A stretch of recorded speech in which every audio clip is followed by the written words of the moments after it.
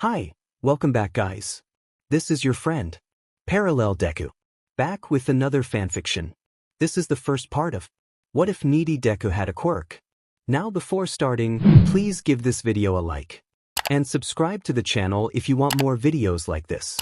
Now let's get into the fanfic.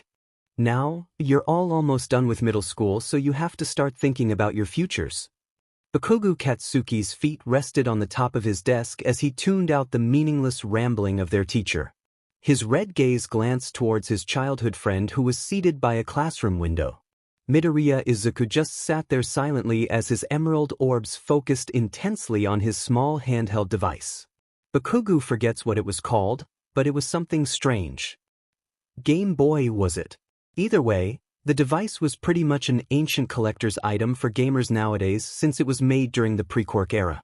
No one really cared that his friend was playing his games considering they held a bias when it came to those with powerful quirks versus weak ones. Bakugou always had to scare off some nosy students who crowded the nerd as they begged him to show his quirk. "Oh, who am I kidding?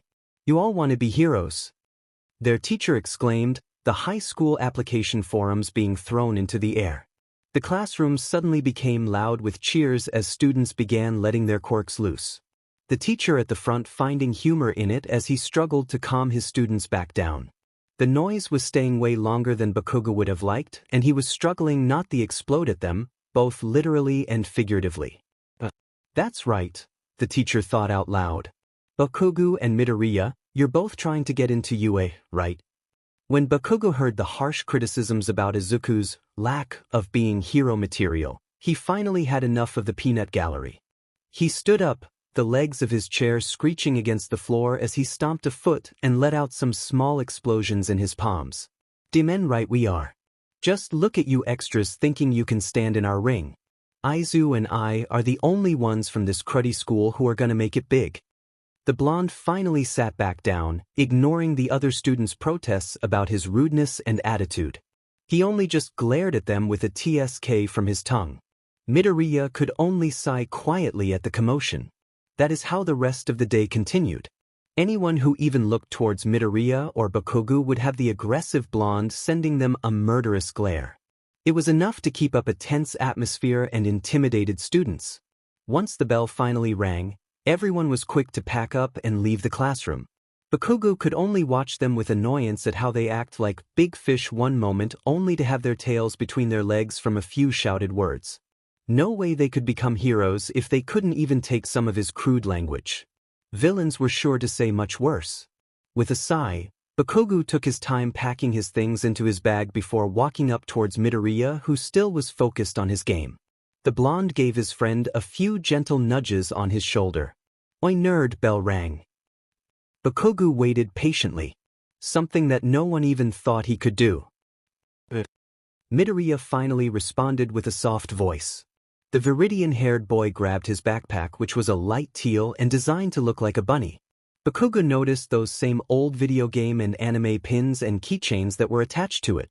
He waited until the shorter male finished packing his things, only unpausing his game once he was ready to go. "All right, let's go, nerd." Bakugou stuffed his hands in his pockets as he walked away.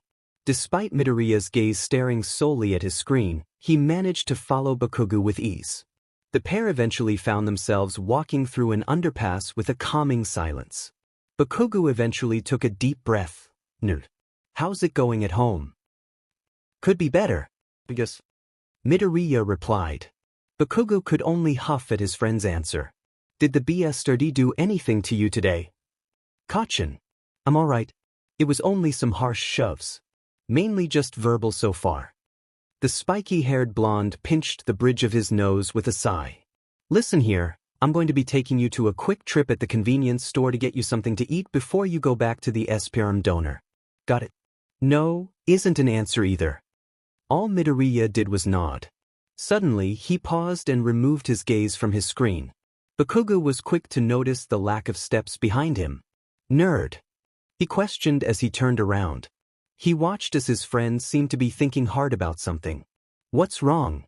That's when he heard an unnatural slushing sound from the manhole nearby. Bakugou slowly backed up closer to Midoriya in a protective manner, Both of their eyes were focused on the manhole as their bodies tensed. The sewer top blasted into the air as a large mass of green sludge crawled its way out of the underground. It seemed frantic until it spotted the pair a small distance from him. The two teens could practically feel the villain's glee. Perfect, just perfect. 2 invisibility cloaks just when I need one. Just stay right there.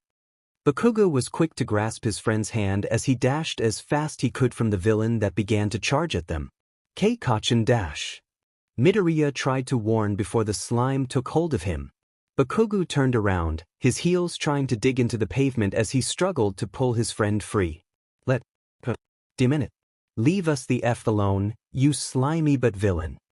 He really wished he could use his quirk, but there was a high chance of Midoriya getting hurt from his explosions and he didn't want to risk it. The nerd already had too many burns to deal with. The slime villain glared at the blonde teen. I'm on a time limit here, kid. I need to get away before he finds me. If you want your friend so badly, then I'll just take you too. I just need one of you alive anyways. Bakugou struggled with all his might as he growled and set off small explosions to try and ward away the villain's grasp. He was running out of breath though once the villain successfully blocked his airways. Midoriya and Bakugou were so caught up in their struggle that they didn't even recognize that someone else appeared at the scene. All the two heard as a shout of Texas Smash before they felt a strong gust of wind pressure.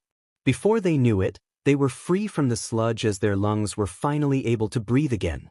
Their world went dark. Midoriya faintly heard the raspy voice of his friend. It sounded like he was trying to hide the worry. Oi nerd, get up. There was a small fit of coughing. Aizu. Wake up DMN it. Are you trying to make me call the paramedics? Keikachin. Midoriya wasn't expecting the soreness in his throat. I guess that was to be expected though when a slime villain tries to suffocate you by directly going down your throat. Finally! Bakugou exclaimed with a relieved sigh. The blonde helped with getting the other to sit up. Listen, you won't believe who just saved us. Midoriya blinked as he tried to recover from his daze. Lady Palutina. He distantly heard Bakugou facepalm. Wano. None of that Icarus whatever it's called shit. They both heard a deep voice called out to them with uncertainty. Are you boys alright? Going to be alright? Bakugou scared as Midoriya finally began to understand who was right next to them. Yeah, we'll be fine. The nerd just takes a bit. All Might could literally see as those emerald orbs gained clarity and seemed to be filled with stars. All Might. The man let out a deep laugh. Glad to see you back in the waking world, kid. Sorry about you both getting caught up in that villain attack. Normally mistakes like that don't happen with me, but I'm new to the area and I got a little excited on my day off. Midoriya may be obsessed with his video games and anime, but he does have a hero-loving side to him. It was mainly Bakugou who kept that flame alive as Midoriya grew up. He knows that his love for heroes would probably have faded away over time if it wasn't for his childhood friend. Well now, since you two seem to be fine, I must be off now. After all, hero work is never done. Right before he took off though, he paused at a soft voice exclaiming wait. He turned his head to look at the green-haired teen. I'm sorry young man, but I must be going. Midoriya seemed to pause before speaking again. No, I was just trying to say that you should keep a hold on the bottles you put the villain in. Those pockets of yours won't be able to keep the bottles secure considering how much force you jump with. All Might paused in his movements, his expression thoughtful, before removing the bottles containing the sludge villain so they were now securely in his hands. You raise a good point, young man. Thank you for your advice. Now, I must drop this villain off to the police. Thank you for your support. The pair then watched as All Might leaped into the air until he was out of their sight. They were quiet until Midoriya tilted his head with a sad expression. Oh, I forgot to ask him for an autograph. He watched with confusion though when Bakugou chuckled and pulled out on his school notebooks. The blonde opened it up to a blank page where All Might's signature was written. No need to worry about that nerd. I also made sure he wrote a second one for ya in here so I can just tear it out and give it to you. Bakugou soon found his nose being tickled by green curls as Midoriya launched at him with a hug followed by a quiet, thank you. The two just sat on the ground for a bit, Bakugou playing with the curls on his friend's head. When about a minute passed, Bakugou finally felt his friend's hug loosen in strength. All right, nerd. You're welcome. Now, come on, I promise to get you some food. Kachin, will you hold on to that signature with my other stuff? 'Cause Midoriya pouted slightly as Bakugou ruffled his hair. Yeah, I got you covered. That BST ain't getting his paws on any of your stuff. I'll add it to the safe. Now let's hurry it up. I don't want you to get hurt because I kept you out too late. Midoriya smiled as his fallen Game Boy was dusted off before being gently given back to him by Bakugou, who had retrieved it from the ground. They were quite the opposite pair, but they were going to become heroes together and nothing would stop this little dynamic of theirs. The rest of their afternoon together was mostly full of silence. Regardless, they found a strange comfort in each other's presence. Midoriya Izuku leaned against the entrance gate to the UA entrance exams. He ignored the strange and curious expressions of those who passed by him. Midoriya didn't really understand what there was to look at. He was just waiting for his friend. Was it the way he dressed, or did he have something on him? Maybe it was because he was the only one playing this heavily outdated DS. If that was the case, then they really would see him as strange if he decided to use his Game Boy today. Either way, it didn't really matter to him what they thought. He loves these games even if they long since passed their prime. Midoriya wore a simple white button-up shirt with a dark teal shirt line that had a thin and sloppily tied light teal bow hanging around the collar. Over it was his favorite hoodie that was a slightly lighter shade of dark teal compared to the shirt line, which appeared as a near-black color from a distance. There were a couple black stripes on each sleeve and one near the bottom of the hoodie. One of his favorite parts to it was the hood that had little floppy cat ears with a black print of an 8-bit cat face. Bakugou had it made as a custom order for one of his birthdays and he has always taken the best care of it. Sure, Midoriya now had spares, but he would hate to have anything bad happen to it. He remembered the time when Bakugou accompanied him to go to a local dry cleaner and he had to take it off. Bakugou said he looked like a kicked puppy until he got it back. Almost a month later, the blonde met up with him during one of their free days and gave him a gift bag that had 3 more of them. He have cried like a lot. The rest were just slightly baggy breathes that matched the dark teal of his shirt line and his red high-top sneakers. In fact, all of the clothes he wore were a bit loose and baggy because he just liked the comfort it brought to have slightly larger clothes. Oi, what are you doing just standing there? Midoriya took a few seconds until he finally looked up to see his friend. I was waiting for you. Bakugou just huffed. You didn't have to. We said we're gonna be heroes together, so I wanted to make sure both of us walked in together. Alright, I get it. Let's get going before we're late. Bakugou growled as he walked by. Midoriya's gaze returned to his screen as he followed the blonde with ease. Welcome listeners to the UA practical exam. Can I get a hey? Present Mike could barely hear a soft voice give a tiny hey somewhere in the crowd. Oh well, it was better than having complete silence. Meanwhile, Bakugou just face-bombed in his seat that was, fortunately, next to the gaming geek. He just hopes his friend won't get in trouble for having his DS thing. At least the nerd had the common sense to dim the screen to its lowest brightness before walking into the auditorium. As Present Mike began to explain the rules of the practical exam, Bakugou found himself feeling bored since it was pretty simple to understand. He couldn't find any pity for the idiots who actually had to pay attention to understand what they were doing. So he decided to just entertain himself by watching what Izuku was playing. Midoriya seemed to tell without looking that Bakugou was paying attention to his game and tried to make it as entertaining as possible. You can't go wrong with virtual dogs, right? He heard the blonde make a nearly silent chuckle as Midoriya made one of them do a silly trick. And the both of you there. Are you even paying attention? If you're here just to play games, then you should leave. The people sitting by the pair began to inch away from the sudden murderous aura. Bakugou's hands slammed onto the desk in front of him as he stood. Hey, a-hole, how about you get those sticks out of your butt? Don't you dare look down on us because we're smart enough to understand such simple FING rules. Leave Izu out of this too. Those games of his actually help him, unlike you. How about you stop being a judgmental mother effer and stop calling people out when you don't even understand a DMN thing about them? When the agitated blonde sat back down, he turned his head and noticed Izuku was staring at him, those green orbs holding a tint of a disappointed parent. What? He was being an a-hole.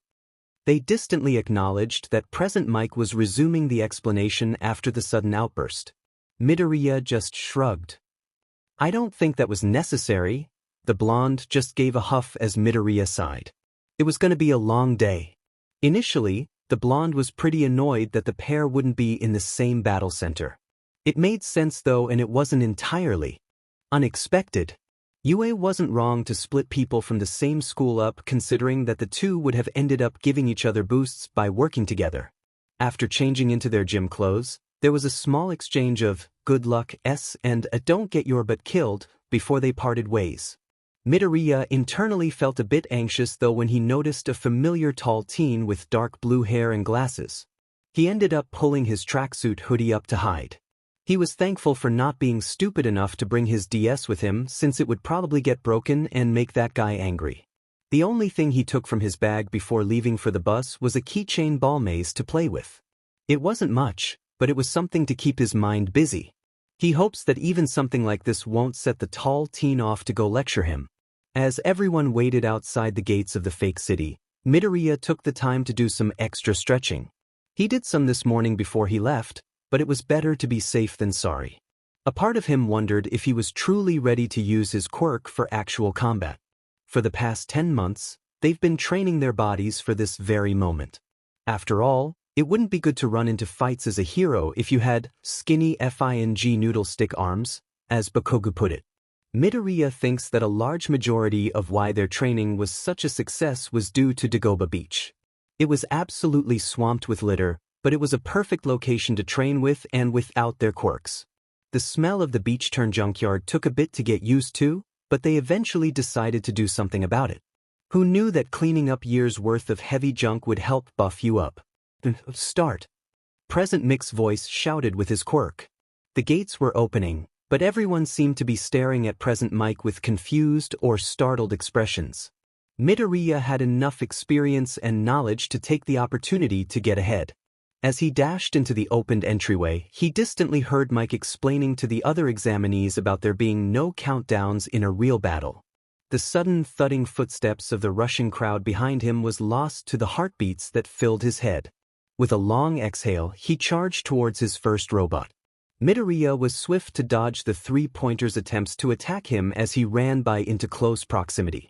As he ran past it, his hand tagged it and the machine instantly froze. Midoriya stayed close enough near it to try and send the message to others not to destroy it, but he didn't stay too close that he could get hurt. Suddenly, the three-pointer seemed to ignore all the contestants and began attacking other robots. Midoriya's eyes could be seen glowing an electric green as he seemed to control the three-pointer like a puppeteer. The teen continued to keep repeating the process, his points growing ever so quickly. A controlled robot bit the dust. Not a problem. 3 or 4 more were already captured by Midoriya's quirk. The teen did feel the temptation to go all out though. He could do so much more if he didn't restrict himself to physically touching the machines to take control, but he didn't want to overdo it. Plus, he would probably be stealing the chance of an examinee who had potential. He didn't want to hog all of the points, and he didn't want to accidentally hurt himself with quirk exhaustion either. By the time the teen decided to stop gathering points, he already forgot how many he actually gained. It was hard not to get lost in the freedom of using your quirk that had been mainly forced to be dormant for years. The last number he could recall counting before getting caught up in the fun was around 90 points. Midoriya hummed to himself in thought. That should be enough, right? He didn't really have much else to do, so he decided to jog around and see if anyone needed help. The people he aided or rescued had quite interesting quirks, but one that truly stood out to him was the examinee with a brainwashing quirk. It certainly was an experience to be brainwashed. Yet, he was glad his assistance brought some semblance of a smile to the purple-haired teen's face afterward. Midoriya could tell the guy needed sleep. Maybe he could give lessons. Then again, Kachin always did tell him his ability to sleep was unnatural, and possibly part of his quirk. Well, a few minutes had passed when the ground suddenly began to shake. From the distance, Midoriya could see the head of a giant robot whose robotic claws were collapsing buildings left and right. Examinees were shouting as they ran as far away from it as they could. He would have joined them if it wasn't for the worry that latched itself onto him. What if there were people who were left behind or trapped? What if someone was too slow or got injured? Midoriya had to make sure there was no one caught in the chaos the zero-pointer brought as he swiftly made his way closer. If he ended up getting hurt, Midoriya could only hope Kacchan won't be angry. Well, at least not too angry. Midoriya had to cover his face a few times due to the amount of dust and debris that floated in the air. Just as he suspected, there were some stray examinees who needed help, and he was glad to guide them back towards the entrance. He knew that the zero-pointer was an obstacle meant to be avoided, but this was insane. The scale of its printed image on the papers did it absolutely no justice. Just as he thought he cleared the way, his ears just barely picked out a small cry for help. His feet turned as he ran back to find whoever was in need. Out of all things Midoriya was expecting, he was not expecting to see a girl about to be crushed to death. Yue certainly wouldn't let it go this far, right? Either way, Midoriya couldn't just stand there and rely on the robot being stopped, wherever its controls were, because this was a hero school exam. He had to act even if it was pointless. As he ran over, he was able to get a clearer view of what he was working with. The girl had a leg trapped under a slab of concrete, likely from one of the buildings. Besides your leg, are you injured anywhere else? Midoriya didn't even realize the change in his voice. His voice had always been soft, but for once in many years, it wasn't that soft-spoken volume and tone he always used that made him sound like he was always tired. His voice was gentle, clear, and slightly raised. It was certainly not one like Bakugou's, but one that displayed a hidden strength behind it. All it needed was a shove in the right direction to unlock, much like the circumstances he finds himself in now. The short-haired brunette looked up at him, her body full of anxiety. I don't think so, Quirk. A Z0 gravity. I can get rid of the gravity of objects WH which makes them float as a result. Midoriya nodded as he took the information in. Can you still use your quirk? The girl nodded slightly. I have a little bit left in me, but I think the debris is too heavy. I have a weight limit with what I can nullify. Narrowed emerald eyes gazed back up at the zero-pointer. Midoriya was glad he didn't go all out earlier. He turned to the girl as he said, just stay here and relax, I'll take care of the rest. Before she could protest, the girl could only watch as the teen charged towards the incoming robot. Midoriya was sure he could do this. He knows he never tried anything of this scale before, but he knows his quirk is strong with an incredible range. He wasn't entirely sure if there would be much of it. Difference from how many smaller machines he could control versus one gigantic one. Either way, the girl couldn't pull herself out, he couldn't lift that rumble, and this was the only thing he was sure he could do to stop, or at least stall, the machine. The teen ran to the side of it to avoid being run over by its huge wheels before firmly placing both his hands on its metal plating. Within an instant, his eyes went an electric green, his skin slightly glowing the same color as a ginormous bubble seemed to encase the entirety of the zero-pointer. To those watching, they all saw some electric green pulse, or what looked like a wave, of energy that formed some sort of force field around the giant machine before fading away. When people could finally see the zero-pointer again, it was still and its red lenses that served as its eyes went dark. The brunette who was stuck under the debris did her best to try and check on the teen to see if he was okay. Midoriya was still in the same position except his breathing came out heavily, his chest breathing in and out deeply. The only thing keeping his face from smacking into the robot was his stretched out hands that were holding his body up from collapsing. Okay, so maybe that was a little too much, and maybe the longing to keep the girl from getting killed had caused him to use a bit too much energy than he actually needed. Oh well, he couldn't do much about it now. Once he finally gained his bearings, he shakily pushed himself back up and walked back to the girl. Why, okay. She seemed surprised. Yeah, I am, but what about you? He waved a hand in a dismissive gesture. I'll be fine. Midoriya began to notice that the examinees began to come back and were staring at him in awe. It was slightly unnerving to have so many impressed stares, but he guessed that his move must have looked pretty cool to them. It didn't take long for everyone to start winding down though as U.S. nurse, recovery girl, began to check on everyone. Midoriya was able to call for some assistance with getting the slab of rubble off the girl he saved. One of them was the purple-haired kid from earlier and the other was a spiky redhead who he pushed out of danger sometime during the exam. When Midoriya was given some gummies and given advice to rest, which he was an absolute queen at, he finally let himself sit down. "Hey, I'm Uraraka Ochiko. Thank you so much for saving me back there." The brunette spoke up with an outstretched hand. Midoriya shyly shook her hand in response. "I'm Midoriya Izuku. I'm just glad you're okay, Uraraka-san." That tired and meek voice returned. He noticed that she seemed to look a bit guilty.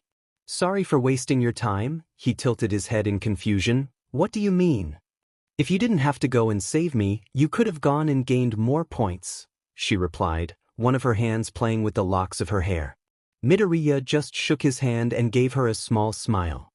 "Hey, don't blame yourself for that. You didn't know it would happen. Besides, I'm pretty sure I had more than enough points to get in by the time the zero-pointer arrived." Eventually, the other two who helped rescue Uraraka afterward approached them. Midoriya finally learned that the redhead was named Kirishima and the purple-haired one was Shinso. The small group took some time to get to know each other, though the others weren't too bothered by Midoriya and Shinsu's lack of speaking until the green-haired teen suddenly sat up straight. "Hey man, everything okay?" Kirishima asked. Midoriya tried to not wince. "Oh, I forgot that I was supposed to meet a friend of mine after the exam was over." Shinso looked slightly apologetic. "Sorry. You should probably get going, right?" The green-haired teen nodded and with some exchanged goodbyes, Midoriya hurried to change clothes and meet up with Kachin at the exam entrance. "What the hell took you so long?" was the first words Midoriya heard when Kachin caught sight of him. "Sorry, I met up with some people and lost track of time." Bakugou seemed to pause at that. "Wait, what?" "Yeah, Midoriya seemed to think for a moment. "I think I just made friends." Midoriya soon found Bakugou shaking him by the shoulders. "You finally communicated and chatted with another human being. Did you at least get their numbers?" The blonde watched those emerald eyes blink slowly and a small whoops. He just face-bombed at his friend's forgetfulness. "Diamante Izu." Apologies. "Whatever, nerd. Let's just hope you see those extras again so you can befriend them properly." The two ended up walking towards their homes when Bakugou asked how Midoriya met the examinees. The gamer was glad to have his DS back in his grasp. Saved them from getting hurt. Midoriya then added as an afterthought, "I guess I also created a large EMP field to keep the zero-pointer from squashing the girl to death. That was a thing, because..." There was an abrupt silence between them. "What? Dash." Midoriya had parted ways with Bakugou, the short teen handing the blonde anything of value to keep safe before parting ways. After all, he didn't want his stuff to be incinerated. It felt all too soon though when he found himself facing the door to his apartment. He took a deep breath and with a trained silence he entered the small apartment. As soon as he turned and closed the door, he hit a flinch as the sound of shattering glass rang. The left side of the wall by the door was slightly wet, broken glass shards directly below it on the floor. Midoriya Hisashi stood with a glare, smoke releasing with every breath. "Now, where the F were you?" Midoriya was silent as he easily ducked to avoid a bottle being thrown his way. "Answer me. Don't even try to lie either." "I was with Kachin." He could tell his father knew he was withholding the details. Midoriya was hesitant to tell the truth. Normally, he would have no trouble telling his father and he would take his punishment with no objections. However, this wasn't something small like it usually is. Midoriya went against one of the man's top rules, and that was to stop trying to be a hero. He would always be punished for acting heroic or showing any interest in heroism if Hisashi found out. Yet, this was a huge step towards heroism and he most likely ensured his spot in UA. This wasn't some small transgression against Hisashi. What Midoriya did today might as well be taboo. He really wished he could play one of his games right now. The teen was soon snapping back into reality when he felt his short body be lifted into the air, the warmth of flesh locking around his neck like a collar that's too tight. Midoriya tried to keep himself from raising his hands to stop the suffocation. He knew that struggling would make no difference. "You went to the UA entrance exams, didn't you?" It wasn't a question. Hisashi raised the arm that was holding up his child with cold silence. In a split second, he reeled it back and tossed Midoriya across the room. The grunt of pain that reached his ears just fueled his anger even more. Midoriya coughed as a hand rubbed at his throat, his body curling up after being tossed and slamming into a wall. His body ached and he hoped it was just bruising. He didn't want a repeat of when his ribs cracked. Midoriya was unable to recover fast enough once he heard his father's footsteps stomping towards him. When he tried to get up, he was immediately kicked back down. The kicks didn't stop as Midoriya tried to at least protect his face. He would have tried to protect his head, but after a bad incident where he got nervous that he lost his sight, he began dealing with any head injuries so he wouldn't have that happen again. Worthless. Brett. The man crouched down and yanked a fistful of the teen's hair, the kid's head being yanked upwards. "I told you not to take those stupid FING hero exams. What do you think you can even do?" Hisashi's grip stayed strong and Midoriya was quick enough to cover his face again just before Hisashi started slamming his head into the floor. "You FING disgrace. You just had to be born from that where of a mother and she couldn't even give me a boy for all the trouble that I didn't ask for. Then, you just had to be disillusioned that you could actually be a hero and then you refused to use that quirk of yours. It doesn't even matter if you have a good quirk now. Do you even realize what it felt like to be stared at when your quirk ended up being late?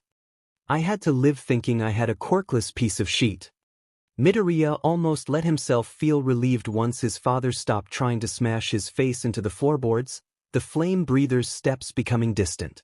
The teen was right to not let himself become hopeful when another bottle was aimed at him. His instincts kicked in as he used his arms to desperately push himself away from the shattering bottle only to cry out when a second one directly broke on his exposed hands. "He tricked him." Fin. The green-haired teen hissed as his hands bled crimson, some small shards sticking in his flesh. The small leftover of alcohol seeped into those wounds which only made it sting like hell. "You know, you can attend that little hero school of yours." Midoriya's head whipped up to look at Hisashi with eyes narrowed in suspicion. There had to be a catch. He could tell that Hisashi knew what he was thinking as if the man could read his mind. "At least you aren't too much of a dumb butt. Listen, if you want to stay at that hero school you're going to have to help with a job." "Got it." "J-job." Midoriya's voice croaked. He slightly winced at the broken sound and slight ache in his throat. "Just a job. I'll only tell you the details unless you agree, and do note that I will not tolerate you backing out either. It would be a shame if something unfortunately happened to the Bakugou Katsuki." Midoriya's eyes widened and his heart sped up.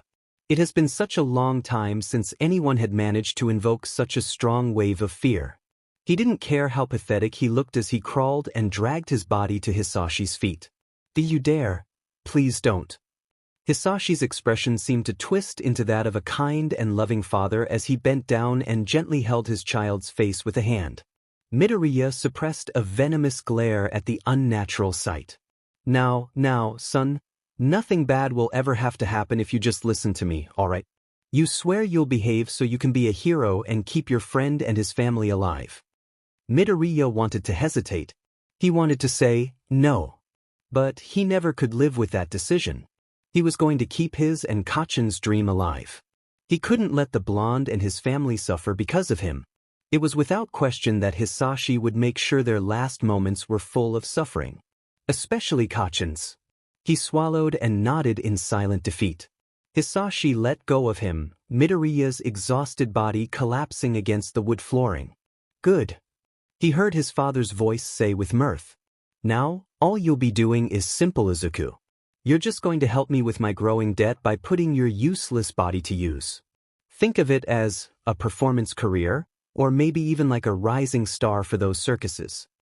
Hisashi then nudged his head towards the direction of Midoriya's room. "Keep yourself in your room. I'll come to get you something to eat when it's dark." The older man made his way to the door as he grabbed his keys. "While you stay in here, I'll be out to get you a work uniform for tonight.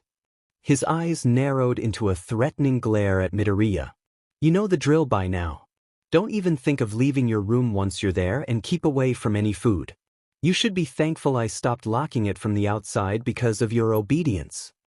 Midoriya stayed silent as he waited for his father to leave. After a few minutes of lying on the ground in pain, did he deem it safe. The teen dragged himself to his room and took out his hidden medical kit. Once he finished patching what he could up, he crawled to the corner of his nearly empty room. His bed was nothing more than an old mattress and some bath towels. Midoriya Izuku laid there like a corpse, his heart and mind becoming numb for the rest of the day until the inevitable return of his father. Midoriya strolled down the halls of UA all while playing around with his tie. No matter what he did to try and make it look better, it just seemed to stay the same or become worse. He decided to just give up on it, the red necktie looking sloppy as it hung around his uniform collar. Once he stopped fiddling around with the tie, his fingers twitched as he quickly pulled out a Rubik's Cube to keep him busy. He brought an old PS Vita that sat securely in his backpack, but he didn't know if he'd be allowed to play his digital games as Aldera had let him.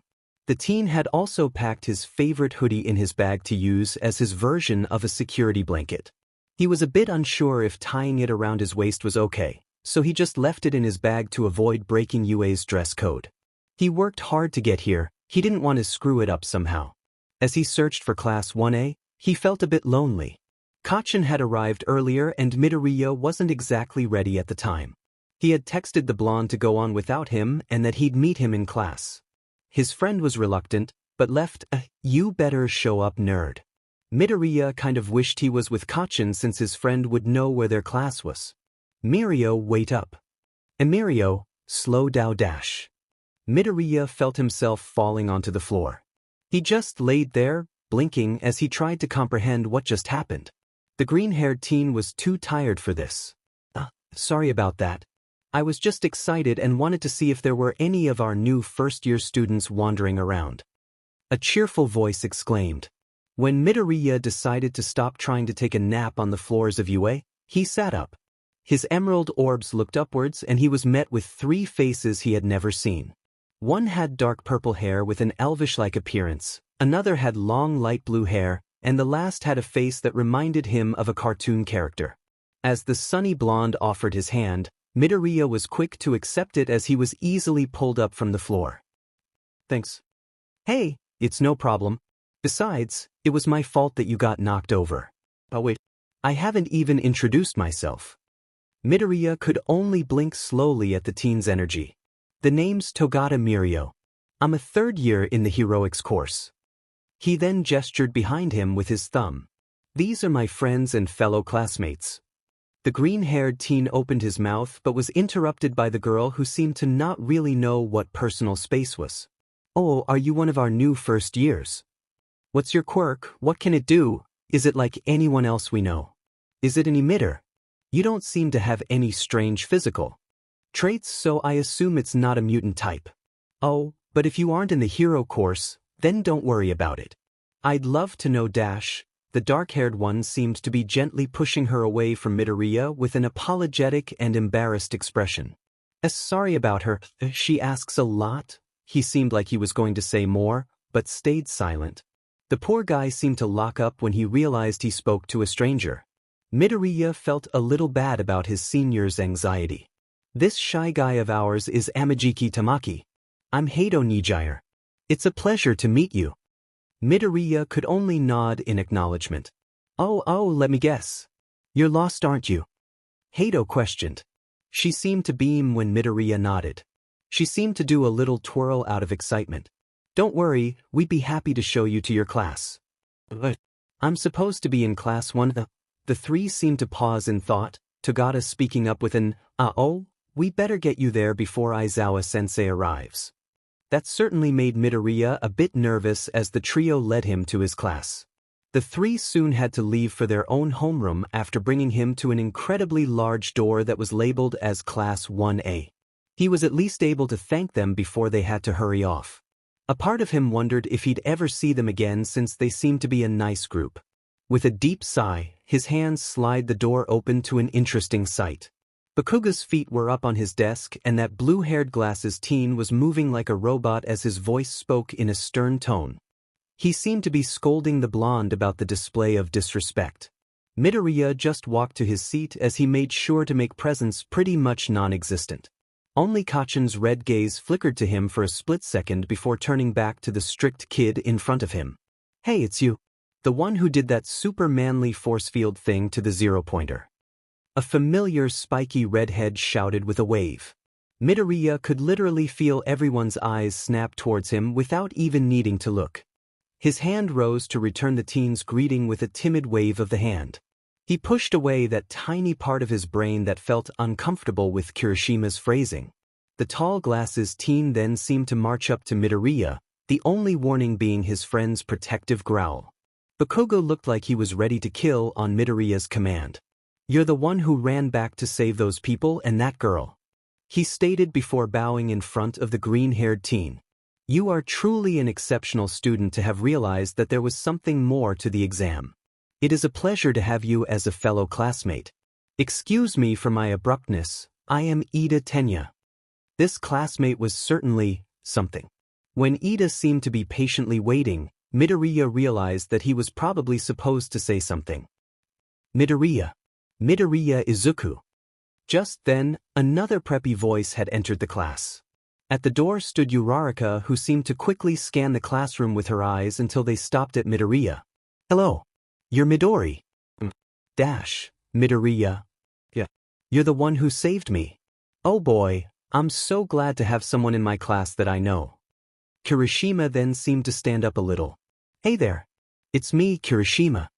The girl seemed to lighten up even more at seeing another familiar person.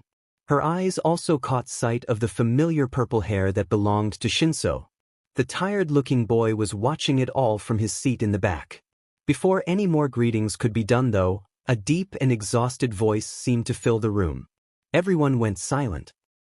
It took you all about 6 seconds to finally quiet down. The entire class's gaze stared at the door's entryway as a shaggy-looking man laid on the floor within a bright yellow sleeping bag. They just stared and blinked as the man brought a hand up to drink a juice pouch. "Who is this guy?" The older man soon unzipped himself from his cocoon as his eyes swept over them all.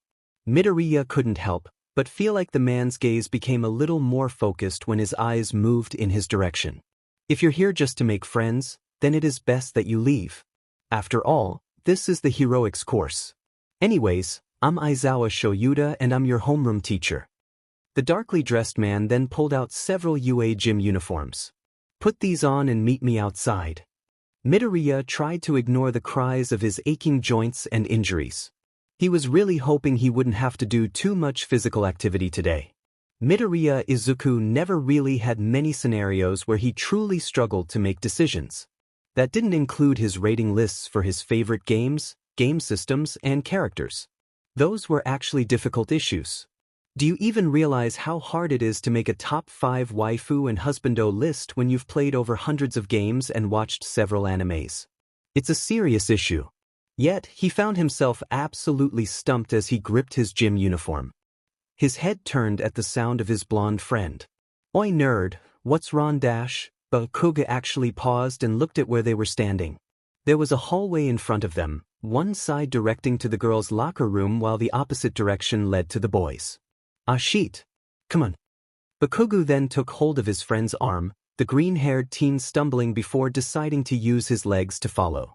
Midoriya glanced back at the direction of the girls' locker room as they walked the opposite way. "Nerd, you gonna be alright? You'll cover me when I change, right?" Midoriya spoke softly. There was a disbelieving huff. "Obviously." Bakugou hissed in a whisper. There was a tense silence between the two as they walked. "Oi, listen here. One day that D-wad of a father will be gone and you'll be able to be whoever and whatever you want to be." "It doesn't really feel like it." Emerald Orbs looked on in sadness. "I'll be punished if I even wear a pretty hair clip because it's too girly," Bakugou growled. "I know, and it's stupid as hell. He has no right to make you a guy because he FING can't deal with a daughter. I don't even understand why he's all uptight and shit about it. Who cares, right?" Midoriya's eyes began to hold a hint of doubt. What if he's right though? His gaze focused on the floor.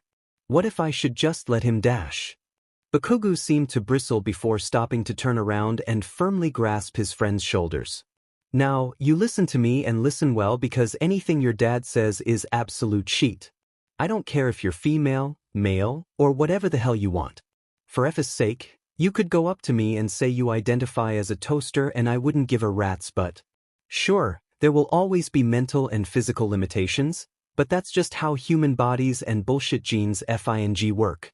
We ain't perfect no matter how hard we try, but at least humanity has the ability to be strong in many different ways. That's just how life is. Don't you dare forget that, because I know your greatest weapon is that dorky brain of yours.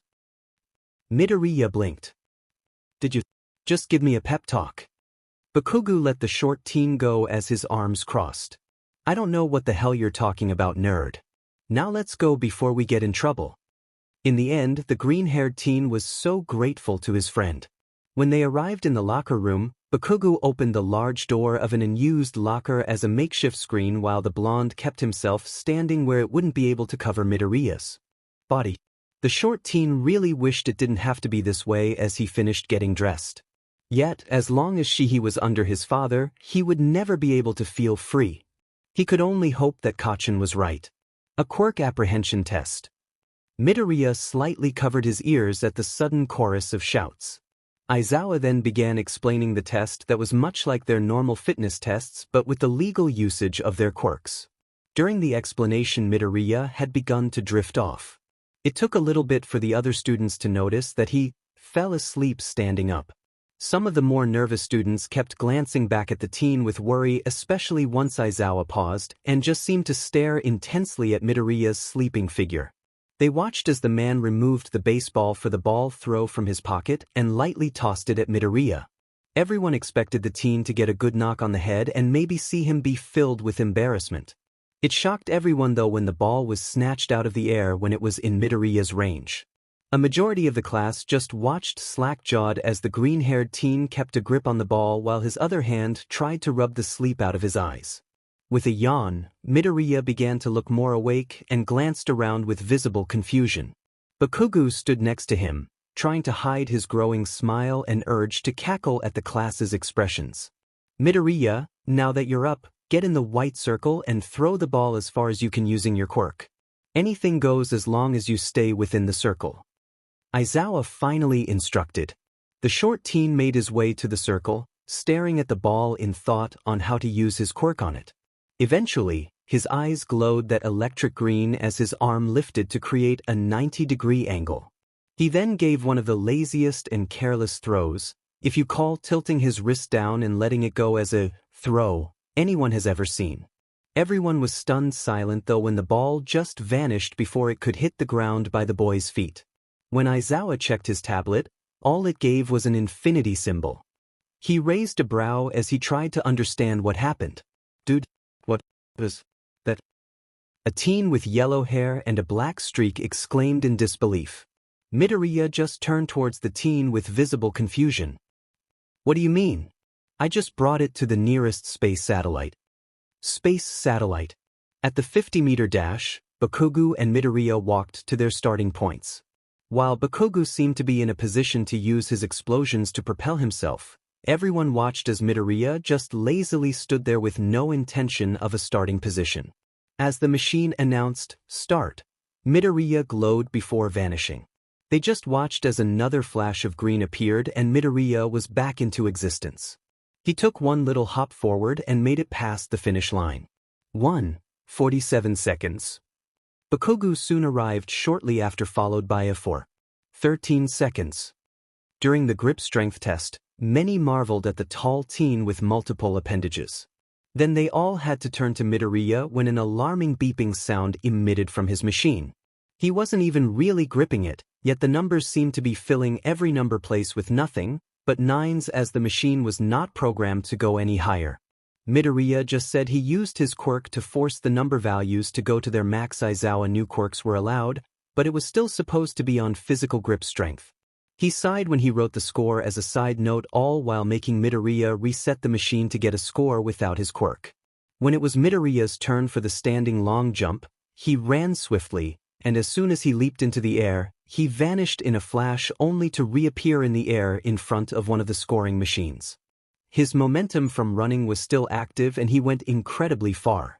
Midoriya was unsure if he could run and teleport himself to the finish line by traveling to the scoring device that stood on tripod legs. Izuku let him do that for the distance run but then required him to do it again without Midoriya doing his teleporting trick. Despite it all, the short teen still got some impressive scores. The rest of the tests continued rather normally. Besides the pink girl, Midoriya was right behind her in flexibility.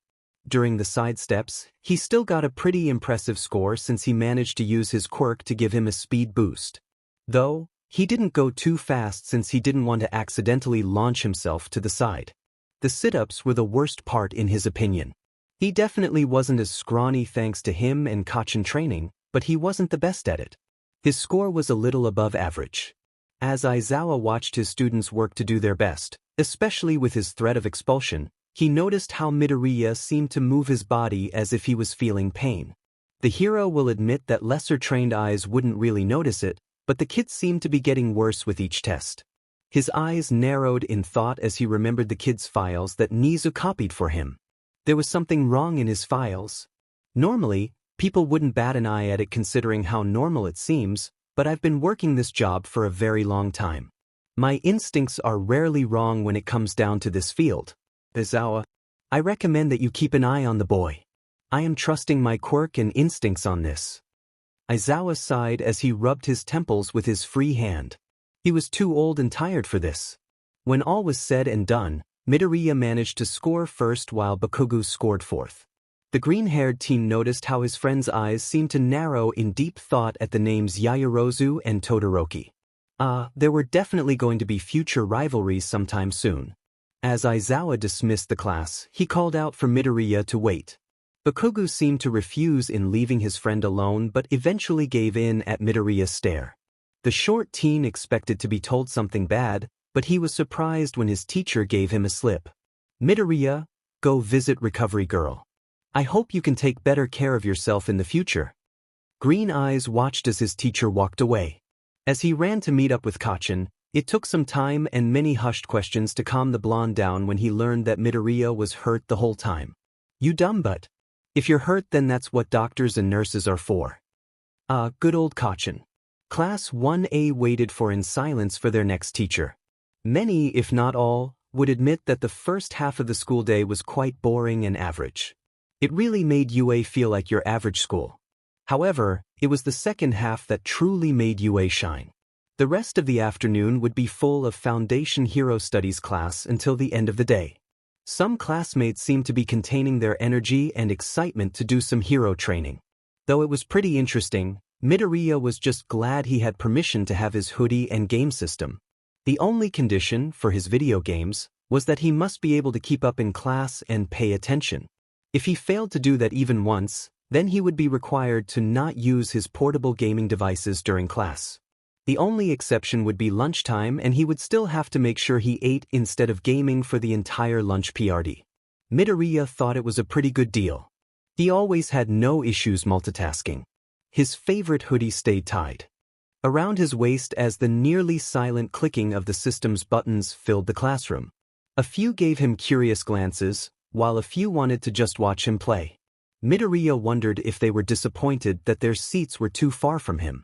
The only warning anyone got of someone approaching their classroom was the sound of heavy and loud footsteps. The door then slammed open as the number 1 hero threw himself into the room. Coming through the door like a normal person. Many students jumped in surprise and began chatting with excitement at the fact that the symbol of peace was going to be their teacher. Even though Midoriya and Bakugou already met the man in person, they both still looked up in awe. Alright, you bunch of newbies who is ready for some battle trials, he exclaimed with a bright smile. Practically everyone's eyes lit up at finally getting some action. Bakugou letting out a hell yes. The large hero pulled out a remote, a single press causing the wall near the teacher's podium to open up. Everyone watched as the hidden racks held silver briefcases with painted numbers on them. Listen up. If you're all going to be acting like heroes, then you gotta look the part. Your costume application forms have already been reviewed and accepted. Please grab the case with your student number and meet me outside at ground beta. Midoriya was hidden away from view and he tried his best to look at his appearance once he finished getting dressed. He tapped Bakugou's arm and the blonde glanced back with a nod before moving away. Midoriya made sure to face his body away from everyone else as he focused playing his game in order to give the others some privacy. You ready? The green-haired teen took a moment to save his game before shutting the device off.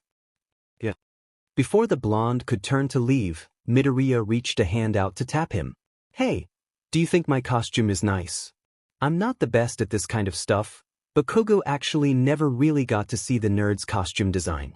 He remembered his shorter friend saying he wanted it to be a surprise. When he actually took a real look at what his friend wore, he felt like he was looking at a strange DLC costume of that chick who explored tombs and constantly was in dangerous situations. He was kind of glad that he remembered when that nerd introduced him to that game, or else he wouldn't understand the reference. Midoriya wore a short-sleeved, white button-up with that sloppy light teal bow around the collar. It had a pair of BRST pockets and another pair of pockets near the waist of the shirt. The pockets had tiny zippers on them as well. The shirt was a little long and reached the beginning of the boy's thighs. If it got any longer, it could be seen as a very short dress shirt, literally. Over the shirt was a copy of Midoriya's favorite hoodie, except he could tell that it was a more resistant and tougher recreation. There were even black-colored shoulder pads and elbow pads attached. Of course, his friend left it unzipped. The boy's briefs were that same dark teal as the ones he normally wore, but this time they were cargo briefs that were loose enough to allow his friend flexibility. It was lined with tons of pockets with tiny zippers much like the pockets on his formal-looking shirt. The main difference that Bakugou saw was that the hoodie was much longer. In fact, if his friend had zipped it, it looked like a hoodie dress. It went down slightly past mid-thigh. Around his friend's body were many black-colored belts and storage compartments. There was one on each arm that was secured by a strap. The same was seen on the boy's left thigh, while the right seemed to have some sort of holster for a weapon. Around the waist was a utility belt, except there was a loop on each side that seemed ready to hold some sort of staff-like weapon. Midoriya also had a pair of black combat boots which Bakugou assumed were steel-toed with the possibility of other additions. The only other normal wear was the black fingerless gloves. There was a slight rectangular patch of fabric that seemed to rise on the back of his friend's hands, and the blonde wouldn't be surprised if there was a sheet of metal in there or something to protect the boy's hands. The only part that really got to him was the cat ear headphones with a teal visor and a hidden built-in mic. Bakugou just face-bombed. Why did you design it to look like a cat? The headphones were mainly black with light teal highlights. The blonde watched as Midoriya reached behind him and pulled up his cat hood. So the little ears were like sleeves for the cat ears of the headphones. That was definitely smart to consider since it would otherwise make wearing a hood rather difficult. Besides the hoodie and ridiculous head accessory, it definitely was close to one of the outfits that Tomb Adventuring character wore. I'm glad to see you got the reference, he heard the short teen say with his soft voice. I thought that she'd be a good example or at least a good base for a combat outfit, at least that's what I thought. I think you look fine, nerd. You'd be pretty plain without your geeky additions. Bakugou glanced away with slight embarrassment at giving an actual compliment that was swear-free. Anyways, besides the headset, you look like you ordered more support gear. So, what ya got? Midoriya reached into his case only to pull out were those long, pole-like Wii remotes. They looked a lot like the actual remotes except they were thinner and more rounded to help in giving a better grip. At the end of them were actual Wii remote straps. You've gotta be f***ing kidding me. Bakugou actually turned to see if anyone else was in the locker room, only to find it empty. Well, at least their other classmates are going to be surprised. The green-haired teen just secured them in the loops of his belt before looking up at Bakugou. I think they're pretty neat. Besides, they hurt pretty badly and can cause quite a lot of damage when you don't listen to the warnings to wear the straps. So, I might as well make them hurt even worse, right? Bakugou really couldn't disagree with that. He remembered setting up that nerd's Wii at his place and he decided the whole where the wrist strap thing was stupid. A few moments later, he ended up putting too much force and ended up with a bruise, and his mom shouting about the loud bang against the wall. He snapped out of the painfully embarrassing memory when his friend then took out flipping Wii nunchucks. To be honest, they seemed more like dual sides with a long chain connecting them than just deadlier versions of the original device. There was a strong white cord that was quite long with 2 Wii nunchucks at each end. They were made a little bigger and their curve near the control stick was slightly stretched out to make room for actual scythe blades. There were engravings of where the control sticks and buttons should be since they would just be impractical to have. I originally wanted to keep the buttons for a wireless function, like, a button to make them like a taser, but it didn't work out in the end. Besides, it could be set off by accident since these are meant to be swung around. Even if there was a safety mode, it could be used against me and I'd have to make sure I have a good grip on the actual nunchucks. The idea wasn't really going to work. Midoriya then secured the nunchucks of death in the special pouch-like holster on his right thigh that was designed to carry. I've got other stuff in these storage units, Midoriya started, but I'm planning to keep them a surprise. Bakugou could just nod. Of course, the nerd managed to bring his video games with him even outside the screens. He knocked off the teen's hood before doing his best to ruffle his friend's curly locks. He ignored the small squeak as he pulled away, the nerd quickly pulling his hood back up after adjusting his headgear. Come on. Everyone's probably outside already. Let's not keep All Might waiting.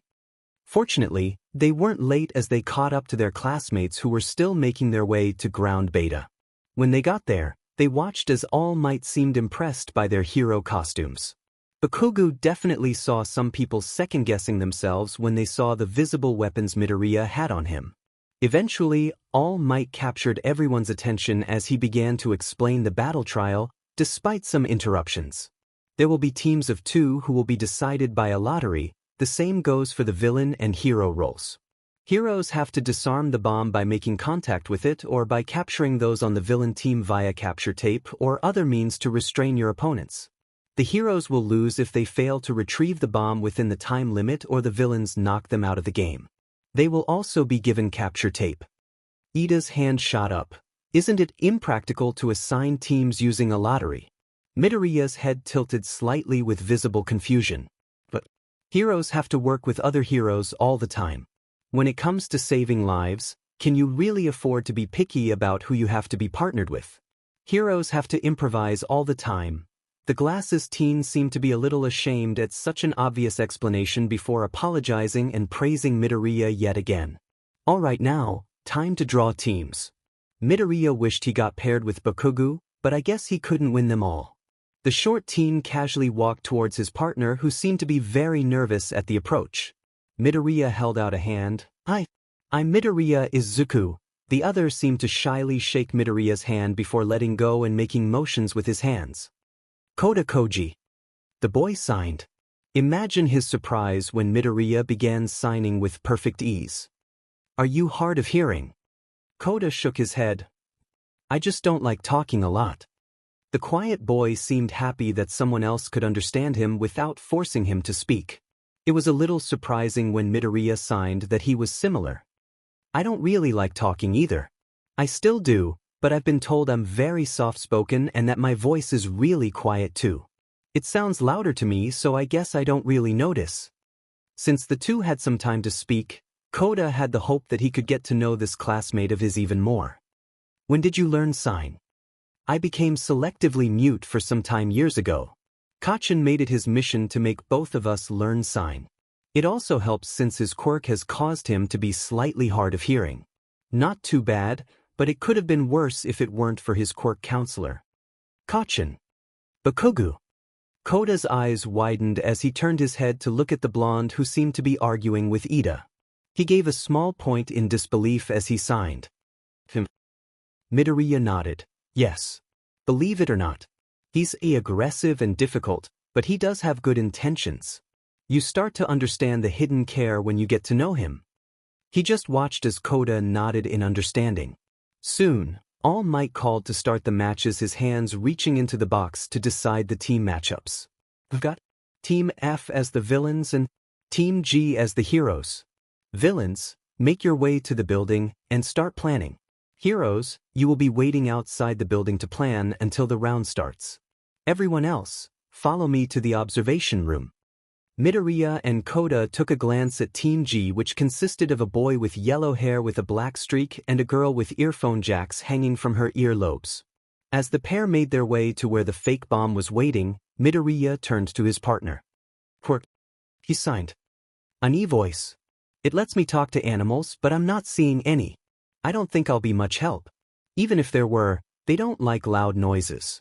Battles can cause lots of noise." Midoriya's eyes looked at the saddened teen with kindness. "Hey, that's fine. You're here to learn. You'll be able to learn how to do lots of things by the time we graduate. Don't give up hope even now." Koda looked at the short teen in surprise before breaking out into a happy smile. Midoriya was glad his words brightened the shy boy's mood. He watched as Koda asked the same thing. "I call it VR. Since this building has electricity running through it and cameras, I'll be able to take control of it all. So I can keep you informed where the hero team is. I also have more offensive abilities, so I hope you don't mind me going on the front lines. Is it okay with you to stay here and guard?" Emerald Eyes watched as Koda gave a thumbs up. Midoriya sent him a smile before both heard All Might's voice. "Time's up. Front to start." Midoriya spoke quickly. "Quick, bring the bomb as far away as you can. They can't fly and seem to be unable to scale the building. I'll go ahead and find them." With that, the two split up. Jiro paused, her jacks pausing in the air when she heard sudden movement. There was a pair of two different footsteps that were heading in the opposite direction from each other. The girl could very faintly hear a heartbeat making its way closer. "Hear anything?" Kaminari asked. "They're above us and one is making their way down here. The other is going higher up. One of them is coming towards us. Well, what are we waiting for? I can just give him a good shock and boom." The blonde exclaimed with confidence. "We shouldn't take it so light, Dash. I think it'll be fine." One looked nervous and the other had some weird extended version of Wii remotes. What could go wrong?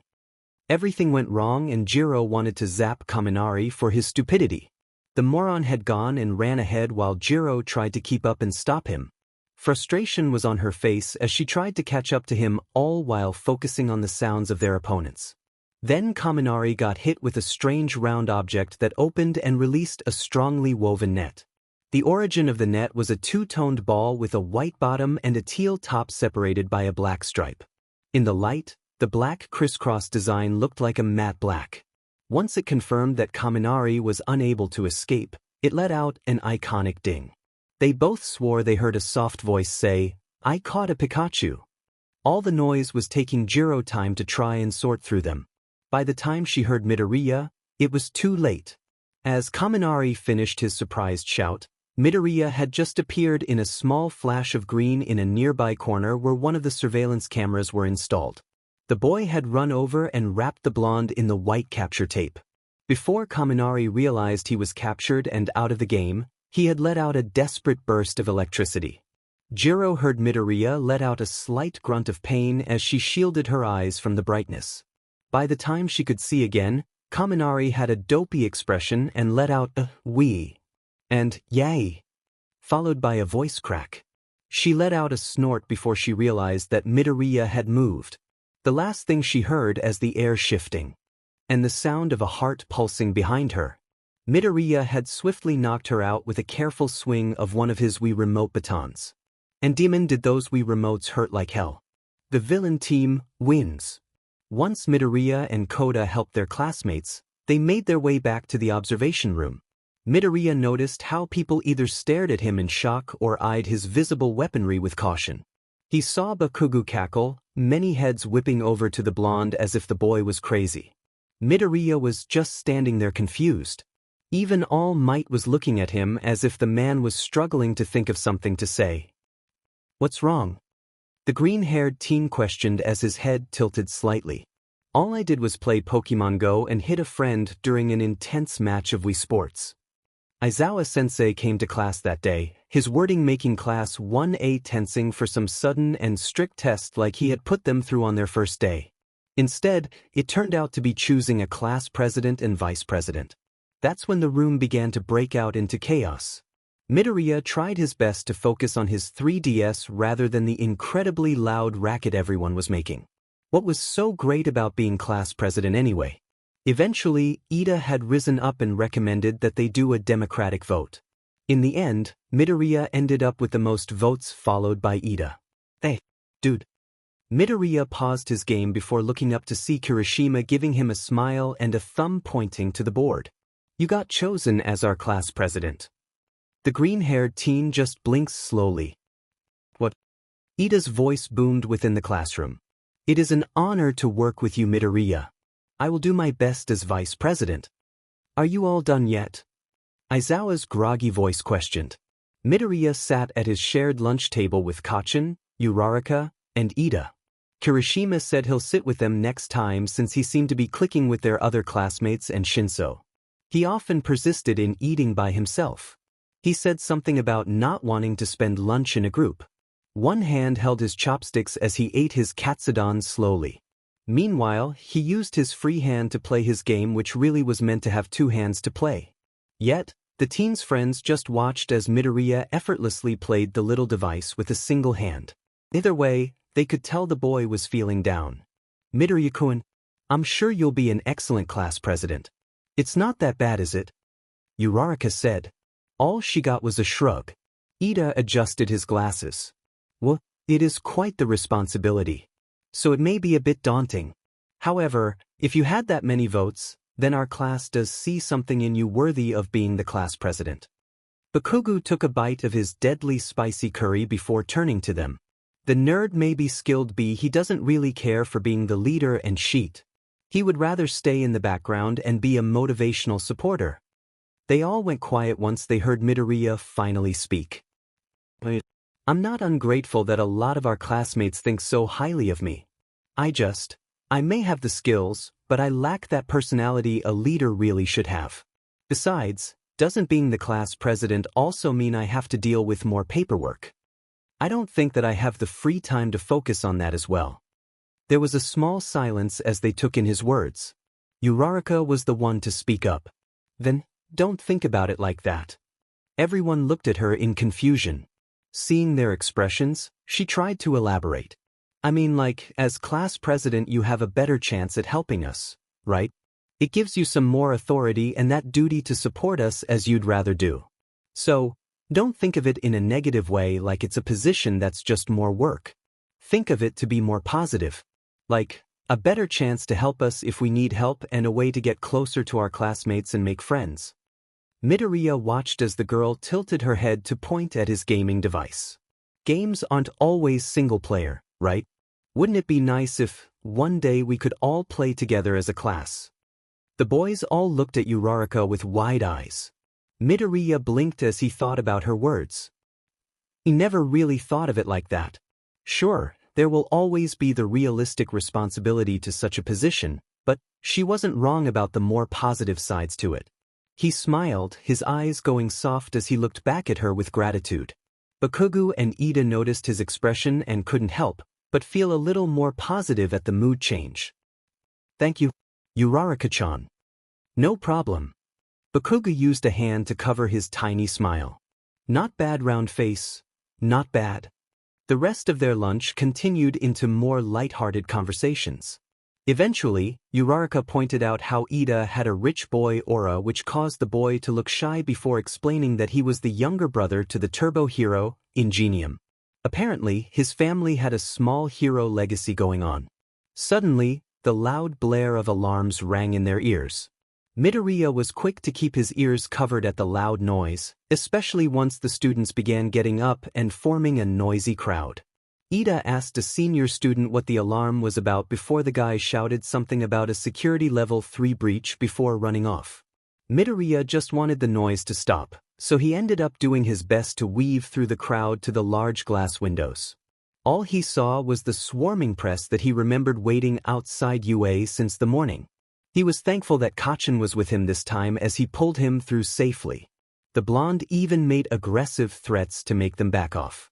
Now, they somehow got onto UA's campus, which was causing this unneeded chaos. Midoriya quickly looked for something to connect to, a camera, or even a sign that connected directly into UA's electrical system.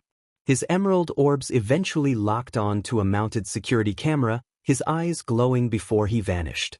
No one seemed to notice the strange disappearance in the commotion. The crowd soon halted to a stop once there was a painful crackling and high-pitched noise coming from the school speakers.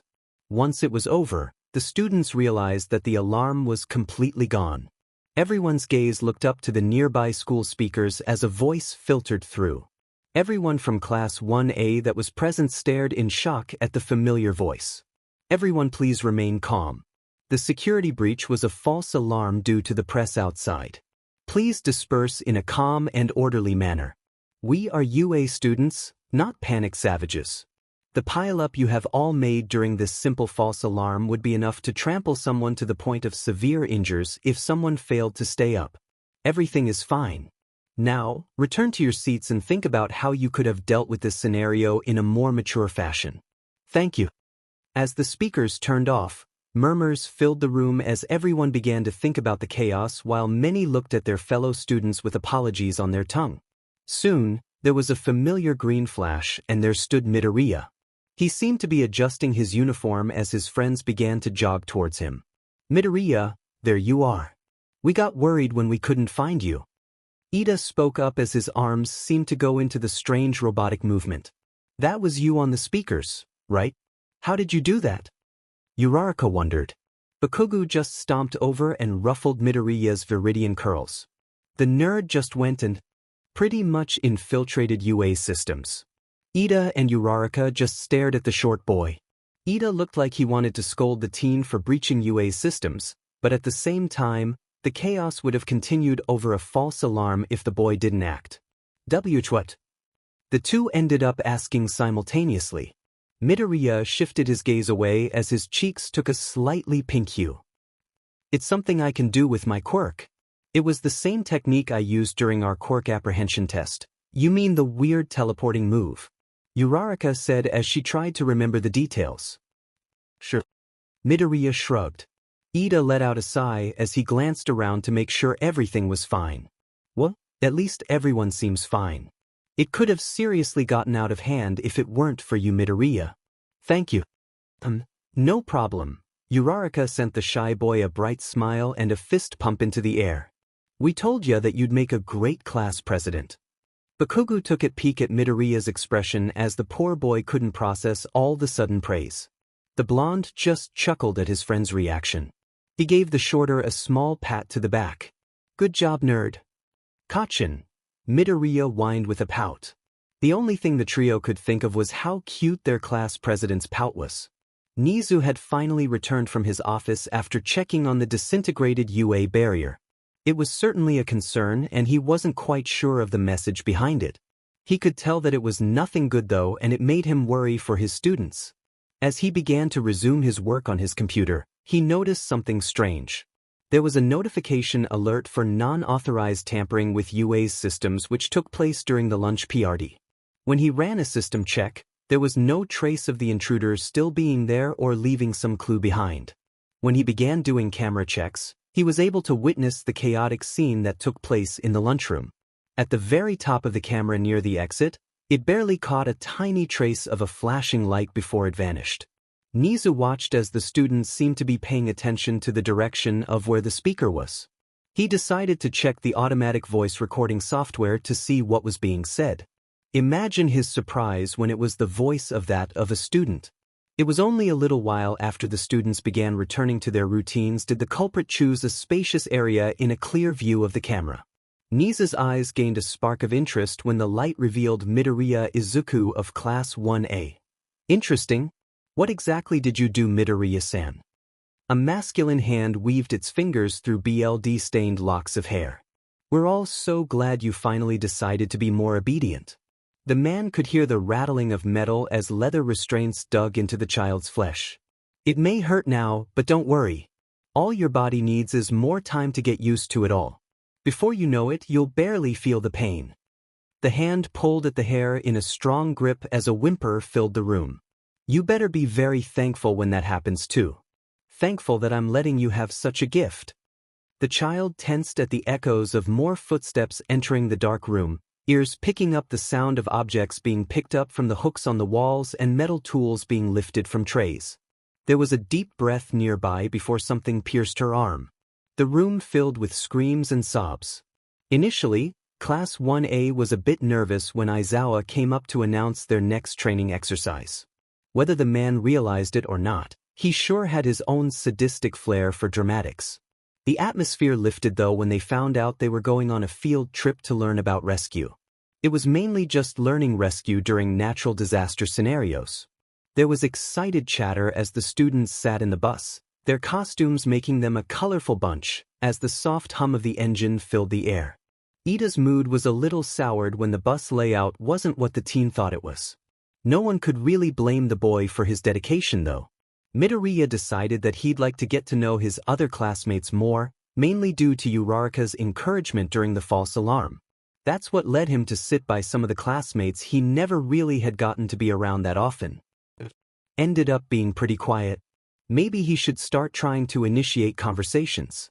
Hey Midoriya. He turned towards Azui. Yes, Azui. She shook her head as she responded with, just call me Tsu. Midoriya nodded. Tsu sounded cuter anyways. The teen noticed how she had a finger to her chin and a thoughtful expression. I'm usually quite blunt when I speak and I tend to say whatever's on my mind, but I've been really curious about what your quirk is, Karo. The others nearby heard the frog-like girl's question as they began to tune in to the conversation. The pink girl, Mina, jumped in. Yeah, I could never tell what it is. I thought you had some sort of teleportation quirk. Jiro held her phone in one of her hands, a single ear jack plugged in while her free hand twirled the other ear jack. It seems like that, but then I thought it was some sort of electric quirk like Kaminari. There was also the fact that Kaminari gave you a good shock and you didn't even seem affected during the battle trial. Whatever it is, Kirishima began, it is totally awesome. Midoriya's cheeks gained a tinge of pink as he struggled to find the right words. My quirk? Well, I call it VR. VR? Like, as in virtual reality? Uraraka questioned from her seat. The teen nodded. Yeah. Midoriya glanced at the ceiling. Not exactly sure what to really call it, but it does involve electricity and technology overall. I didn't get that hurt from Kaminari's electric shock because I was able to absorb most of it to give me more energy. The teleporting thing. I guess it is technically teleporting. Azui tilted her head. Technically. I can't bring my body wherever I want. There has to be some sort of electronic device in range. From there, I can transport my being inside the machine and then, well, pop back out. That's how I ended up near the finish line of the 50-meter dash. It's because I just used that scoring bot to bring me closer. Kaminari seemed to lean over to the point of falling as he tried to get closer to the conversation. Oh, that is, like, even more epic than my quirk. I can't do cool stuff like that. Sato seemed to be in thought. Wait, so you can just go inside machines and electrical systems? Midoriya nodded, only to slightly startle at Kirishima's exclamation as the redhead thought back to the security breach. That's what you did back in the lunchroom, right? You just found some sort of access point and managed to infiltrate UA's systems. Dude, I think that's illegal or something, but that ended up being so manly. Viridian eyes widened slightly. Do you think I'm in trouble for that? He noticed Azui shake her head. I don't think so. That is a pretty major deal and I feel like they would have called for you if you were going to be punished. Besides, they probably saw why you did it and decided to excuse you. Midoriya relaxed a bit at that fact. Either way, you're like, computer program or something. Kaminari shouted. You can go inside electronics and mess around with them and you can get an electric boost. That's sweet. You could literally become one of those AI overlords from those sci-fi movies. Thank you. Eyes blinked slowly. That's certainly a way to compliment someone. Kirishima gazed at his own arm as his quirk activated. You have such a manly quirk, Midoriya. That's gonna be so useful in hero work. My quirk isn't very flashy and I can't really see it carrying me that far compared to the quirks of some of our other classmates. Emerald Eyes observed Kirishima's quirk in action. I think it's perfectly fine. I honestly don't think flashiness is that important. It's the usefulness and versatility that matters. What usually makes a quirk flashy is no different than some special effects. Sure, it may not naturally catch everyone's eyes that much, but you are a unit that plays defender and melee. You have the ability to protect others with your own willpower and the ability to use that drive to fight back. By graduation, I'm sure you'll be a wonderful hero. When Midoriya looked back up to face the redhead, he became slightly alarmed at the pinprick of tears beginning to form in Kirishima's eyes. Are you okay? That speech was so manly. Others around the teen's sweat dropped. The rest of the bus ride ran pretty smoothly other than the small bit of teasing that was sent Bakugou's way. Midoriya just returned to playing with his mini pinball keychain in silence. He felt a little nervous to speak after that wave of praise and the praise for his pep talk. Were his quirk and explanation that big of a deal? Welcome everyone to the unforeseen simulation joint. I like to call it the USA. Midoriya was sure he wasn't the only one who found the acronym familiar. His head tilted in thought.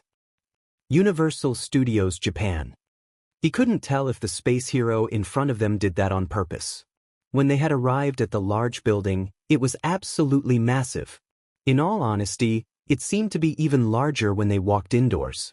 The ceiling was a dome, a central plaza located in the center of it all. Circling the perimeter of the building's interior were various natural disaster zones. For learning rescue in dangerous natural conditions, this was really impressive. Midoriya frowned though at the sight of the conflagration and downpour zone. Thank goodness he decided to not bring any of his video games with him. His emerald orbs still lingered a little longer at the sight of the conflagration zone. He wasn't exactly excited to be launching out of the frying pan and into the literal fire. There was a small squeeze on his shoulder, the short teen turning his head to see Bakugou giving him a look of understanding. Midoriya silently appreciated that. However, Midoriya became a little curious when he had caught sight of Aizawa and 13 having a quiet conversation. There was something having to do with 3 before the two teachers turned to face the class. Everyone was listening intently at 13's speech of the dangers their quirks could cause, even unintentionally. Many took it to heart, especially those with quirks that were more destructive and harmful in nature than most of their peers. Midoriya ignored the small wince Mina had as the girl briefly reminded herself of when she almost hit Aoyama with her acid. As the class gave 13 an applause, Midoriya felt himself freeze. No one else could notice it except him. His quirk seemed to act up like it was making him sense some invisible tether between him and the USJ systems. There was an interference and it just seemed to tug at Midoriya's chest with unease. It was too sudden, it wasn't right. A power failure. It was more invasive than that. When Midoriya blinked out of his trance, he finally recognized the sensation of Bakugou shaking him by the shoulders. The rest of Class 1A and the teachers stared at him with worry, Aizawa making his way closer. I think there's someone dash. Before Midoriya could finish, everyone glanced up as the ceiling lights flickered and shut off. The plaza fountain struggled to run before it eventually turned off. Aizawa ran back towards the stairs, the man's instincts kicking in to warn of approaching danger. Everyone watched with held breaths as a purple vortex seemed to appear out of thin air, expanding until it became a massive wall. Midoriya felt Bakugou tense beside him as villains poured out from the vortex. A part of Midoriya felt reminded of the hordes of enemies that would appear in those hack-and-slash games. Are those fake villains for the lesson? Kirishima's voice questioned. The class slightly flinched as Aizawa suddenly held an arm out to signal them to stay back. Those aren't fakes, these are real villains. Kaminari, try and contact the school. Kaminari was fiddling with a device he wore on the side of his head, his expression becoming fearful and frustrated. Guys, I can't call for help. I think something is jamming the signal. Midoriya's eyes widened as his mind began to plan. 13. Protect the students. Aizawa shouted before jumping into the fray, his capture scarf billowing around him as he began to use his quirk. The green-haired teen couldn't help but stare at Aizawa's form with concern. The pro was a stealth type who relied on surprising the enemy and using his speed to make his attacks count since he lacked attack power. For the man to rush into an army of villains instantly put him at a disadvantage. There were unseen eyes of glowing red as the man fell closer to the villain horde. 13 began leading Class 1A to the doors, Midoriya being dragged along by Kachin. He tried his best to look around and avoid falling as his blonde friend pulled him. The green-haired teen soon regained control of his own legs as he separated himself from Kachin to reach 13. 13. Said Hiro glanced his way. Where is the nearest security camera in this building to us? Why don't understand? 13 noticed the desperation in those green eyes as the student spoke. I can try and get past whatever is blocking the signal and I can get us help.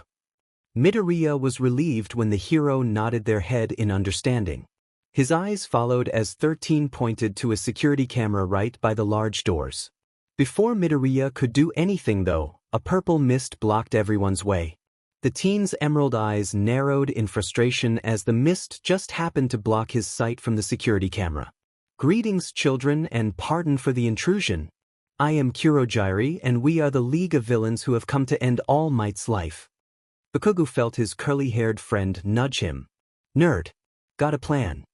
He said with a low voice. Midoriya discreetly nodded. The camera. He's blocking my sight from it.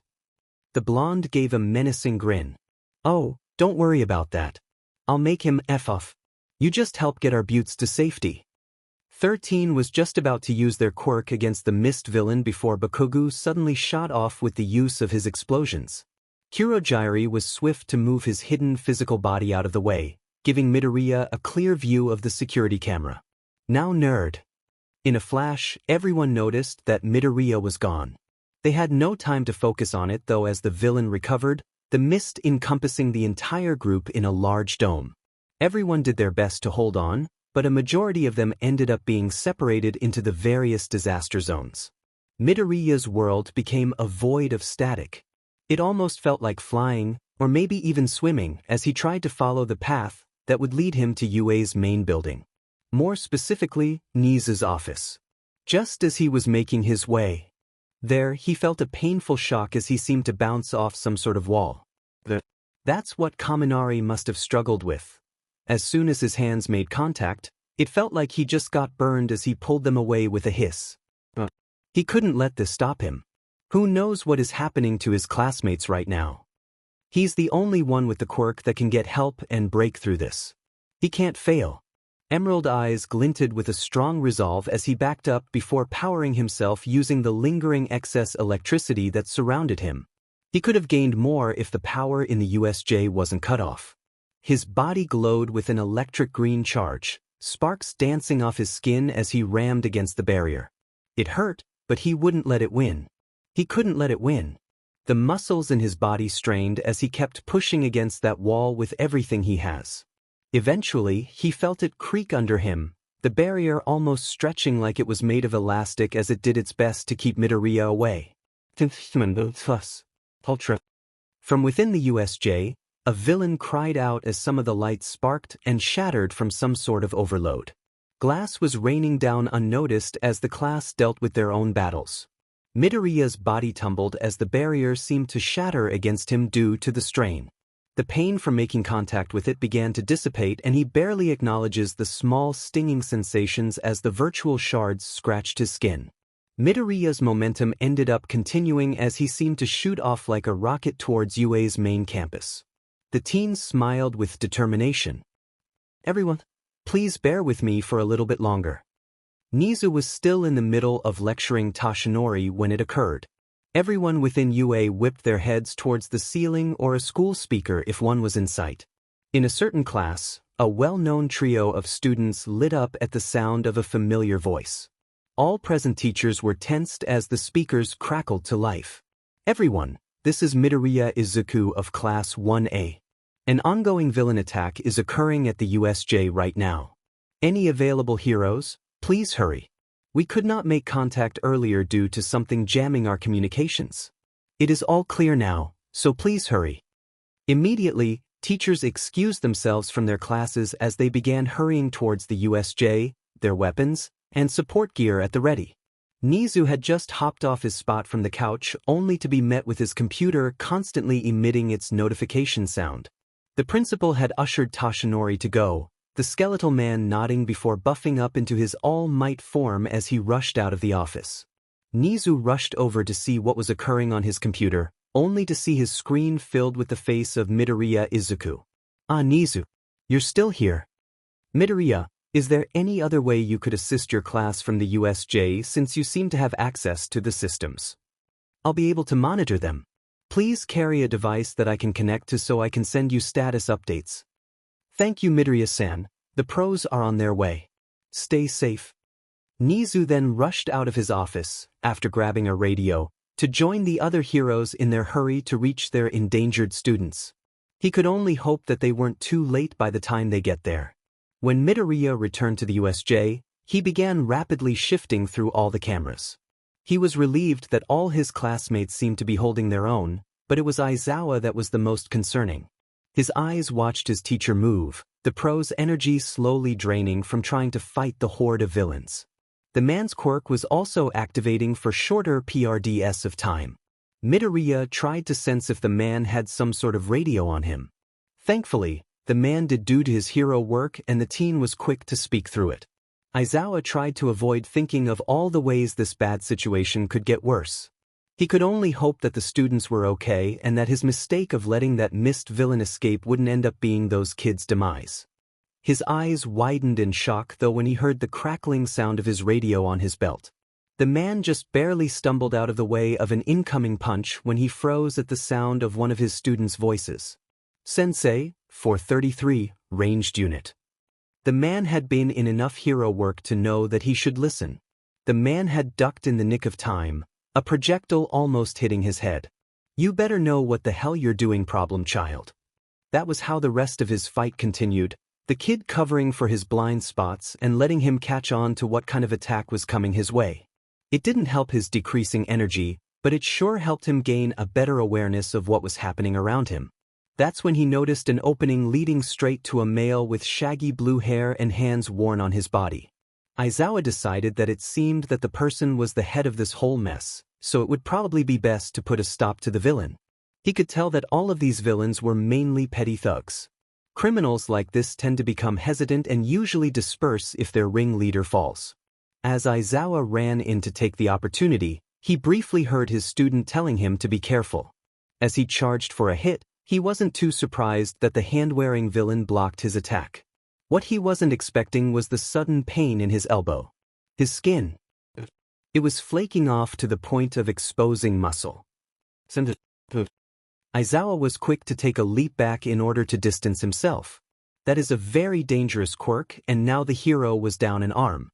He gritted his teeth as his eyes narrowed into a glare. If only he could keep his quirk on for longer. Huh. The boy scratched at his neck with a single hand, his red gaze staring at Aizawa. Was that the sound of one of those brats? Are you cheating, Eraserhead? By using a strategy guide? Yet, here I was, thinking that you were cool. The villain was soon interrupted by the sudden appearance of Kurojiri. Shigaraki, I apologize, but somehow the children managed to contact the heroes. I remember that one had disappeared and I haven't seen them return. Shigaraki's fingers twitched. So, are you saying we've got someone hacking into our game plan? The villain's face twisted with anger. Is the voice I heard before the brat that did it? I don't like cheaters. How dare they cheat? The skin of his neck broke and shone a fresh crimson. Kurojiri, find the cheating brat and kill them. I want them dead. They're ruining everything. Demon hacker. DMN filthy cheater. The hand villain seemed to decline into an eerie calmness. No. Midoriya saw it coming, his pulse beginning to fill his ears. Sindash. Emerald eyes widened, the glassy surface reflecting the horrifying scene before him. Midoriya was still as he watched the camera perspective show Eraserhead get pinned to the ground by that monstrous creature. The man's quirk didn't even change a DMN thing. There was BLD in the air and the man's signature goggles broke in half as they flew some distance away. The creature's muscular hand was holding the pro's head in a tight grip. The teen noticed how the villain leader's shoulders shook as if he was laughing at Eraserhead's misfortune. The Nomu used its free hand to grab Aizawa's arm, which looked way too small and thin in that thing's grasp, as it snapped it like a twig. Midoriya had to squeeze his eyes shut. For a moment at the sight. These cameras weren't picking up any audio, but his mind was making it up for him. The teen cringed as his brain unwillingly tried to mimic the sounds the boy would have heard if he could hear his teacher be beaten and broken. He didn't like the imagined sound of a snapping bone as his teacher's mouth let out a scream of agony. Midoriya feels like he was going to be sick. He then realized that he couldn't let this continue. He was ultimately useless now if he continued to seek safety in the USJ system. Aizawa could die right now in an instant. That thing has the strength to do it, and his teacher was lying there and was so vulnerable. He shivered as he saw the BLD that pooled across the ground. Yet it just solidified his resolve. Midoriya left Nizu a quick update about the Nomu creature before reappearing at a camera nearby the plaza. When Nizu and the pros were about a little over halfway towards his eyes widened slightly at the sight of a skeletal Toshinori who was crouched on the path and coughing up BLD. The others noticed the man, knowing his identity, and rushed over to see if he was all right. Nizu climbed off Snipe's shoulder. "Toshinori-san, are you all right?" The man coughed a few times before shaking his head with despair. "Am I time limit, it? If only I had a little bit longer to rest, I could have dash." Nizu raised a paw to quiet Toshinori as he turned to the other pros. "Please, continue to aid the students. I will stay by All Might's side until he is able to join you. There is no time to waste." The group of pro heroes nodded before rushing off. Nizu saw how the older man's sunken eyes were full of despair, guilt, and frustration. The principal sighed. "Toshinori-san, while you should have been more responsible about your limits, you can't keep blaming yourself. But Nizu, if I still had time, I could have gotten to those kids and saved them before the other pros could even arrive. What if some of them are dead by now? If only I had more time to rest before young Midoriya's call. Toshinori." When the hero looked up from the ground, he noticed the principal's gaze held a swirl of similar emotions. Toshinori felt bad for acting like he was the only one being plagued by such feelings. There is no use in wondering about what ifs. All we can do is hope those students can persevere until help arrives. Until then, all we can do is hope for the best outcome. The two rested at that spot in a tense silence. Toshinori couldn't help but curse all for one for giving him this disability. Another part cursed himself for letting that criminal overlord the chance to injure him so severely. This is what happens when people decide to cheat the game Eraserhead. They get punished for it. Shigaraki hissed as he glared at the bleeding hero. Aizawa struggled to breathe, air passing through clenched teeth. Kurogyari had warped away to check on the other zones and groups. Shigaraki didn't really care though. As long as the villain didn't get taken out of the game, it was fine. He was still majorly sad at the mist villain for letting one of the NPC brats get away. But Shigaraki did enjoy a good challenge. Games weren't too fun without at least a little bit of them. All of a sudden, he felt something smack the side of his head near his eyes. His red gaze watered slightly, his hand cupping the impacted area. Another solid pellet was shot at him, making the villain stumble. "Get away from him." A green-haired teen stayed at a distance, one of his once-hidden weapons staying aimed at the target. The boy had grabbed one of his Wii remote batons as soon as he popped out of the security camera. The teen had pressed its buttons in a short, but secret pattern to make its parts shift to make it more normal-sized. Midoriya had then pulled a special attachment piece in which he placed the Wii remote in. It was like a real functioning Wii remote gun holder, the thing filled with non-lethal but painful ammunition. It made it suddenly look like he had a pistol that was slightly larger than the real deal. However, it didn't really matter in the end since it worked just like a real one. It just was heavily gamer-themed. When Shigaraki looked up, he saw one of those hero brats in that stupid gear. He noticed how those emerald eyes of the boy were locked onto him with a fierce intensity. The blue-haired villain did notice the boy's visible weapons and actually took a better look at the kid's outfit. The boy looked like a straight-up gamer and was the part of the outfit underneath that hoodie supposed to look like one of the Croft's in-game outfits. They both seemed to ignore the pained grunt of protest coming from Aizawa as he heard his student's voice. "And what kind of NPC are you supposed to be, brat?" Midoriya tilted his head, voice still soft, but gaining a slight edge to it as he spoke. You seem to think that this level is on single player. Shigaraki actually paused at the wording. He seemed to cackle a little under his breath as his expression split into a disturbing grin. He is starting to like this one. It is such a shame this boy is trying to be a hero. At least he is living up to his costume's appearance. Maybe you really aren't one of those insignificant pawns. Say, aren't you the one I heard from Eraserhead's radio? You're the one who helped him cheat. I wouldn't call that cheating. I was just directing him. What kind of player would I be if I didn't help those in my party, especially when one of its members charge into battle without our healer? For once, the hand villain couldn't exactly disagree with that argument. He didn't even fall into one of his fits. This one was very interesting indeed. It looks like you really are another player. Say, care to join my party instead? Mine is much more interesting than this little hero party. The teen let out a little grin. Sorry, but not sorry. I think I'm quite satisfied with the amount of EXP I've been gaining here. Shigaraki sighed. Oh well, that is quite a shame, little player. No. Before Midoriya knew it, he had jumped back as he initiated a backflip. The Nomu's ground-shattering punch landed at the now empty space as he missed the teenager by a hair. Go a little easy on him, Nomu. I want this one alive. The green-haired teen was quick to take another leap backward as he sent a small rapid-fire towards the creature's eyes and brain. The Nomu was fast enough to dodge most of the hits, but a few were lucky to at least make an impact on its exposed brain. While there were bleeding and a small inhuman noise of pain, the damage seemed to have been undone. A healing quirk. I thought it had. No way. There's multiple. Midoriya gritted his teeth as he holstered his ranged weapon to focus on dodging. He needed time to think of a new plan.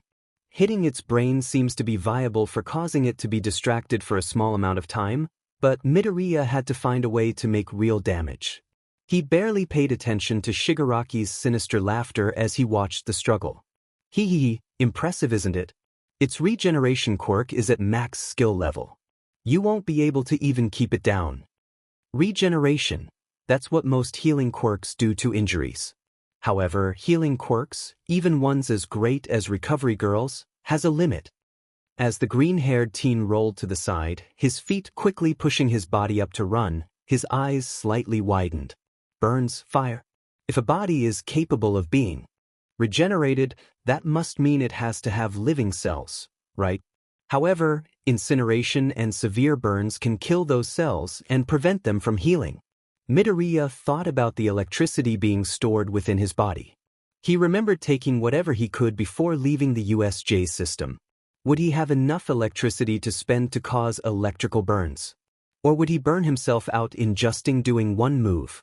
There was the possibility that this thing could recover from burns. There is also the chance that electrical burns won't even work. That thing, it's regenerating at a constant rate. The instant it gets injured, it heals automatically. That means that any damage done has to be greater and consistent in order to prevent it from reversing injuries before they can reach deeper. I hate it when enemy units have a way to constantly heal when the player units are too weak. The teen was able to notice that Shigaraki was less secretive about this creature's abilities. Maybe he could get the villain to brag more. Midoriya barely dodged the thing's arm that swung towards him, called this thing a Nomu, right? Shigaraki actually paused and looked at the short teen. Nomu was made to be the perfect and ultimate weapon against All Might. That symbol of peace won't be smiling anymore once he realizes that Nomu has shock absorption.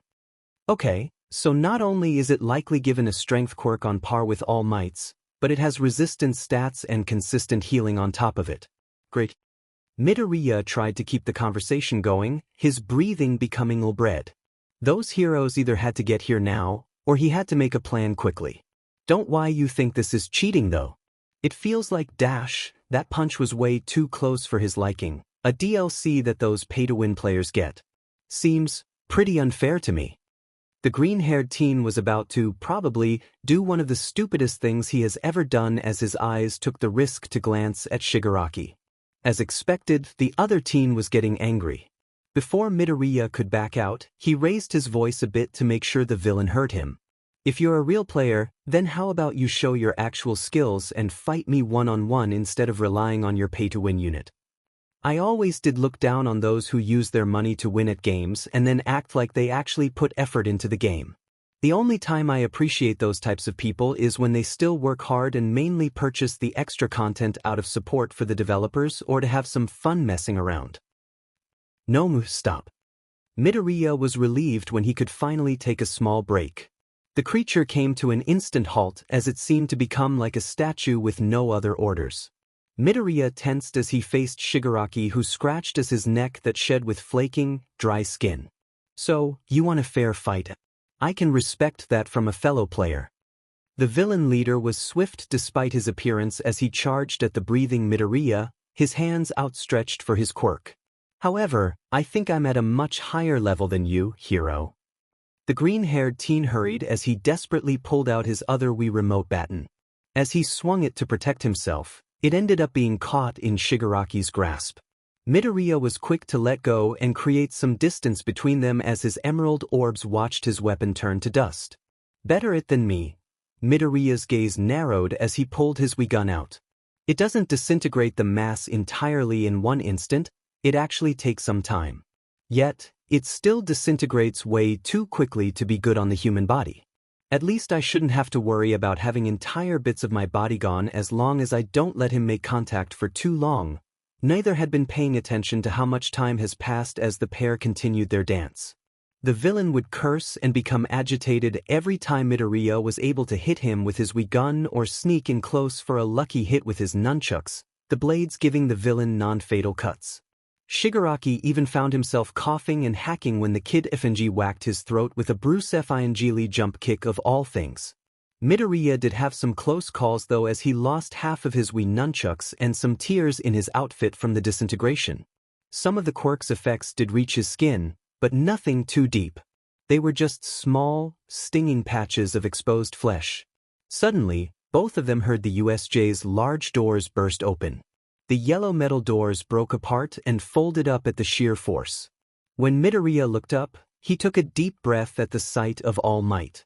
For once in his life, Midoriya noticed the man was far from smiling. There is no need to fear, students. The buff man dropped his yellow striped suit piece to the side as he tore the blue tie around his neck right off. For I am here. Midoriya would look back at this moment and facepalm at his stupidity. With Shigaraki's obsession and quest on defeating All Might, the teen assumed that the villain would have paused to focus on his goal. Anyone who knew Shigaraki though would be surprised to see that he wasn't distracted at all by the hero's loud arrival. By the time Midoriya's eyes looked back at his opponent, his vision saw those dry hands centimeters from his neck.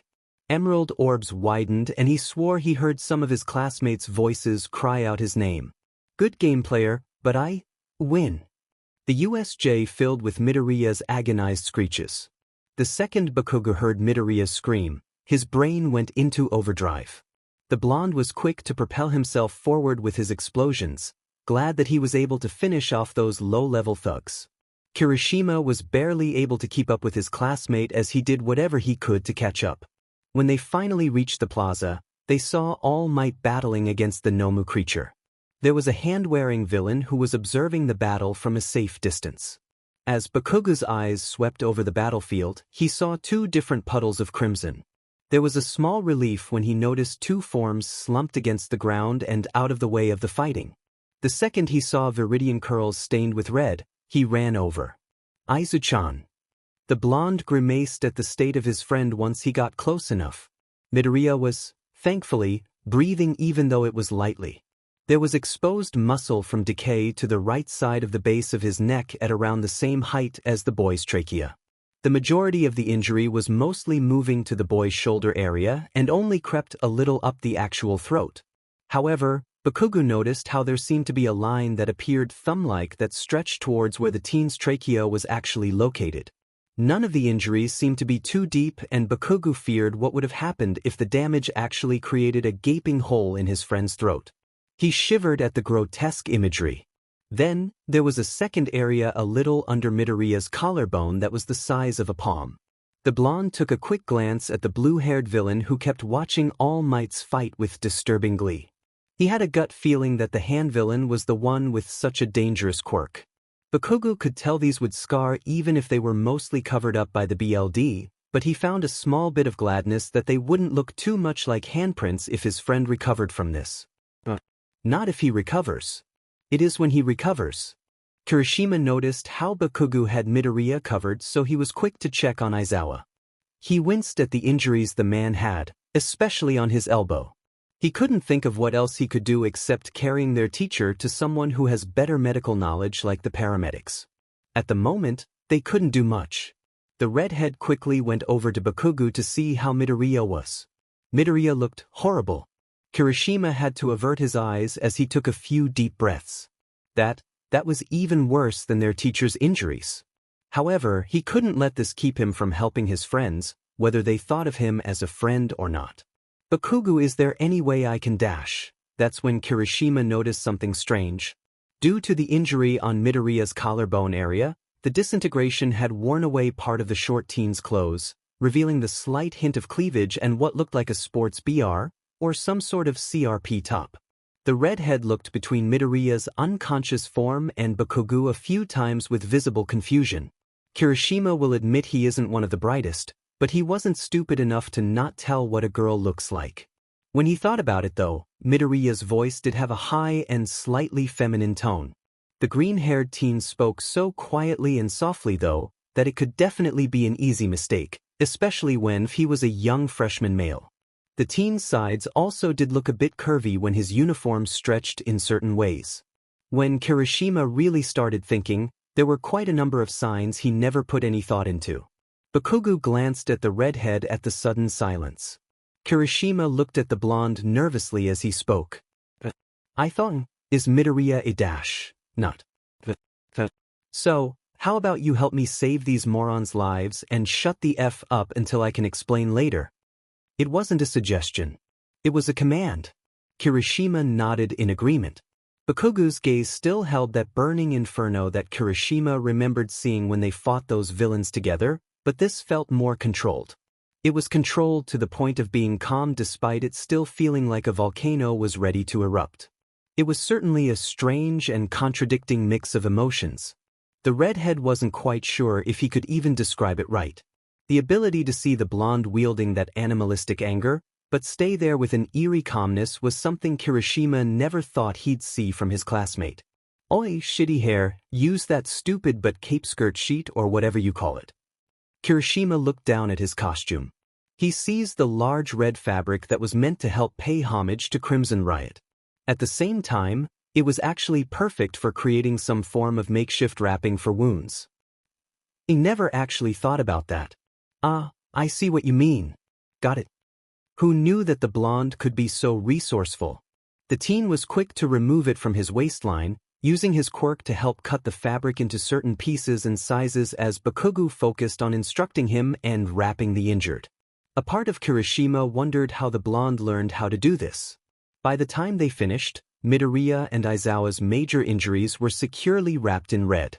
The pair felt slightly uncomfortable as the fabric began to soak with BLD. Will they be all right? The two swiftly turned with their quirks at the ready, only to see Todoroki standing there. The two-toned teen had narrowed eyes as he seemed to assess the injuries from where he stood. Bakugou huffed out a sigh. They will be once we get them some help. Both of them have some nasty but wounds that are bleeding too much for my liking. Kirishima and Todoroki watched as the blonde carefully lifted Midoriya in his arms in bridal style. The small trio then heard a couple of pairs of approaching footsteps, followed by gasps. Bakugou had his back turned to them and his body was reacting before Todoroki or Kirishima could stop him. Oof. Bakugou realized that he had just gave a kick to Shinsu's stomach. The blonde growled in annoyance. For FS sake, are all of you idiots trying to get your butt kicked? Warn us, why don't you? First, it was half and half and now it's you sneaky fucktards. Shinso and Azui glanced at each other. Yeah, that probably would have been a smarter idea when they're trapped in a villain attack. Sorry, Karo. That's when they began to pick up the relived cheers of their classmates who were at the USJ's entrance. When the group looked up, they saw the many forms of multiple heroes. Nizu raised a paw with a smile. There is no need to fear students. Backup has arrived. The explosive blonde took the chance to get the group moving as he faced his classmates with a serious expression. Alright, I got Izu.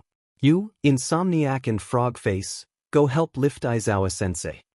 The pair, still drying from being in the flood zone, did their best to ignore the names as they began to carefully pick up their teacher.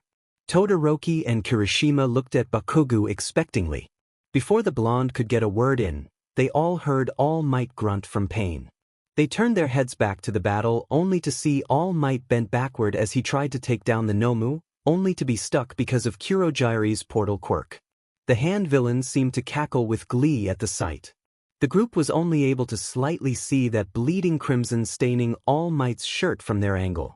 You too, shitty hair and half, be useful and help out All Might from getting himself killed. They didn't need to be told as the pair hurried, Todoroki swiftly sending a wave of ice.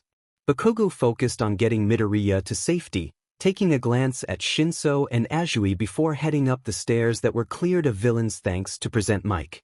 As he was running up the stairs, he finally saw a group of his classmates, some who were by 13th side.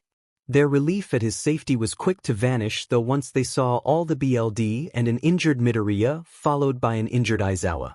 Bakugou carefully placed his friend on the ground and out of the way. Uraraka gulped as she bravely walked closer. Will he be okay? The blonde just sighed, his red gaze lingering at the crimson staining his friend's body and his own. I don't know. The brunette's eyes widened and before Bakugou could ask why he felt a weak hand poke at his ankles.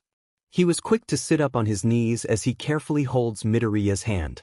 Izu, you there? Neither of the pair liked how Midoriya's eyes seemed to be dull and unfocused. It was different from how the team usually was. For Bakugou, it was more startling than it would be for most people because he knew Izuku. He knew that Izuku couldn't afford to let himself become so unfocused and unaware. The green team couldn't afford to. Midoriya seemed to try and lift his free arm, his hand trying to reach the decayed spots. Bakugou was swift to snatch the team's wrist all while being careful. Oi, Izu. Don't go touching it all right. I don't know if it itches and I don't know how much it hurts, but you can't go rubbing at it. Everyone who was close enough froze at Midoriya's attempt to speak. Bakugou and Uraraka cringed when the short teen's mouth opened, his tongue trying to form letters and words that he couldn't. It all just created a wheezing and wet gurgling sound, as if he was trying to speak while gargling water in his throat. Midoriya seemed to become frustrated, causing him to try again and again. The crackling, squealing, and other inhumane sounds just shook them to their core. Bakugou used a hand to gently shut his friend's mouth as he sent a stern glare. Vinji moron, stop doing that. Your whole neck area is screwed up and I don't know how bad. Just try and calm down, okay? Bakugou watched as those dull orbs stared at him before beginning to close. The blonde panicked at the sight. Isn't he supposed to keep his friend awake? Or was that only for those with concussions and head wounds? Either way, he found himself lightly tapping his friend's freckled cheek. Leonard. Naizu.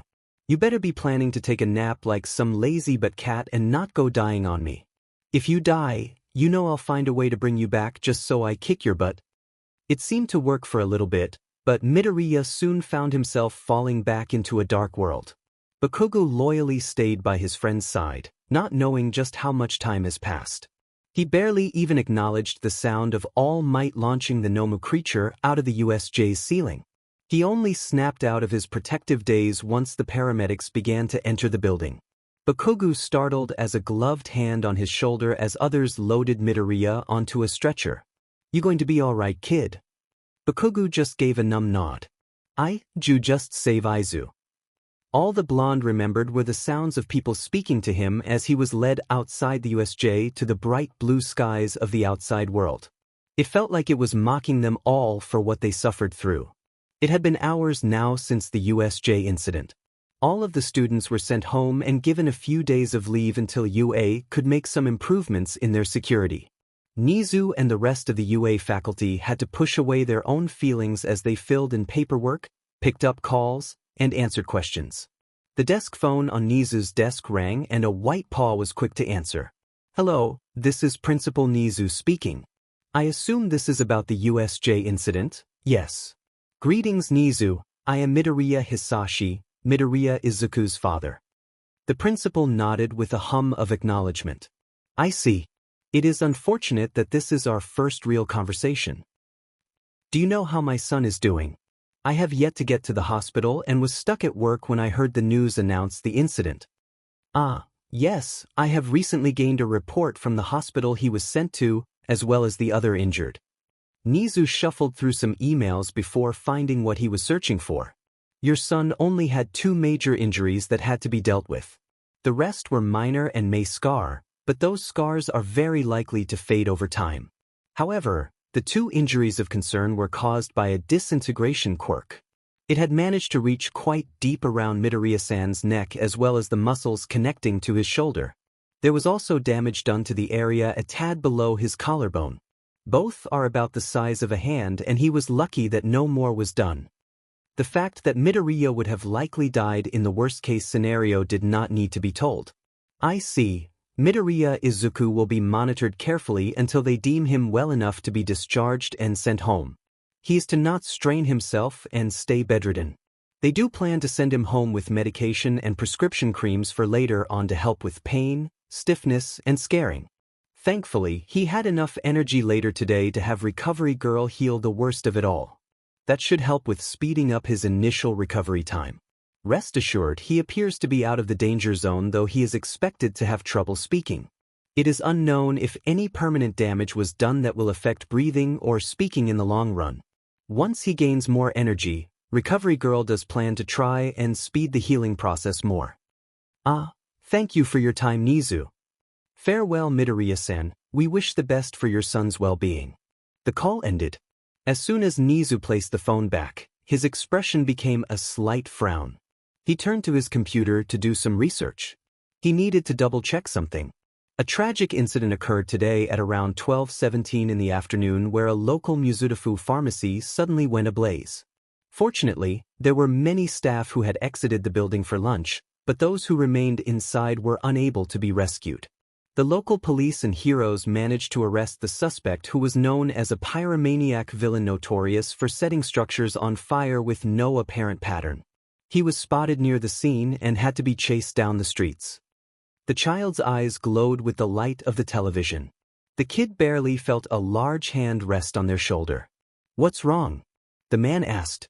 Without even moving their gaze, the child raised hand with a finger pointing at the TV. The finger wasn't pointed at the lady telling the news, but at the small box that played a short film of the burning building. Teardrops began to slowly drip down the kid's cheeks. Mommy. Katsuki, Bakugou watched as his mother crouched down and gently held his tiny hands in hers. There's something you have to know. The blonde just tilted his head in confusion. He could feel his mother's hands trembling. From his peripherals, his father is leaning his back against the wall and glancing away from his wife and son. Auntie Inko won't be able to come over to our house anymore. What? The blonde was getting annoyed at his parents' strange behavior. He was oblivious to the pained looks his parents tried to hold back. If Auntie Inko can't come over anymore, then that means we can just go to her, right? What's the problem? The dam broke, his mother pulling away as the kitchen filled with sobs. The blonde watched his father embrace his mother in an attempt to comfort the woman. The blonde child noticed how his father was giving him the silent message to leave the pair be for a bit. Bakugou left the kitchen in stunned silence. He didn't understand. Kirishima walked up the steps leading to the Bakugou's front door. He glanced back as he reread the text the explosive blonde had sent him. He double-checked to make sure he got the right address. When he rang the bell, he waited with slight anxiety. The redhead's attention was caught when the door opened and introduced him to a woman who looked extremely similar to Bakugou. It was almost a little scary. HM. Oh, hello. Who are you? I'm Kirishima Ejiro of Class 1A at UA. It's nice to meet you, Bakugou-san. The blonde woman smiled. So you're my son's new friend. Kirishima swore he heard the explosive teen shout something in the background. Please just call me Mitsuki. It will help it be less confusing too. Sure. The redhead startled when the smiling woman turned back to the inside of her house with an angry shout. Oi brat. Your friend is here. Don't keep him waiting. There were some thumps from the second floor followed by, I get it. I'll be right there, you old hag. Mitsuki then turned back to Kirishima like nothing happened, her body moving out of the way of the entrance to the home. Sorry about that. Please make yourself comfortable. As Kirishima walked in, removing his shoes in the process, he could only sweat drop at the shouty interaction. He definitely knows now where Bakugou got his fiery side. It was when he had taken a few sips of tea and shared some small talk with Mitsuki did Bakugou finally make his way down. The blonde teen just waved a hand as a gesture to follow. There you are, shitty hair. Come, let's go. Kirishima excused himself as he followed the blonde upstairs to the teen's room. He tried to ignore Mitsuki's shout about how Bakugou addressed the redhead. Of course, the blonde shouted back with his own disagreements. When they finally got to his room, Kirishima was a little surprised at the fact that the blonde seemed to have some gaming-related stuff. I guess it wasn't too surprising since the teen seemed to be close to Midoriya. Bakugou just plopped down to sit at the edge of his bed, his arms crossed as he stared at Kirishima. Alright, I invited you here cause there's some shit that needs to be said. First of all, whatever I tell you here stays a secret or I'll murder you. Kirishima is pretty sure that the blonde wouldn't actually do that, but it was enough to get the point across. Of course, that'd be unmanly of me if I spilled secrets and stuff. There was a short silence between them until Bakugou finally spoke. What are your thoughts on Aizu? Like, in general or dash, Bakugou huffed. Just, for FS sake, spill your diamond mind about Aizu being a girl. I don't care if you word it in some shitty, a-hole way because at least that means you're genuinely telling me what you think. The redhead thought about it for a bit. He didn't want to accidentally say something wrong because, in all honesty, he really didn't mind about Midoriya being a girl. I think it doesn't really matter if Midoriya is a dude or not. Or she is still that totally epic classmate we all met on the first day. She's still the same person who selflessly ran in to save those people from the 0.2. I'm not sure what exactly you want to hear, but I don't think that Midoriya's gender matters. She's still the same person, right? All it means is that she's just physically different, 'cause girls, Kirishima blushed a little at the end, giving an awkward cough. Yeah, he'd rather not think of Midoriya like that. That ain't a very manly thing to do. The redhead watched with nervousness as Bakugou nodded and seemed to think over the shared opinions. But I'm glad you aren't an a-hole about it. Kirishima sighed with relief. Okay, so he at least passed whatever kind of test that was. Shitty Kirishima, that definitely alerted the redhead on how serious this was. Make sure to keep this secret and don't slip up when you're supposed to go calling her by male pronouns. The reasons are personal and if she wants to share them with you, then that's her choice. I expect you to be a friend she needs and help her out if she needs it. That also includes keeping her gender secret from those who don't know. With Redhead's eyes glinted with determination as he bumped a fist against his chest. I swear I'll do my best to help him. The teen then had to instinctively catch a controller that flew at his head. He looked down at the old device with confusion. It was different from the usual round buttons that were placed in a diamond formation with the A, B, X, and Y controls. There was cube-like print at the top with faded words spelling GameCube. When he looked back at Bakugou, the blonde had his own controller and was starting up the purple box console installed in his room's TV. The blonde's red gaze shifted to him. Ever played a friendship-ruining racing game? Wait, what? Welcome to a game with racing carts and boxes that give you the ability to F over your pals with stupid but items. Mitsuki brought her child out to the mall that day. She was giving the blonde child the ability to choose a gift for Aizu's 6th birthday. The woman patiently watched her child in the hero merchandise store as he seemed to evaluate what item was worthy of being Aizu's gift. Bakugou was struggling with what kind of present would make Aizu super happy. Out of his peripherals, he noticed the video game store that was open across from the one his mom and he was in. As he stared at the game store from the hero store's window, he vaguely remembered a conversation he overheard.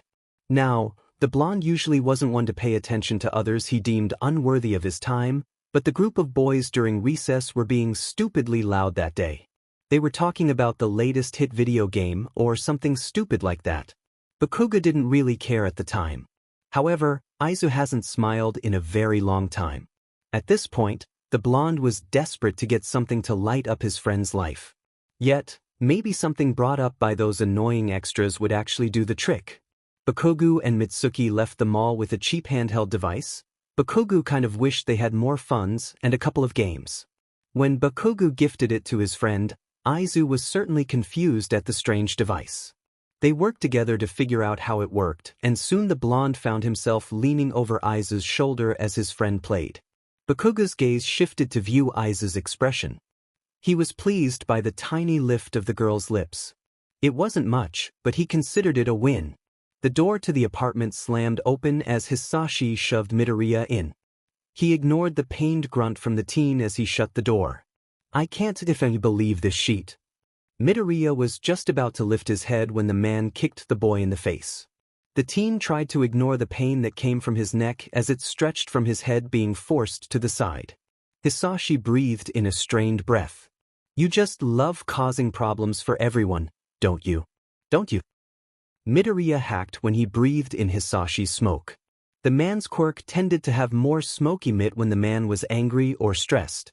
The short teen tensed and squirmed as Hisashi's large hand dragged the injured teen by the neck. Midoriya choked when his father lifted him up for a moment, only to be thrown into the barren room. "Please stay in there and don't even think of coming out." Midoriya watched as Hisashi carelessly tossed the teen's prescriptions onto the floor of his room. The green-haired teen had to quickly close his eyes as a pill bottle flew towards him. It hurt as it bounced off his closed eyelid, but it could have been worse.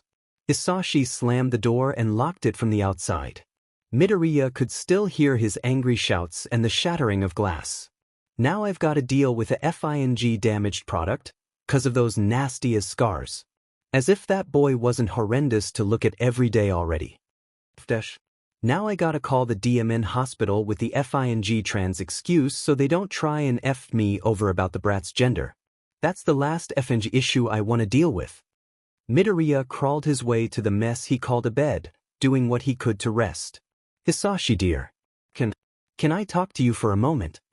The man looked up from his paperwork to see his lovely wife. He gave a small smile to help with her obvious anxiety. "Is something wrong, dear? Why so nervous? You're gonna make me nervous at this rate."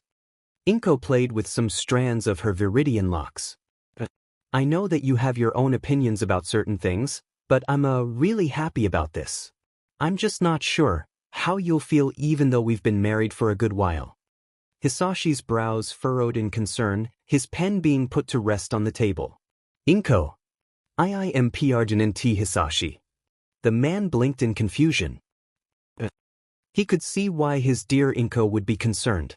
Very early into their marriage, he made sure to voice his opinion on not desiring children. Inko respected that and he respected her for understanding. He knows that there is no perfect way to completely prevent P-Arjun-Zui. Even using all safety measures can still have a probability of failure. Yet he was filled with uncertainty. Would he be able to care for a child? Would he be able to take the role of a father? As Hisashi looked at Inko's worried stare, her hands clasped as if she was praying for him to say something positive, he couldn't help himself from giving it a try. All parents have no answers to such questions when they have their first child, right? So, he didn't see any issue with giving it a try. As he joyfully lifted Inko with a cheerful smile, a nuzzle to her stomach despite her giggles and squeaked-out protests, he couldn't help the small feeling of excitement. What would it be like to have what others called a bundle of joy? Hisashi was a curious man and he wanted to find out. He couldn't wait for the future. Toshinori stared at the file in his grasp. The skeletal man was in deep thought. He had found himself in deep thought a lot more often nowadays with his time limit and need for a successor. There was always Togata Mirio, who was recommended by his distant friend, Mirai. However, the #1 hero wanted to be able to find a candidate of his own. He won't deny that Togata has great potential as a successor. He has met the boy for brief PRDS of time as a teacher, and the teen was certainly impressive, but he knows it can't hurt to have more options. Toshinori stretched in his office chair, his joints cracking as he set the files down. The old hero soon had to head out, the file of Midoriya Izuku within his desk drawers. Class 1A was filled with mostly quiet chatter. It had been quite some days since they have last been in class considering the recent incident, but it felt like they returned much sooner than they thought they would. Many of the students just wanted a distraction, and it was a silent agreement to not think too hard about their own memories of the USJ. Eventually, they all turned their heads as the classroom door slid open. Bakugou entered the classroom with Midoriya trailing behind the blonde, the short teen playing another one of his many games. The class did their best to not stare at the bandages that slightly peeked past Midoriya's uniform collar. "Midoriya, I am glad to see that you are doing well." Ida greeted with a salute. The short teen just gave a small nod in response. When Midoriya sat in his seat, a few classmates crowded around him. The teen could hear Bakugou growling at the fellow students as a way of warning them not to pester the green-haired teen too much. A part of Midoriya wished that the blonde wasn't so protective at times. "Hey man, you gonna be alright?" Kirishima spoke up. For a second, the students wondered if they were going to get an answer. Then, Midoriya finally spoke up. "Yeah, I'll be fine. Recovery girl just wants me to keep these on for a bit as a precaution. Technically, I'm all healed up. I have some stiffness in my neck on that one side, but it doesn't hurt." The group of friends and eavesdropping students felt relief at that. The teen's injuries had left many of them shaken. And then entered Aizawa, who looked like he was ready to be buried in an Egyptian tomb. "Good morning, class." His monotone voice greeted. The class could only stare at the mummified man in disbelief. "Aizawa-sensei, we are glad to see that you are doing well." Ida's voice rang out. "What about that looks like he's doing well?" The class simultaneously thought. They just watched the man make his way to the front of the classroom with a hunched back. No one was entirely sure if they should believe him when he stated he was fine. "Putting my health aside, know that the battle is still not over." That made everyone tense as multiple negative scenarios flooded their minds. Class 1A was caught off guard by the large grin that took over Aizawa's face. After all, there is the upcoming UA Sports Festival. There was a massive wave of relief that was quickly replaced by a competitive atmosphere. Everyone knows about the famous UA Sports Festival, an event that had risen in popularity over the years and has become the replacement of the pre-Quirk era Olympic Games. While everyone was thinking about the event, Midoriya could only think about how it was the perfect time to start pulling out those Olympic-based video games featuring that red plumber and that blue hedgehog. Oh yeah, I guess he should be thinking about the sports festival. Does swinging a remote around count as training? Nerd, please tell me you're thinking about the sports festival and not video games. Bakugou was met with silence and an innocent expression.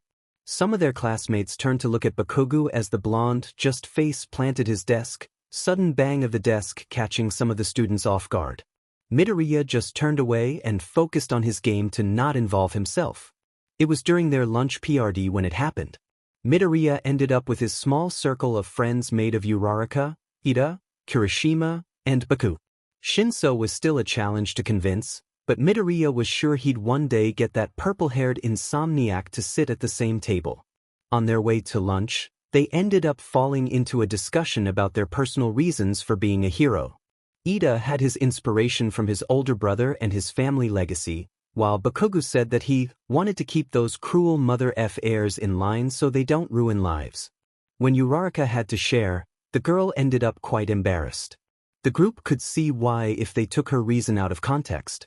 The girl just wanted to help use the money she'd be able to earn to help out her poor family who owned a not-so-successful construction business. I don't see the issue with that. Our society's economy runs on cash, so there's no problem with making sure you can survive in the world. I'd see a bit of an issue if you had enough to get by in life, but wanted more just to simply have more money. Plus, hero work would help a lot with that since they can get paid quite a lot. If you can help save lives in the process of caring for your loving parents, then I see zero issues. Midoriya voiced, his gaze leaving his game as he stared at Uraraka. Bakugou said, he ain't wrong round face, and if anyone has an issue with that, then they obviously don't understand what it means to have money issues in a society that demands the use of money. Anyone with a FING brain will be able to see the kindness behind it. Uraraka gave them a bright smile, eyes threatening to tear up at the display of support. She really was expecting them to be negative towards her reason. Midoriya-kun, what's your motivation to be a hero? She had questioned. The group watched as the teen played his game, his brows furrowed in thought. Bakugou had told them that the short teen liked to take time when answering to avoid saying the wrong words. That was something Uraraka, Ida, and Kirishima could respect. Before they could get an answer, the group paused and stared at the not-so-hidden form of All Might around a hallway corner. Pest, young Midoriya. He whispered loudly. The man then raised his neatly wrapped bento, his other hand gesturing for Midoriya to follow. Care to join me for lunch? Uraraka couldn't help herself from mentally squealing how cute that was. Midoriya glanced at Bakugou, the blonde shrugging. If you want a nerd, just know that you don't have to. The green-haired teen ended up bringing his lunch with him as the teen followed All Might. The rest of the group just continued their way to the lunchroom. As they spoke quietly about what had just happened, they failed to notice how a certain two-tone teen, a little further ahead in the lunch line, listened to their conversation. Todoroki returned his gaze forward once he felt Bakugou stare in the cold teen's direction. Yagi knew how to speak in front of crowds. He also knew how to comfort civilians during a crisis. Yet here he was, a veteran hero and the symbol of peace, struggling to start a conversation with a teenager. Fortunately, it looked like he didn't need to say anything. You aren't here for just lunch. I'd appreciate it if you got to the point. The man coughed slightly out of surprise, the green-haired teen not once removing his gaze from his game. I have something I'd like to discuss with you, but first. Midoriya looked up only to try and wave away plumes of steam from his vision. When it finally cleared, his eyes widened in surprise as his mouth hung slightly agape. The tall and buff figure of All Might had deflated into a very frail and skeletal man. Yagi could see the boy's obvious confusion. This, the man gestured to himself, is what I truly look like. My quirk helps in giving me that strong form that many know of. It's like when men seek in air as they flex by the pool. Midoriya stared as his brain tried to process the information, but he waited because he could tell there was way more to be said. It wasn't always like this though. The teen gained a grim gaze as Yagi lifted his shirt to reveal the ugly wound that seemed to stretch from his chest to his abdomen. About 5 years ago, there was a deadly villain fight that had left me severely wounded. I managed to keep this battle quiet from the public so very little actually know. Despite the many surgeries I had gone through, I lost some of my organs and continued to go through the decline of my health. This also had caused me to gain a time limit on my hero form as All Might. Due to the power I had to use at the USJ, I have less than my initial 3 hours prior to the incident. Midoriya found himself slouching on the couch, his brain not focusing on supporting it as the teen thought deeply. This was really starting to sound like some sort of adventure game plot or some kind of anime plot right now. Now that you know of my true form, I can tell you about what I really wish to discuss. Yagi watched the teen give a small nod as a sign to continue. The man wondered how the boy would take this by the end. Despite my fame, no one truly knows what exactly my quirk is. Many believe it is something such as strength enhancement. Whenever anyone has asked, though, I usually manage to change the conversation with a joke. Yagi looked at Midoriya with a serious gaze. Please note that all of this information is to never leave this room. I understand, Midoriya answered. The teen played with the sleeves of his hoodie. My quirk is known as One for All. It is a stockpiling quirk that has been passed down for generations. One gains it and develops it only to pass it on to another who will do the same. Every time, this quirk will continue to get stronger with every pass of the torch. This power was one I was not naturally born with, but a sacred torch that was handed down to me. Midoriya was absolutely sure this was some sort of game or anime plot now. The symbol of peace having a secret identity, past, and now a secret power that can be given away. It is all a setup for some protagonist to go walking into. The teen wouldn't be surprised if there was some legendary arch-nemesis attached to this whole ordeal too. A quirk that stockpiles power and can be transferred to another person. Midoriya wasn't sure what to say in response, but he had a feeling that he knew where this was heading. Yagi watched those emerald eyes stare into his very being. Oh my. Are you telling me you brought me here to become the next in line for your quirk? The short teen watched as the man clasped his hands and gave a firm nod. Yes, young Midoriya. I believe you have the qualities to make a great hero, and I would be happy to have you as my successor. Should you accept, you may even find yourself taking up my position as the symbol of peace one day. Midoriya knew he already had quite a strong quirk. Maybe not as strong as All Might's, especially after that information dump, but it was still a powerful set of abilities. Yet here he was, being given the chance to practically become an unstoppable force and the future's next symbol and #1 hero. The teen swallowed as his body tensed. How long do I have to decide? Considering the training and toll of learning a completely new ability and strength, I recommend making a decision soon. How about, for now, we'll plan to meet once the UA Sports Festival is over. You can give me your answer then. I see. Midoriya's gaze switched from All Might to the room's wall clock as the bell rang from outside the doors. Yagi gently rested a hand on the teen's shoulder. Listen, I know this is very difficult to take in. There is no issue with saying no if you really don't want this power. It is solely up to you. Midoriya returned to class that day with a lot more on his mind than he would have liked. It was the end of the day when his teacher approached him in the halls. Midoriya, may I have a word? Aizawa's voice spoke up. The teen already had a lot to think about due to All Might, but now he already has another teacher wanting to speak with him. He hoped that it wouldn't be anything major. Yes, sensei. How are your injuries? Midoriya blinked out of surprise at the sudden question. Was that concern he heard too? They've been doing well. Just some stiffness, but no real pain. Aizawa nodded. That is good to hear. However, know that just because you're healed doesn't mean you should slack off when it comes to your health. If you ever have any issues, please go to Recovery Girl. She'll probably not be pleased, but she knows what she's doing. That is all. Have a good evening, Midoriya. With that, the teen watched the man walk away down the hall. Was it just him, or did Aizawa go into parent mode? Midoriya decided not to think about it too much, and he continued his way to leave school.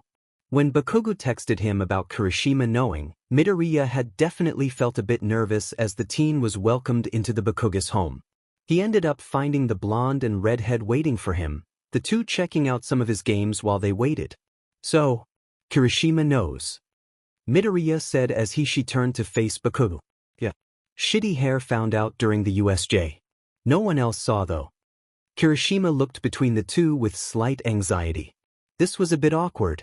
Hey, listen, I don't know the full reason behind it and stuff, but know that it doesn't really matter to me that you're a girl.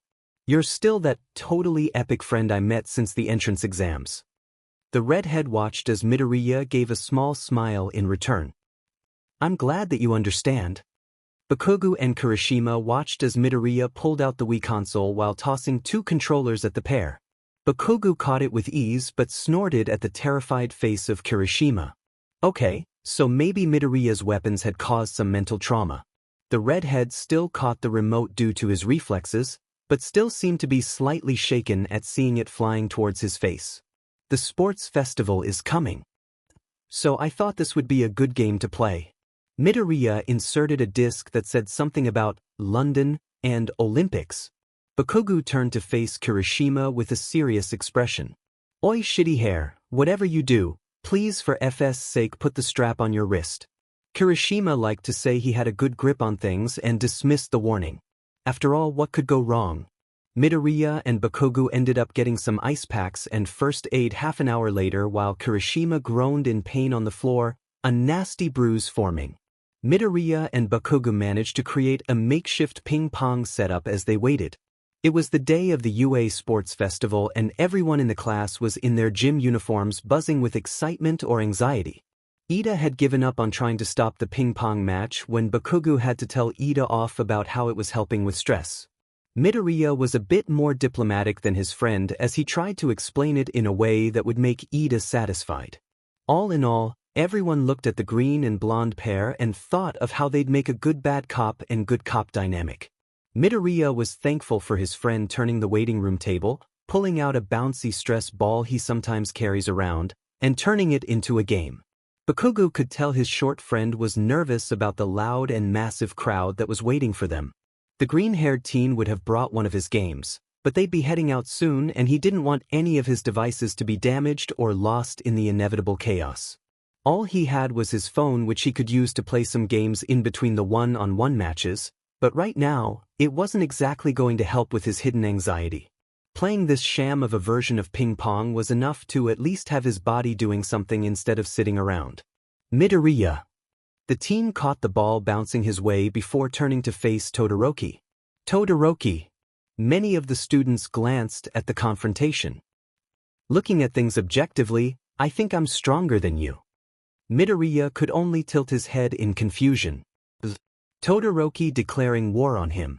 However, All Might has his eye on you, doesn't he? Bakugou narrowed his gaze at Todoroki from where he stood. All Might only ever interacted with his friend once, and that was for lunch. He remembered seeing icy hot eavesdropping on the group's conversation that day. The blonde didn't think the guy would make the assumption that All Might has been some sort of secret supporter since the beginning of the school year. Other than that one time, Bakugou has never seen an ounce of favoritism for anyone in their class. Why did it even matter that All Might had his eye out for a promising future hero? After all, he and Aizu were going to be the greatest there is.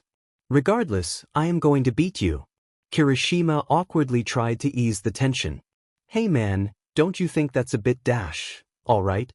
Everyone could imagine themselves doing an anime fall at the innocent and simple response. Midoriya just stared back at Todoroki's apathetic gaze. The cold teen almost wavered at the hidden intensity behind those emerald orbs. It was like staring at a transparent gate. He could see the short teen's determination and strong will, but it was being controlled and restrained behind kind eyes. Todoroki, I'm not exactly sure what is going through your mind by sending me a challenge request. However, I do acknowledge how capable you are. You hold a lot of strength that I have not seen, and perhaps you really are stronger than me in a lot of different ways. We are all training to become the very best heroes we can be, so I know I cannot let myself fall behind. Bakugou noticed that glint in his friend's eyes, one he hasn't seen in a long while. The blonde grinned at the sight. I will be fighting with everything I've got. I do hope you can keep up, it'd be a shame to see you lag behind. The room went silent at the strength behind those words. Some actually glanced at Todoroki with bits of concern. There were those who were reminded of the brief moments they had with Midoriya before they got separated in the USJ. They remembered how that soft-spoken teen gained an edge to his voice followed by a serious and calculating aura. Those same qualities could be felt in the way Midoriya accepted Todoroki's declaration of war. It was a little jarring to see the short teen release that hidden blaze of fire when he was usually a gentle lamb. Before they knew it, they were notified to start walking out into the field. It was time. Welcome everybody to the UA Sports Festival. Can I get a hey? Present mic was met with even louder cheers. Alrighty then. Let's move on and start bringing out the Hero Corps students, shall we? Here, we have Class 1A. They've been hitting it up in the news recently for their bravery against the USJ villain attack. The second they stepped out into the open, Midoriya had to wince at the massive audience's shouts and cheers. He knew that their class was popular due to the USJ, especially since nothing like it has ever happened at UA before in the past. Yet, he didn't think so many people would be this excited to see them. Midoriya tried to not focus on the sheer number of people who are watching their every move, either in the stands or at home. This was already pushing his anxiety into overdrive even though he looked completely calm on the outside. Now, give a hand for Class 1B. One by one, all the first-year courses were being introduced as they made their way out into the field. Midoriya hoped they didn't have it out for Class 1A too badly. He remembered how the other classes crowded outside their classroom. When the school day was over, the class found themselves unable to leave once the door was slid open. Outside of their classroom was a massive crowd of students from the other courses. Whoa, what's up with everyone? Kaminari questioned, intimated by the sight of the crowd. Bakugou just huffed. You morons, can't you see that they're here to scout us out? Kirishima turned towards Bakugou. Scout us out.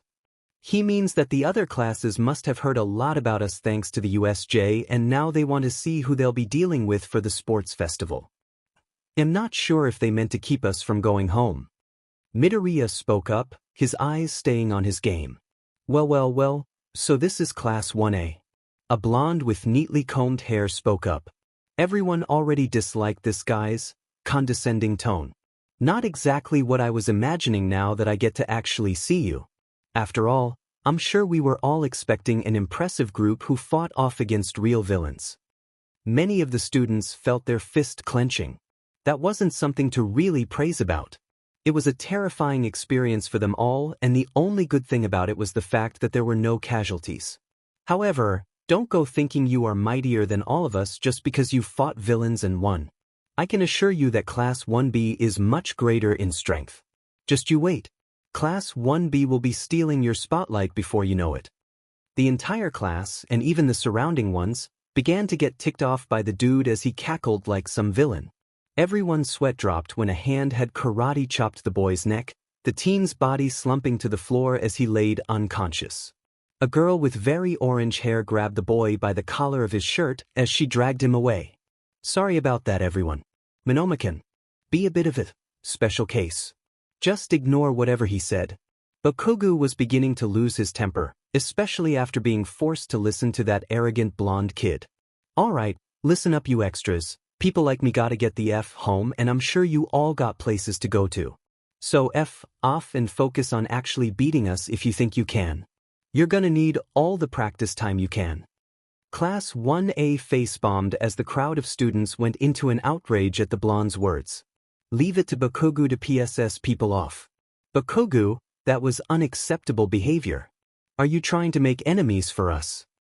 Ida scolded. Midoriya noticed a guy who seemed to turn his body into metal who yelled about Class 1A being a bunch of arrogant a-holes. For some reason, that student kind of reminded the teen of Kirishima. The green-haired teen sighed at the drama. Well, he was class president, so this should be okay to do, right?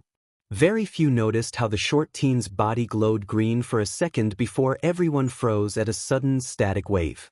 Everyone went silent as they stared at Midoriya, some yelping at getting a tiny shock from the static electricity. Midoriya glanced at everyone before speaking. Is everyone finished now? None of the students in the crowd were sure if they wanted to respond after that display. It was just a tiny bit of static electricity in the air, nothing harmful at all. However, even those who were the oblivious type could tell that the small teen could do much worse. Midoriya seemed to not notice how his small act had caused many to become intimidated. I apologize for the spiky Pomeranian's way of wording things. The teen ignored his friend's growled objection. However, he is correct. Many of us have people waiting for our return and we have places we must be. I'm sure that all of you have your own strengths and weaknesses, but you should really work hard if you want to try and surpass us. Just because we're hero course students, doesn't mean we have the liberty to slack off. If we fall behind, we will fall, and so we must always go plus ultra every day. Everyone flinched, even Midoriya's own classmates, at the sudden deadly glare that the short teen shot at the crowd of students. Also, don't think we are arrogant or bathing in the glory the media has been giving us for the USJ. It is obvious by how you're acting that none of you understand what it's like to face a life or death situation. It was something that we were not trained for. We may typically have strong quirks, but we're here to learn for a reason, and that's because there are skills we lack or must improve on if we wish to save lives and survive in our future. Don't you dare glorify us for doing what we could to make it out alive. Bakugou was left a bit stunned at his friend's ferocity. The teen never had to raise his voice, but somebody would really have to be dumb as a doorknob to not feel that animosity and scolding anger. The blonde didn't even notice when Midoriya took hold of his wrist and began leading them through the sea of students. All of them parted like the sea to clear a way for Midoriya. In a way, Bakugou mused, the short teen has definitely inherited that silent predator aura that Auntie Inko had. The explosive blonde couldn't help but pity whoever his friend would end up getting romantically involved with in the future.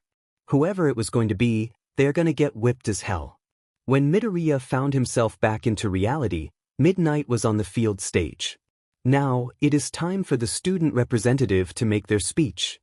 Midoriya Izuku, you're up. Midoriya blinked. Say what? Out of all things that Midoriya was expecting, he was not expecting to be the one to give the opening speech. Now, he had to make an improvised speech in front of a crowd made of hundreds to thousands of people. What is his life anymore? Why me? Ida spoke up beside him. It could be because you're the class president, but I think it could also be because you ranked first in the entrance exam. Midoriya forgot all about those rankings. He managed to take first from Bakugou, mainly due to those rescue points. The blonde ended up in second. Either way, he was definitely not ready for this.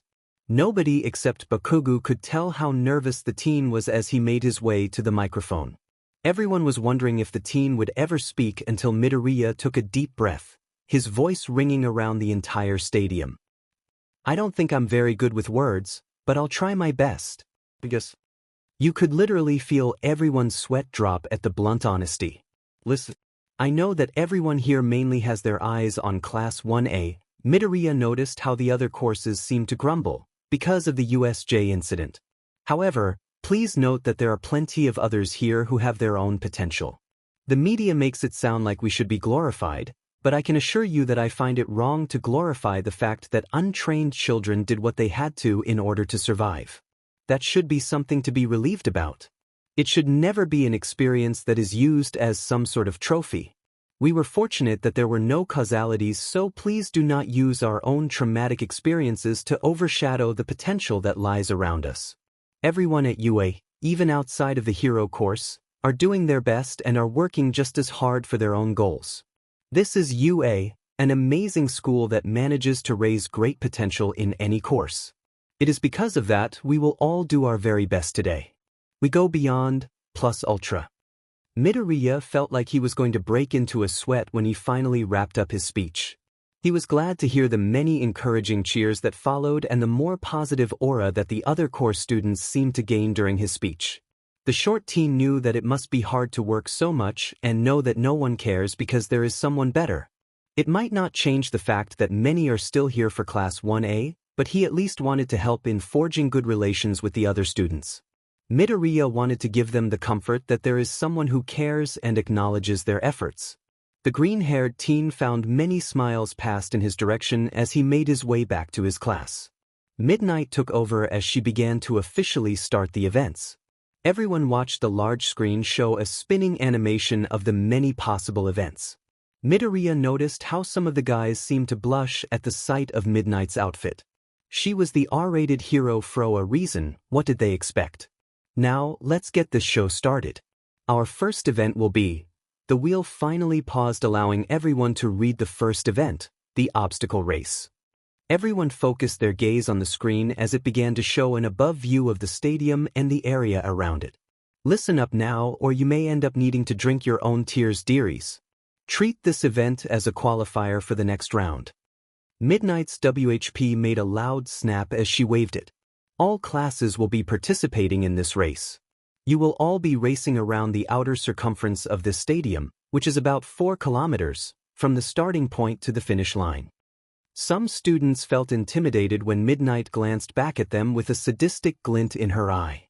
Now, children, remember that our selling point is freedom. She liked her lips with a smirk. That means that as long as you stay on the course, it doesn't matter what you do. Just focus on making it to that next round. The R-rated hero raised her WHP to the starting line, which had a special gate around it. Now, take your places, everyone. As the students began making their way to the starting line, Midoriya paused and let everyone go in front of him. His emerald orbs narrowed as he examined the tunnel before them. That was going to get very crowded. He pitied anyone here who was claustrophobic. He heard the familiar steps of Bakugou approaching. When he glanced over, he saw the blonde nod. You see it too, don't you? Midoriya just nodded.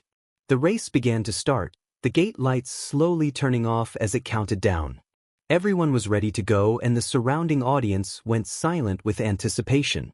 The last light of the gate went out. Start. The race began with a blast of sound. Midoriya paid no attention as Bakugou launched himself into the air with his explosions.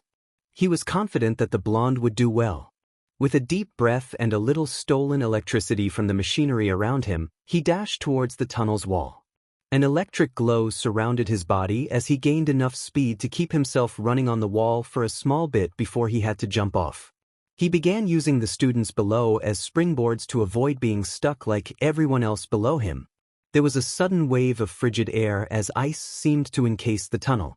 As Midoriya hopped, he noticed how many had their feet trapped in ice. So, this was Todoroki's tactic. It was pretty effective crowd control. The short teen soon found his feet on solid ground, the sun's rays warming up his skin. Midoriya wasn't surprised to see many of his fellow classmates surpass Todoroki's ice. The green-haired teen was carefully giving himself short bursts of speed with the electricity he managed to gain. He was almost worried about running out until the large shadows of multiple zero-pointers appeared. Following underneath them were the smaller robots from the entrance exam. Good. Free batteries. Many students watched in fascination as several machines seemed to have an appealing ribbon of energy connect to Midoriya's swift form. It was almost like watching an aurora as the robot's power was drained from them. When a robot would shut down, the thread of energy would begin to dissipate from the source and be completely gone by the time the fading effect would reach Midoriya's body. Midoriya took the chance to take as much energy as he could, quickly replacing the amount he was using. He made it just in time to move Kirishima and that metal-turning teen from getting crushed by the partially frozen zero-pointer left behind by Todoroki. Sure, the two both have quirks that would allow them to survive being crushed, but you can never be too sure. It is better to be safe than sorry. Are you alright? I know you could have protected yourselves, but I didn't want to risk any injuries. For a second, Midoriya thought he was looking at duplicates as they both simultaneously gave a thumbs up and a sharp smile. That was super manly of you. Thanks. The similar pair then ended up glancing at each other in surprise. Midoriya just decided to let them figure out their sudden twin mindset as he continued his run. The short teen could hear Present Mike shout something about the next obstacle being called the fall. When he made it there, he understood why it was called that, considering that there were stone pillars with ropes attaching to each one. Other than that, there was just a dark pit waiting below. There was a pink-haired girl shouting in the distance about how wonderful her babies were as she shot across the obstacle. Midoriya managed to get a glimpse of her as that support student launched into the air. Nearby students watched as Midoriya disappeared in a flash of light. The pink-haired girl was none the wiser to the student hitching a ride within her own invention. The girl only yelped in surprise when she reached the end of the fall and a flash of green blinded her for a second, only to reveal a curly, viridian-haired boy. The student watched with interest and confusion as the short teen gave a wave as he ran, shouting out, sorry, but thanks, before he was out of her range. The green-haired teen slowed to a stop at the final obstacle, which happened to be a minefield. They were harmless, but they did give quite the push if you happened to set one off. Midoriya bent down near the nearest landmine and began to carefully dig it up. If it was made out of what he thought it was then. Some passing students were quick to move on when they saw Midoriya crouched with a grin as he stared at a dug-up landmine. It was a bit unnerving. When Midoriya transported himself inside the machine, he felt even happier. Even though these devices were still individual machines, they all still followed and connected via the same system. In other words, Midoriya can travel to each one until he reached the end of the landmine field. As Midoriya shot like a rocket, bouncing from one landmine to the next at a rapid pace, he set off any and all landmines that ended up behind him. He, unfortunately, couldn't hear the startled yelps and shrieks from the students that got blown up despite never setting one of the landmines off. Even Present Mike was commenting with a surprised shout at how the landmines seemed to go off on their own. Aizawa watched the live footage and seemed to be one of the rare few who noticed Midoriya using his quirk on the landmines.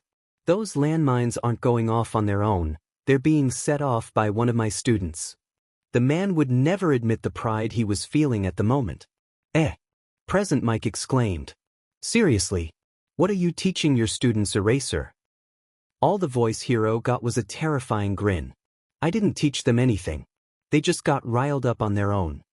When Bakugou heard the sudden explosions behind him, he instantly knew it was Midoriya.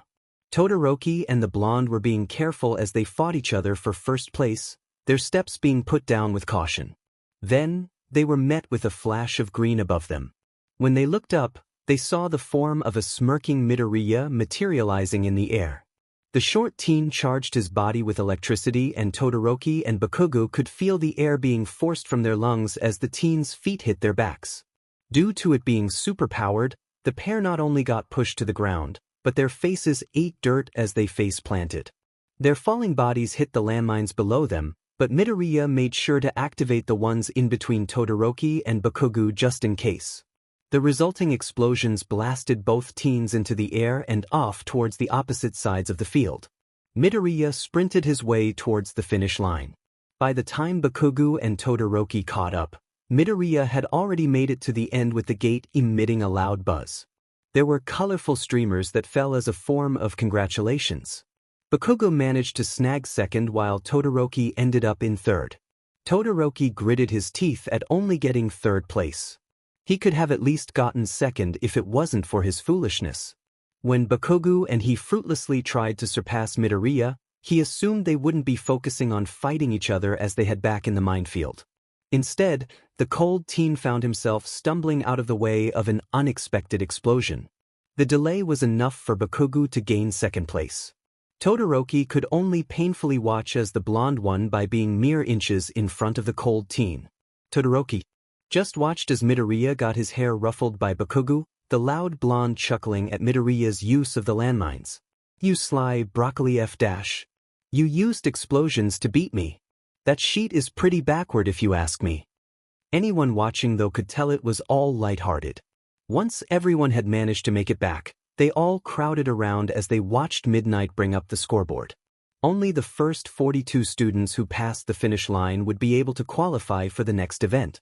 That meant it was time for the next round. Everyone watched with held breaths as the event will spun again. "Looks like our next event is Tower Defense," Midnight announced. "Pay attention as I explain the rules. Tower defense is much like a cavalry battle, except you won't have to worry about keeping someone hoisted on your shoulders. Of course, it also has its own challenges." The screen then showed a team made of 4 people. There was one member who seemed to be protected by the rest of the team who were forming a triangle formation, all while keeping that one person safe behind them. In a way, the ones on the defensive seemed to be trying to lock that middle person in a self-made circle. All of them wore some sort of special bracelet and a white headband with red numbers. Teams can be made up of 2 members with a maximum of 4. One person will take the role of the tower while the others play as the defenders. Overall, your team is allowed quite a lot of free movement, but you cannot stray too far. Midnight held up 2 different bracelet devices.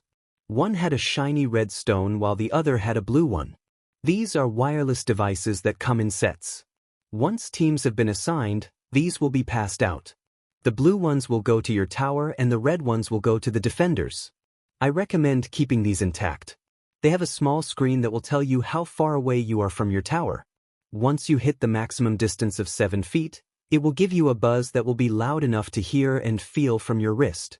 Go any further than your maximum distance on purpose and your team will be disqualified. Also, a warning. Do not purposely cause other teams to become disqualified by forcing them to separate beyond their max distance. Much like in the cavalry battle, other teams are not allowed to tamper with the formation of another team. If the team splits up too far by themselves, then that is on them. The hero watched as many nodded in understanding. There will be no punishment if someone's bracelet ends up broken. Think of it as an added challenge. So, if you aren't good at measuring distances mentally, I'd recommend protecting these. Use that tidbit of information as you'd like. The scoreboard flipped as it changed to list all 42 students, each with a growing point value. Depending on what place you got during the preliminary round, that is what point value you get. The tower and defenders will have a varying sum of total points depending on who you chose to have on your team. Do be warned that if an entire team somehow loses every single headband in their possession, then that team is out of the game. So make sure you all at least keep one headband on you at all times. When you decide on who will be your tower, make sure they wear the headband with the highest number within your group. It will do no good if a defender is worth more than the tower. Midnight pointed her WHP at the large board. From the 42nd place, you start with 5 and for every place closer to the top, it will continue to increase by 5. However, this is where it gets interesting, because the first place participant is assigned 10 million points. Midoriya gulped and took a daring glance around. Just as he thought, everyone was staring at him with a competitive and greedy glint in their eyes. From her stand, Midnight liked her lips as she rested her WHP over her shoulder. This system makes it so those below can reach for the stars. Watch out for them underdogs, people. Do what you kids need to in order to reach the top. Plus Ultra. Midoriya could practically feel the suffocating atmosphere around him, a drop of sweat running down his forehead. This was bad. Really bad. Every time Midoriya would approach a potential team member, they'd politely excuse themselves before walking off to join someone else's team. It was understandable that people wanted to be the ones to nab the points versus protecting the points. After all, being a part of Midoriya's team meant that every single student was going to hunt his team down. To carry 10 million points means that whoever gets it is guaranteed to make it to the finals. Still, it didn't help make the feeling of rejection lessen.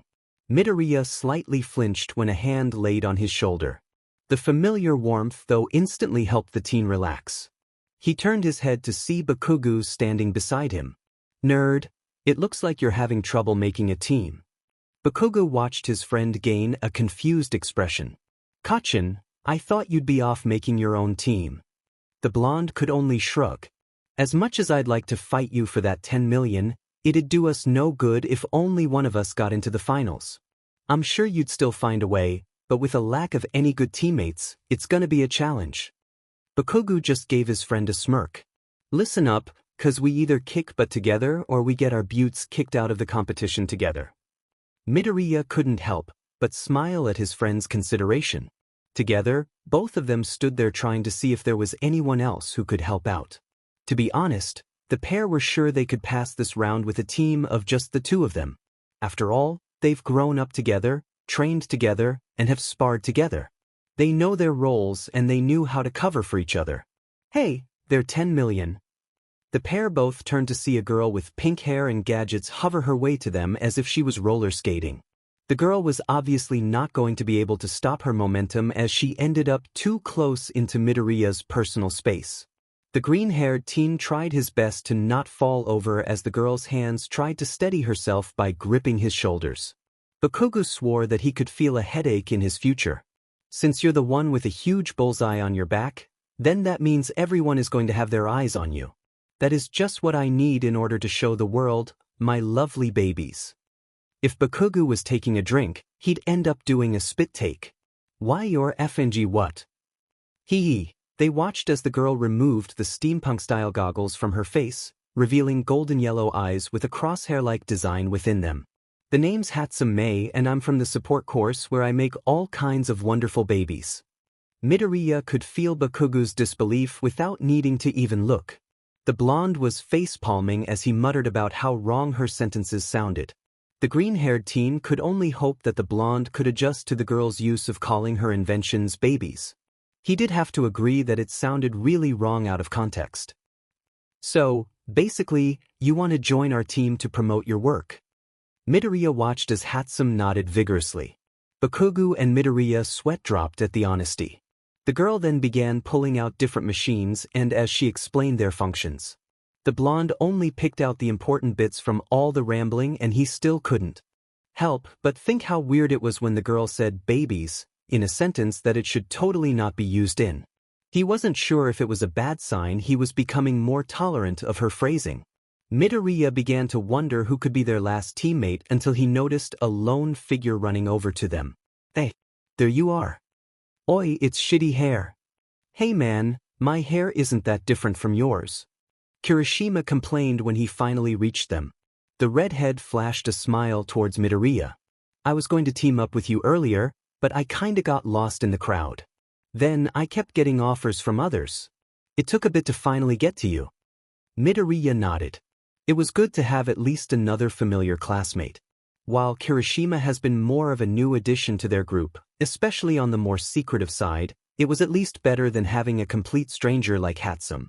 However, it is obvious that the pink-haired girl is a smart one to create such devices despite her over-energetic personality. The green-haired teen glanced up at the large screen to check the time. They had about 7 minutes until the round starts, which is plenty of time to make plans. It's a good thing that Midoriya is an excellent strategist and an excellent player when it came down to tower defense games. Alright everyone, time is up. Please put on the provided bands. Midnight announced. Present Mike looked on from his booth with interest. I can tell that this is going to be an interesting round, listeners. What do you think, Eraser? Aizawa watched as the loud blonde shot a pair of finger guns at him. I do see some interesting team-ups, he responded dully. Within the ring, Midoriya's fingers grasped the straps of the 10 million headband as he tightened it around his forehead. Bakugou stood ready as their offense. He was to try and generally stay in the front of Midoriya. Hatsum had her hover boots activated, her jetpack strapped on her to help make her more mobile. With her gadgets, they would help with keeping Midoriya out of the way of anyone who got too close by pushing him or carrying him around. She was to stay close by just in case Midoriya isn't quick enough to move out of the way in time.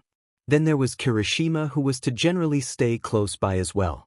Due to his quirk, he'd be excellent for acting as a shield. He was going to be their defense. Midoriya thought this team was quite balanced with 2 members that can move swiftly, while they have one offense and defense role. Now, let's see if their plans work well in action rather than just in theory. Alright everyone, let's get the match started. Midnight shouted, her words causing the audience to cheer in response. All the students noticed that the distance tracking bracelets all turned on with a glow. Get ready, everyone tensed with held breaths. Go.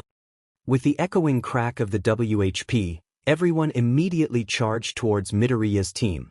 The roar of the crowds was deafening. Kachin! On it! Some of the more cautious teams slowed down at the sight of the blonde charging towards them as close as he could. When enough braver teams entered within Bakugou's range, his hands came together and emitted a growing glow. By the time the affected teams realized they should back up, Bakugou emitted a flashbang with his quirk. There was a loud echo of students who yelped and shouted to protect their sight. The light was blinding and easily allowed Team Midoriya to begin moving.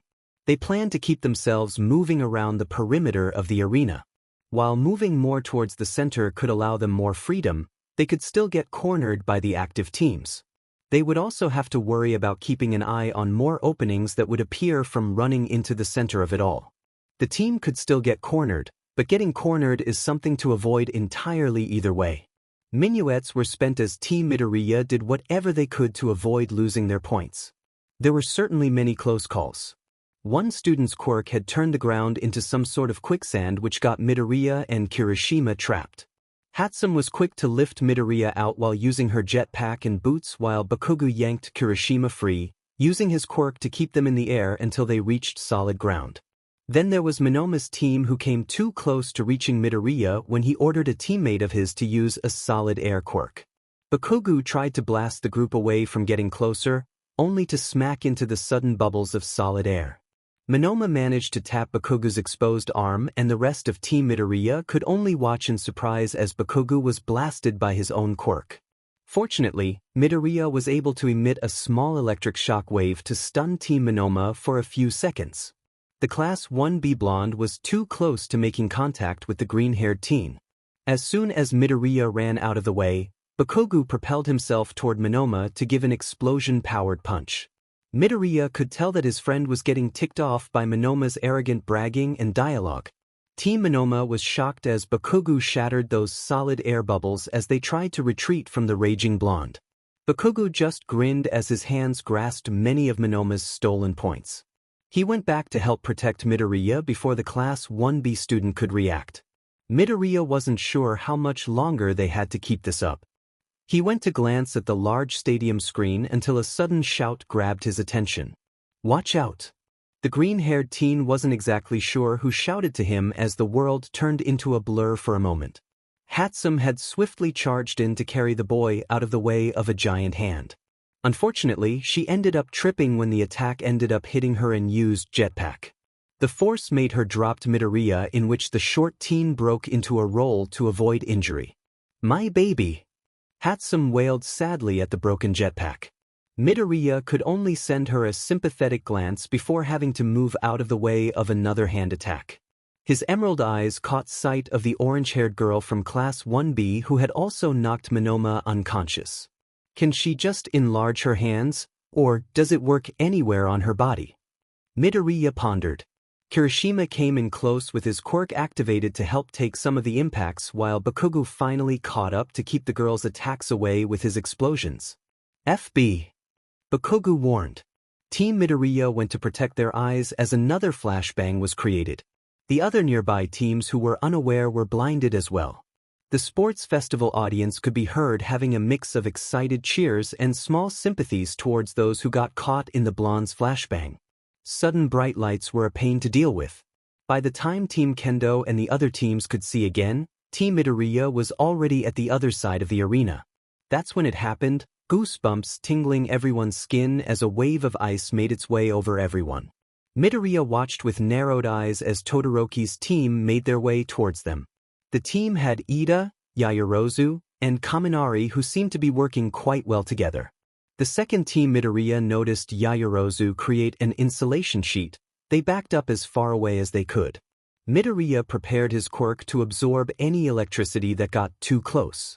The audience rang out in awe as all the frozen teams got zapped by Kaminari's electric shock. The poor students couldn't even move out of the way due to Todoroki's ice. The two-tone student even grabbed some headbands while his team passed by. Todoroki's team all wore roller skates and were occasionally hanging on to Ida to speed them up as a group. It made the entire team quite agile. Taking some points as they passed before anyone could react was simple for the Cold Teens team. Todoroki's gaze narrowed at the sight of Midoriya, his right side releasing a wave of ice. Midoriya's team paused when their path was blocked by a giant wall of ice. When Bakugou began hacking away at it with his quirk, it turned out it was going to take many broken layers until they could free a path up. They faced towards Todoroki's team, the leader locking eyes with Midoriya's. "I'll be taking that headband now." Then began an annoying game as Team Midoriya kept moving to the left of Todoroki. Since his ice formed from his right, it would take a little longer for his ice to reach the opposite direction. Todoroki gritted his teeth in annoyance. "We have finally entered the final minute, folks. Anything could happen. Let's see if Team Midoriya can keep that 10 million until the very end." Present Mike shouted with excitement. "I could get it for us." Ida suddenly spoke up. When the group faced Ida, they saw his eyes gain an intense focus. "I have a move that I have kept a secret from the rest of the class." "What do you mean?" Todoroki questioned with widened eyes. Ida turned to look at Yaoyorozu. "Will our roller skates be able to handle high speeds?" She looked thoughtful. "That depends. Define high speeds." "Like a race car for a few seconds?" The girl looked down at their feet before facing Ida. "If it's only for a short time, they should still stay intact." "Good." There were about less than 30 seconds now. "Everyone, hold on tight to me." Everyone securely linked themselves as their hands held onto each other's wrists. They all turned to Ida and nodded as a signal to say that they were ready. Midoriya's sharp eyes caught sight of their movements and instantly predicted what the opposing team was about to do. The short teen was quick to signal the rest of his team as they began to enact their emergency plan. The audience shouted from the stands when Ida shot forward with a recipro burst, a large plume of smoke left behind like a trail. The second they got close to Midoriya's team, they were met with a sudden smokescreen and a barely noticed flash of green light. Everyone, both the audience and participants, stopped at the sudden sight and barely even registered that the buzzer had hit. The round has ended and Team Todoroki went for that 10 million only for everything to, literally, go up in smoke. Did Team Midoriya keep the points? "I can't even see anything." Present Mike commentated with a yell. Everyone stared at the smoke cloud, some teachers arriving to do their best to dissipate it all so they could see the results. When it finally cleared, there was a moment of silence. Ida was crouched over and breathing heavy breaths from his stunt, some of his teammates checking on him. Kaminari was a little ditzy from his wattage limit. Yaoyorozu was doing her best to watch over both of them. Todoroki stood and was facing Team Midoriya. The green-haired teen's team was spread out in different directions with heavy breaths from their own exhaustion. It took a moment, but everyone finally noticed the tower's bracelet in Bakugou's grip. The 10 million headband was tied around it and no Midoriya was in sight. The camera footage zoomed in on the blonde's grip for everyone to see. Midoriya's sharp eyes caught sight of their movements and instantly predicted what the opposing team was about to do. The short teen was quick to signal the rest of his team as they began to enact their emergency plan. "Kachin." He spoke up, just enough for Bakugou to hear. The boy nodded and Midoriya immediately undid the tie to the headband as he removed his bracelet with an unheard click. The short teen charged his movements with his stored electricity to perform the preparations in record time as he closed the removed bracelet and quickly tied the 10 million headband around it. Just then, Ida came charging towards them.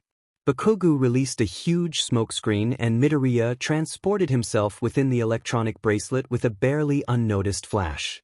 The bracelet clunked to the ground as Todoroki's team missed it entirely. Todoroki and his team's hands reaching for empty air.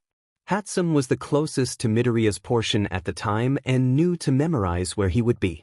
She hovered to where the bracelet was and swiftly picked it up as she sped by. She then got close enough to where Bakugou was to toss it to him. Just as they planned after doing the SW, Hatsum gave a whistle as all the team members went in different directions just in case they could still be seen.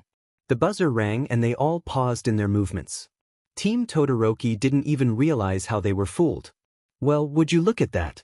Looks like Midoriya hid in the bracelet with his quirk at the last possible second. With all that smoke and at those high speeds, who'd ever think to try and find a tiny bracelet? Midnight just gave a smile and thumbs up. Midoriya had approached me about their emergency plan before the match started to see if it would disqualify them. Considering that he was still in the game and he was still letting the 10 million visible for grabs, I allowed it. After all, it would be no different than if he just shape-shifted into a smaller object. He technically is the bracelet. From Aizawa's seat in the booth, he hid a grin underneath all his bandages. Of course Midoriya would make such a clever backup. He's not sure if anyone had ever done anything like that in the history of the sports festival. It was certainly a one-of-a-kind performance. As Midoriya reappeared from the bracelet, the scores were being announced for which teams were advancing to the next round. "Now, let's see, we've got Team Midoriya in first," said Team all high-fived each other with shared grins. Followed by Team Todoroki for second place. Yaoyorozu did her best to try and cheer Ida up when he began to apologize for his failed plan. In third we've got Team Shiro. Shiro, Uraraka, Ashido, and Tokoyami cheered. Dark Shadow letting out a shout of excitement. Finally, in last place we've got Team Shinso. I thought I saw Team Tetsu there just a second ago. Present Mike announced with confusion. Shinso tried to not look guiltily at his team. He wasn't entirely on board with talking with them and telling what his quirk was, so he just ended up brainwashing them. The purple-haired boy walked away as Ojiro, Aoyama, and Shota, from Class 1B, began to snap out of their hypnotic daze. Ojiro stared at the retreating form of Shinso with uncertainty. It is time, listeners. We're about to soon enter the final round of the tournament. But first, we got our recreational activities. Everyone, go enjoy a nice break before we march back in to see some epic one-on-one matches. Midoriya, may I have a word with you?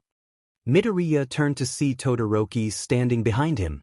Bakugou looked ready to push the guy over while Kirishima just looked unsure. Sure. Kachin, Kirishima, save a spot for me. I'll be back in a bit. Kirishima slightly tugged at Bakugou's shirt to try and guide the reluctant blonde away. The green-haired teen turned back to face Todoroki. He could tell this wasn't going to be a light-hearted conversation. Are you secretly related to All Might? Midoriya just gave a long and slow blink. Excuse me. That was not what he was expecting. Sorry to burst your bubble, but no. Even though I don't know much about him personally, I can tell that he would definitely be a better dad than my own SPRM donor. Todoroki seemed a little startled at the wording. You're what? The green-haired teen just leaned his back against the wall and crossed his arms.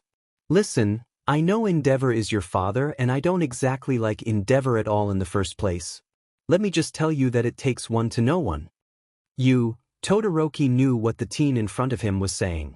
You also have flaming trash as my father. They stared at each other in silence until Midoriya let out a sigh. When he looked up, Todoroki was met with a genuinely sympathetic face. It wasn't the pity he was used to seeing. It wasn't the face of someone who says, I understand, but they had no clue. The cold teen wasn't exactly sure if he should be happy to see someone who can sympathize with him because the implications of that were grim. Todoroki, what's your story? You can keep some things to yourself or everything to yourself. I know not to pry. Heterochromatic eyes met with emerald green. Ever heard of Quirk marriages? Midoriya Izuku has heard of Quirk marriages before. When you have someone like Hisashi as a father, you tend to learn about a lot of illegal subjects. It was a practice during the early Quirk era where people would marry if they had strong quirks and produce children in the hopes of having a child, or children, that had their parents' strong quirk or even a stronger variant. Todoroki's fire was inherited from Endeavor while his ice was from his mother. It was a terrible tale. A man obsessed with winning that he resorted to any means to surpass all might, even if that meant child abuse and the mental decline of a wife he pretty much purchased. When Todoroki ended up being the golden child Endeavor sought for, the man was merciless, constantly training the teen and isolating him from his other siblings. The same siblings who Endeavor deemed as failures. Then, Todoroki just happened to walk into the kitchen where his mother was at the wrong place and the wrong time. Midoriya glanced at the scar marring the left side of Todoroki's face. He couldn't blame the woman for being pushed so far. He knows he has no proof, and he could be entirely wrong, but he feels like Todoroki's mother is sorry for what she did. A part of the green-haired teen wondered if something similar would have happened to his loving mother if she were still alive. I will never use my father's fire. I will never make him satisfied by using my left side. Midoriya didn't like the look in Todoroki's eyes. They were eyes holding an inferno of resentment. Yet, that blaze of resentment was so strong that it made the teen cold like a frozen tundra. It prevented others from getting too close as they would freeze before they could reach the core of Todoroki's mind and feelings. Midoriya was no psychiatrist, but that was an unhealthy sight to see. Then why don't you use it for yourself? Is it not your quirk? Todoroki stared as if he didn't understand what was being said. If Endeavor wanted to activate his fire quirk right now, would your left suddenly act on his command? Doesn't it only turn on if you want it on? Does it not reach wherever you want it to reach? Do you not make it move where you want it to move? You keep saying his quirk, and it sounds like he keeps saying you have his quirk, but you don't. Midoriya met Todoroki's stunned gaze. Todoroki, tell me this. Is the name of your quirk Hellflame? No, but that's right. It's half cold, half hot. I bet you can't even do a majority of what Endeavor can do either. Todoroki couldn't deny that. His flames could never reach such intense temperatures as his father's, and he couldn't do anything more than normal flames. You don't know that. I haven't truly trained with my fire. I probably could do what Endeavor can. Do you want to use your quirk that way? Todoroki blinked. Your quirk, your limits, and your choice. He can say whatever he wants and demand whatever he desires, but you are Shoto. You are nothing more than a separate individual with your own thoughts, feelings, and skills. Is it really that hard to understand, or are you comparing your quirk so heavily to Endeavor's that you are merging your own identity with his? Midoriya could see that the teen in front of him had no response. We should return to the cafeteria. It would do no good for us to be hungry when the final event starts. We'll all need the energy. The area was full of silence as Midoriya began to turn away. Wait! The green-haired teen turned around. What about you? Midoriya held back a sad smile. You'll have to be more specific than that, Todoroki-kun. Your father. What have you been through? Todoroki struggled to choose the right words, his mind filled with the words Midoriya had brought to his head. It was like his mind was instinctively trying to find the flaws and justify why Midoriya's reasoning is wrong. He breathes fire like those dragons from those fantasy games. He's not a friendly NPC either. Todoroki knew what it meant to hide behind a mask.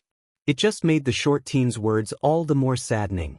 He could see Midoriya's emerald eyes hold back that floodgate of pain. The kind you give a single glance at and you can tell it's gone on for years. Unfortunately, I'm not at a high enough level to beat him. It's a bit annoying, you know.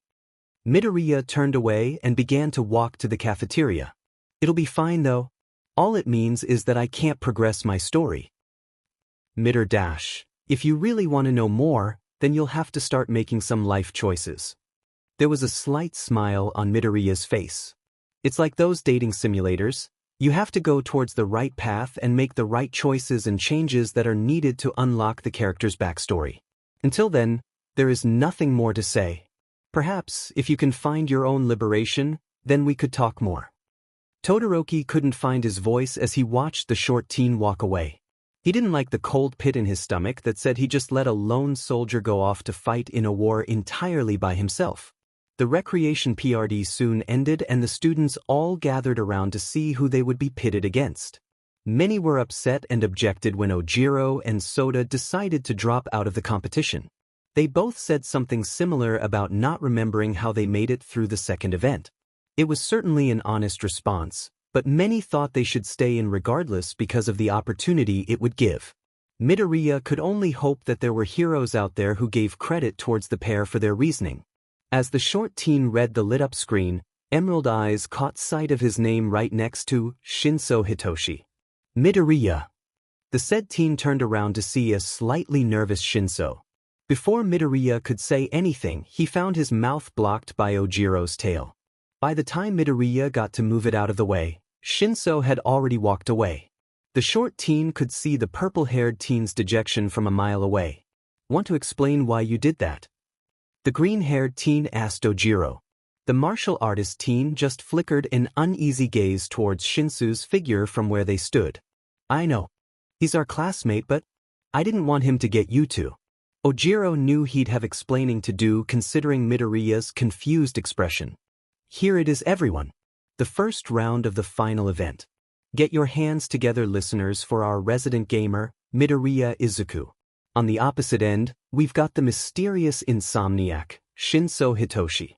Both are students of Class 1A. Got anything to say, Eraser? Present mic could be heard saying. In the announcer's booth, Aizawa was staring at Shinso's student profile. It is very impressive that Shinso managed to make it into the hero course considering how biased the entrance exams are. It is illogical how those with mental quirks, or those who just don't have a battle-suitable quirk, are forced into failure because the entrance exam caters towards those with more destructive quirks. It is quite annoying. Midoriya watched his opponent across from him. The purple-haired teen held more anger in his eyes compared to when Midoriya saw him earlier.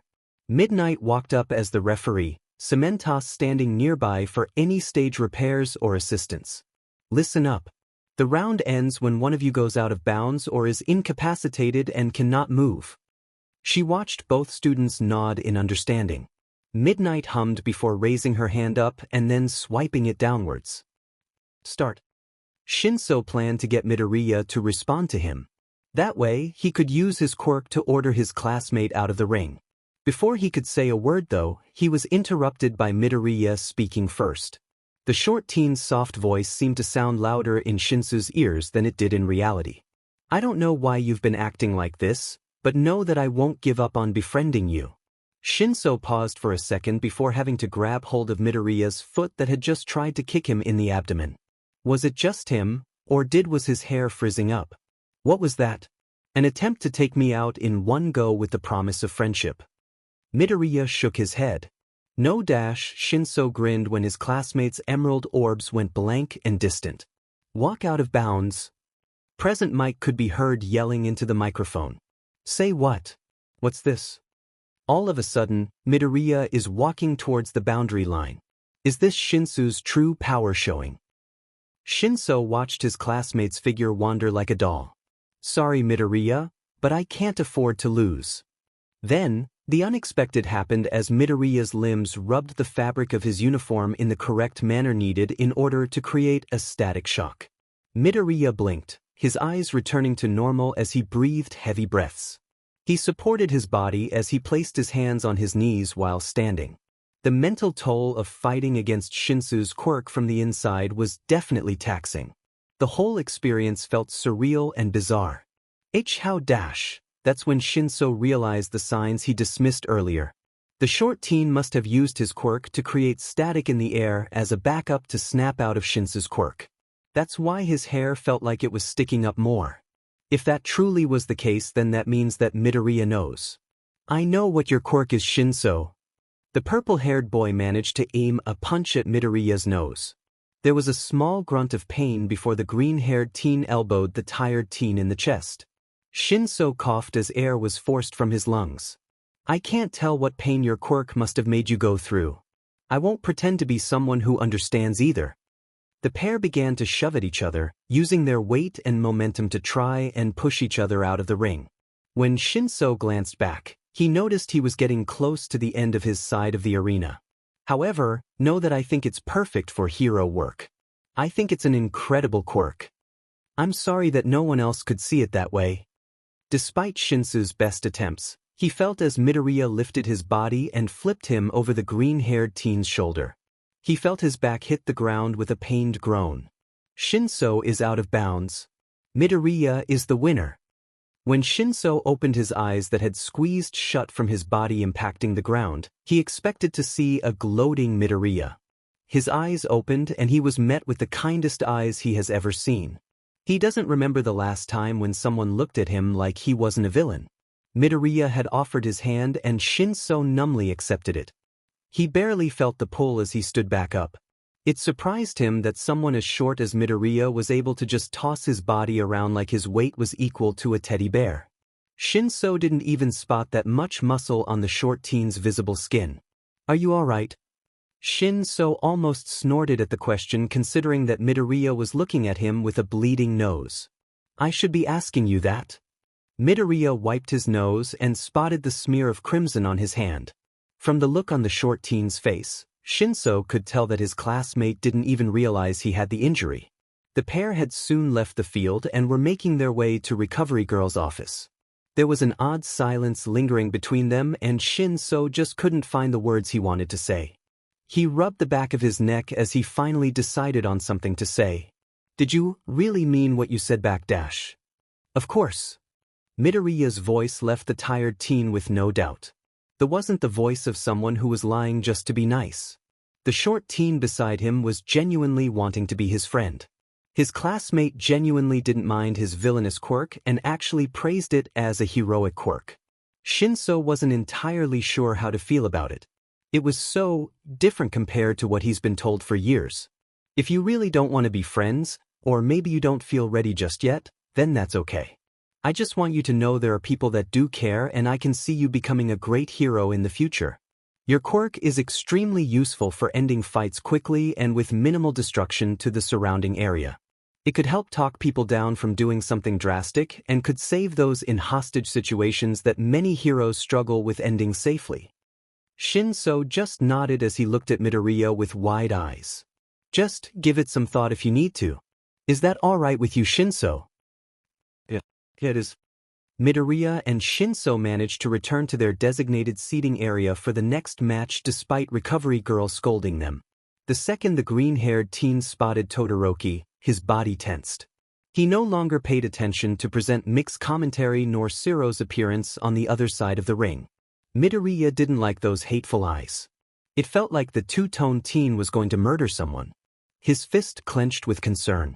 Bakugou's eyes narrowed as well at the sight of Todoroki's expression. He wasn't stupid. He could tell there was something very wrong going on. Midoriya and Bakugou glanced at each other before redirecting their gaze back to the match. At first, the fight was going quite normally. Siro had shot a line of tape from his elbow as it wrapped around Todoroki's still body. Before the teen could swing Todoroki out of bounds, the entire atmosphere was being consumed with a frigid cold. Midoriya and Bakugou's eyes had widened at the temperature change and the appearance of frost on Todoroki's exposed arms on the teen's right side. The rest of their class was startled at the pair's synchronized shout. Duck! A ringing noise like that of glass filled the air as everyone gasped in shock. When Midoriya finally deemed it safe, he glanced up. His eyes widened in awe at the gigantic glacier that Todoroki had created. The short teen looked around to see if everyone else was alright, only to see them staring in just as much shock as he was in. "Holy shit, you icy hot beaky," Bakugou muttered. It took some time before it was confirmed that no one else got hurt from the iceberg-like structure. Only Siro ended up trapped, and he was lucky to not get hypothermia from the frigid cold of it all. Even Midnight had parts of her body encased in shards of ice. Midoriya's gaze narrowed as Todoroki helped in finally melting the monstrosity the boy had created. The green-haired teen watched as the cold classmate walked off and out of the arena. Midoriya exchanged a few short words with Bakugou before chasing after Todoroki. He needed to know what happened. His mind kept replaying the sorrow and loneliness that he felt from watching Todoroki melt his ice to free Siro. He didn't mean to freeze Siro like that. He honestly didn't mean to. Before he left for his match, his father cornered him and made him so full of anger. If he were to describe it, he'd say it was like a match to gasoline within a box to trap it inside. Then he had to release his ice to win the match, and that box bursted open. Todoroki knew he could create huge glaciers of ice, but it didn't sit well with him when he thought about his actions now. That ice of his could pierce flesh. It could have killed someone regardless of the freezing temperatures it would bring. A small part of his mind remembered how it went straight towards where his classmates were seated. He was glad that Midoriya and Bakugou seemed to get everyone out of the way. Were his movements so obvious that the pair were able to tell what he was about to do? As he walked through the empty halls, he glanced up at the sound of heavy footsteps and warming air. Endeavor was standing in his way, wasn't he? Shoto, that was disgraceful. I told you to use your fire. I told you that I refused to. Endeavor was met with his son's cold gaze. The man just glared back. You can't expect yourself to keep this rebellious phase up. One day you will use those flames. Todoroki felt a growl from his throat. I told you. Within a moment, Todoroki's vision whipped to the side. He slowly raised a hand to his cheek where Endeavor had backhand slapped him. My patience is running thin with you, Shoto. The teen just spat at his father's shoes with disgust. He swore that Endeavor's rage caused some veins to bulge as the man's hand reeled back for another slap, or maybe even a punch. Todoroki shut his eyes, body tensing, as he waited for the inevitable impact. The teen felt nothing, but his ears did pick up on Endeavor hitting something. When he opened his eyes, he caught sight of a ripple of green light that took the form of some sort of shield. Todoroki raised a hand towards what seemed like empty air. The second his hand touched that invisible wall, another ripple of green temporarily revealed the fact that there was some sort of barrier there. His eyes recognized that color. What do you think you're doing?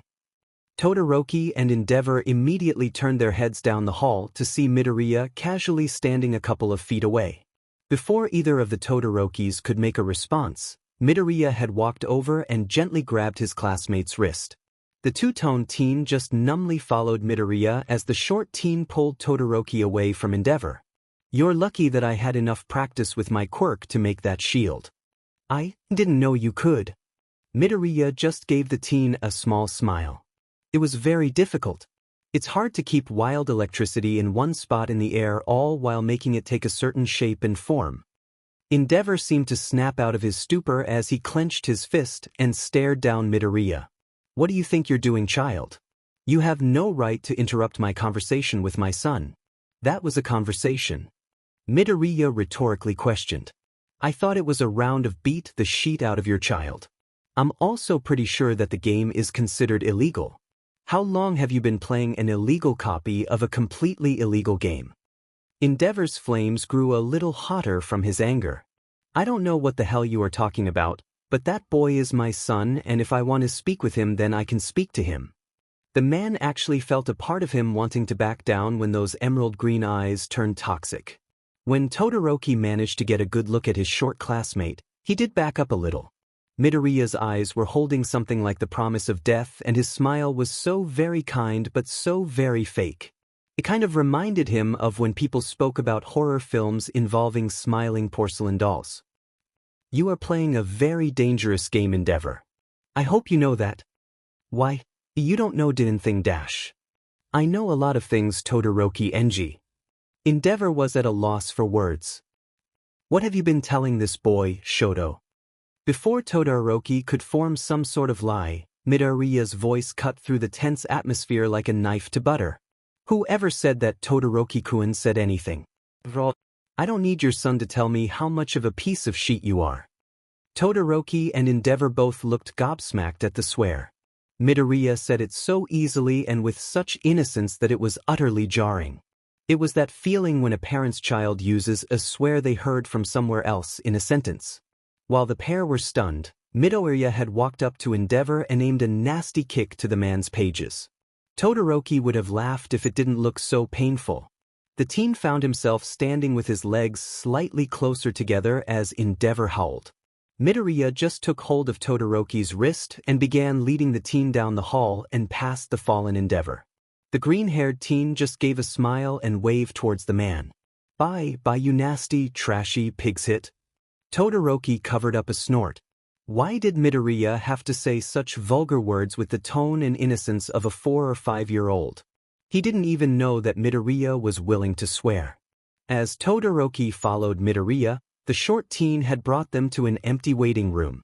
The two-tone teen watched as his classmates searched around until the green-haired boy found some blankets that were stored away. Midoriya. The short teen seemed to not have heard him, or maybe ignored him. Eventually, a nest made of blankets was formed in the far corner of the waiting room. Todoroki then found himself being pulled towards it and forced to sit in it. Rest. You'll need it. Todoroki heard his classmate's soft voice say. What about the matches dash? Just rest, Todoroki-kun. I'll make sure no one disturbs you. With Midoriya's stern, but caring, gaze, Todoroki knew there was no arguing about this. Midoriya stood guard, even petting Todoroki's colorful hair. Todoroki soon found himself falling into a peaceful sleep he never realized that he needed until now. Is this what it's like to have a friend? Todoroki decided that maybe friends were an okay thing to have. The next time Todoroki woke, it wasn't due to his father shouting about training. It was just some gentle shakes to his shoulder provided by Midoriya. The two-tone teen rubbed the sleep out of his eyes as he tried to tune in to what his classmate was saying. The XT match is Kacchan and Uraraka. I didn't want to just leave you here. Sorry for waking you up. His gaze reached Midoriya's eyes. If you wanted to go watch the match, I'd be fine with it. Besides, I'd like some time to just stay here and think. Midoriya looked at him with hesitance before nodding and leaving the room. Before the short teen closed the door, Todoroki heard a quiet, "Call me if you need me." Once the teen stopped staring at the door his classmate just left through, he pulled out his phone to check his contacts. Of course, Midoriya added his contact information while he was asleep. With a sigh, Todoroki leaned his head against the wall behind him as he stared distantly at the ceiling. Uraraka-san. The brunette turned to see Midoriya enter her waiting room. She flashed the boy a smile, but it was obvious that it was wavering. Will you be all right? You are facing Kacchan after all. Uraraka was trembling from her nerves, doubts, and anxieties. How could someone like her ever beat someone as strong as Bakugou? I don't know if I can win. He's so strong physically, he probably doesn't even need to use his quirk to take me out. Though it would give me better chances, she startled slightly when Midoriya placed a comforting hand on her shoulder. Even if it's hopeless, even if the odds are against you, and even if it's clear that you won't win, you still gotta put everything you got into it. That's what this whole event is about. Even if you don't win, at least you can prove to the world that you are strong and capable. I believe in you, Uraraka-san.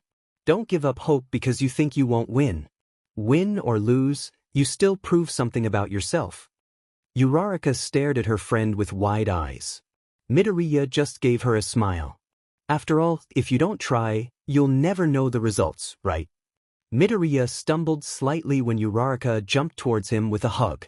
As he patted and rubbed her back comfortingly, he couldn't help himself from thinking how nice it felt to be hugged. Bakugou helped a lot with making up for Midoriya's lack of physical affection that was lost with Inko. The blonde overall wasn't very open with his emotions, so sometimes Midoriya could see his blonde friend feeling awkward about it. That didn't mean that Midoriya didn't appreciate the effort Kacchan put into caring. You should get going, Uraraka-san. It'd be bad to be late for your own match. When the girl pulled away, Midoriya could see that the brunette had cried. Uraraka wiped away the remaining tears before giving a determined expression. Midoriya gave the girl a thumbs up. Here we are with the next match, folks. Both are Class 1A students. Welcome in our explosive blonde, Bakugou Katsuki, and our resident floaty girl, Uraraka Achiko. Present Mike introduced. Bakugou's red gaze honed in on the nervous form of Uraraka. The girl gulped before steeling herself for what was to come. The blonde across from her seemed to grin at the change in attitude. Both contestants were ready to go. Midnight soon raised her hand into the air before quickly swiping it downwards. Start. The second the signal was given, Uraraka charged towards Bakugou. From the start, the blonde has an advantage over her, and the only way to fix that is by making him play by her rules. Just one touch and she can make him float out of bounds. As she expected, the moment she was close enough, she was blasted back by an explosion.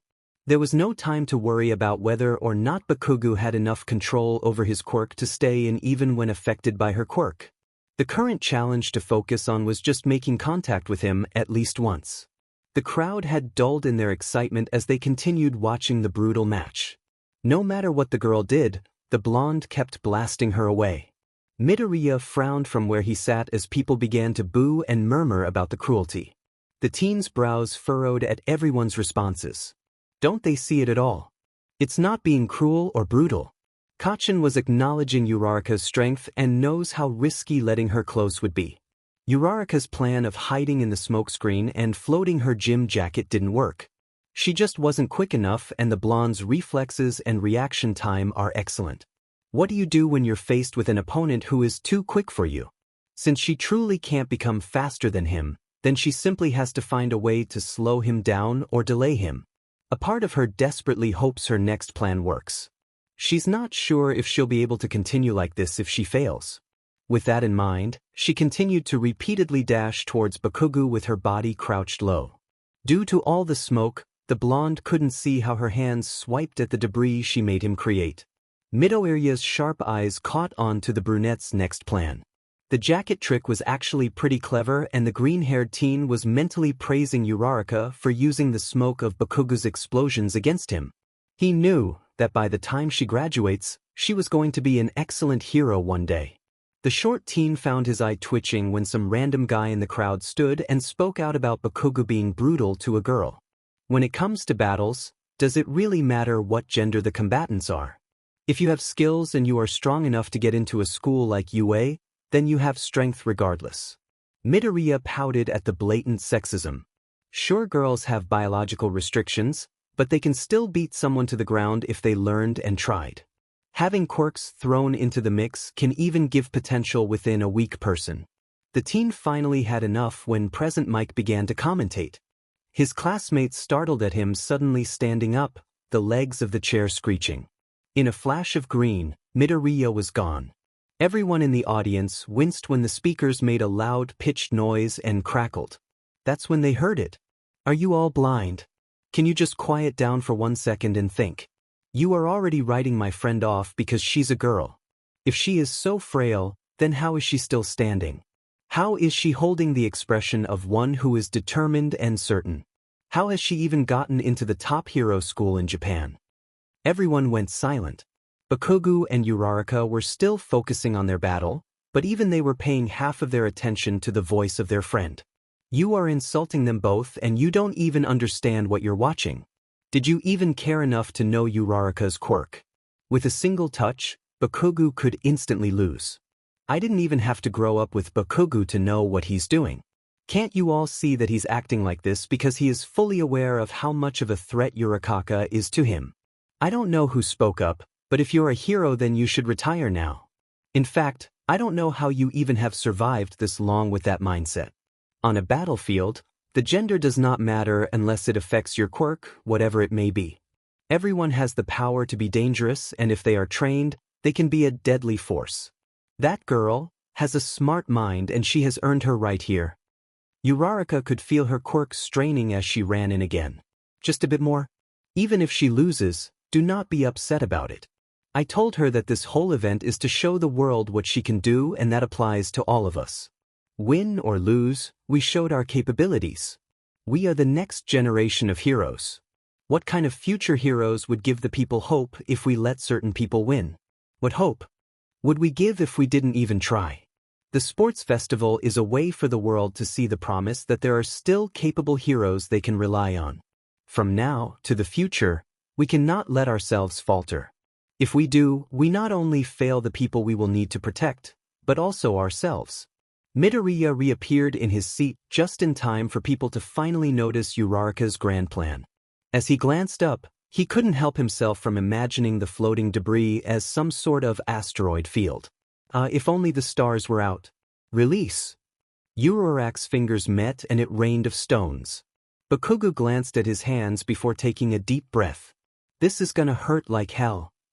He lifted his palms into the air as he began to form a large explosion.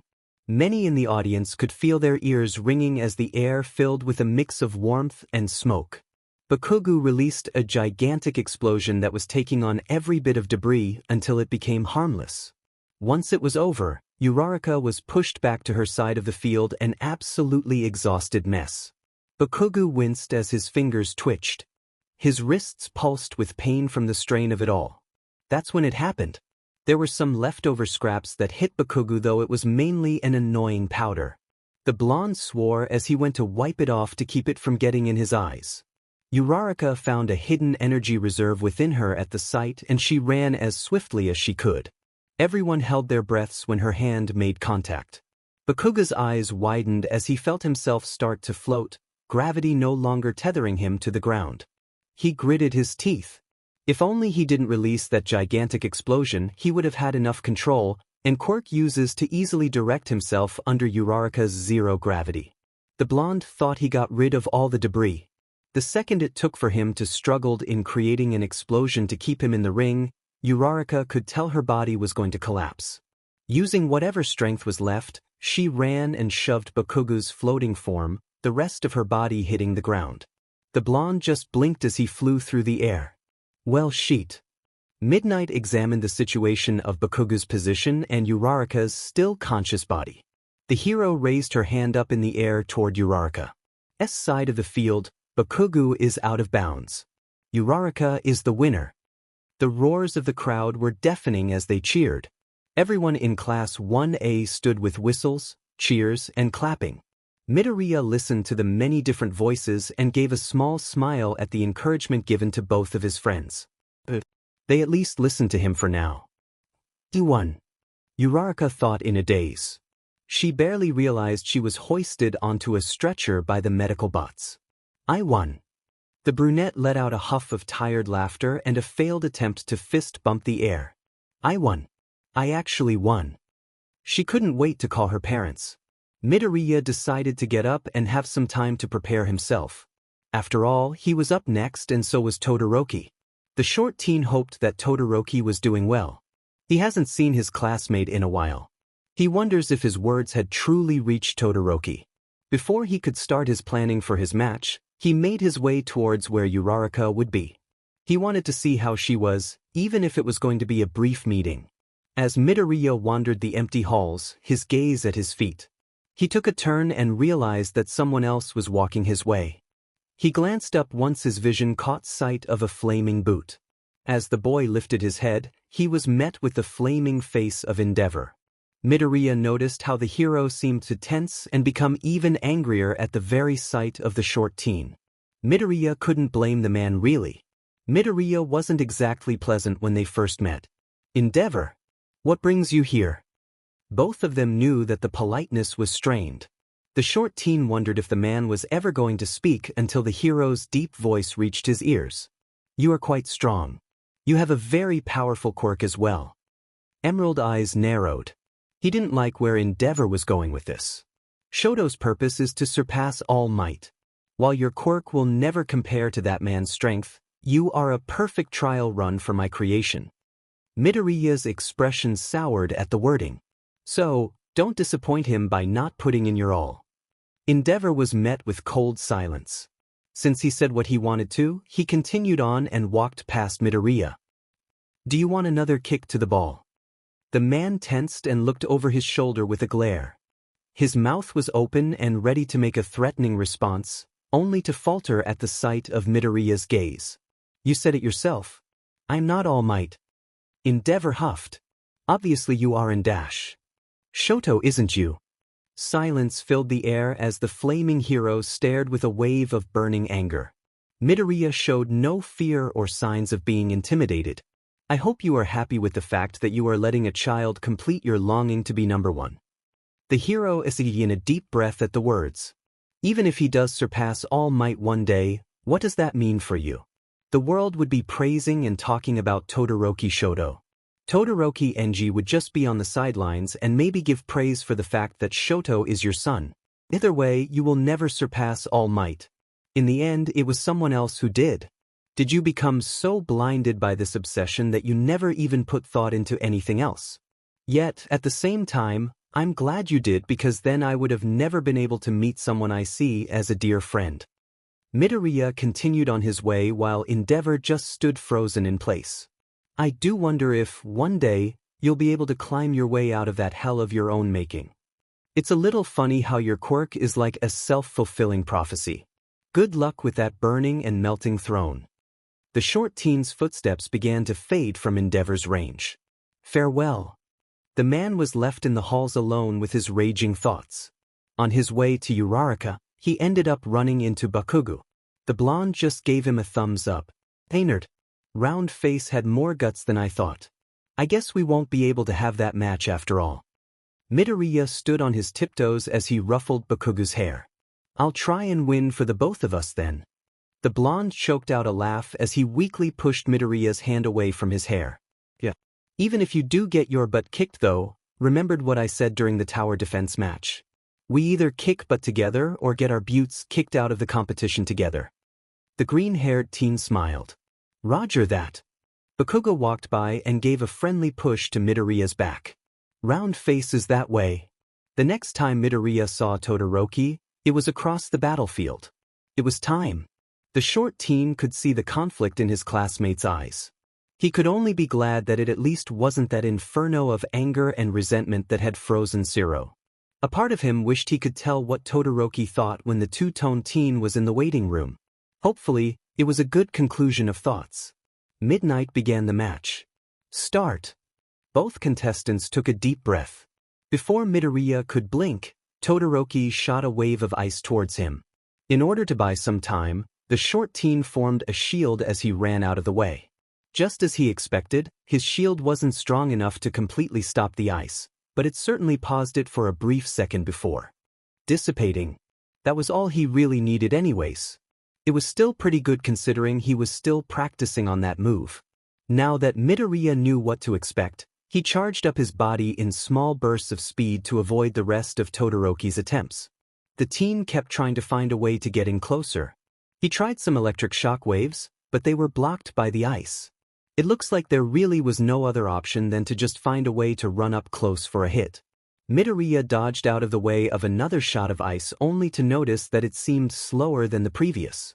Now that he thought about it, Todoroki's ice attacks were getting gradually slower in speed.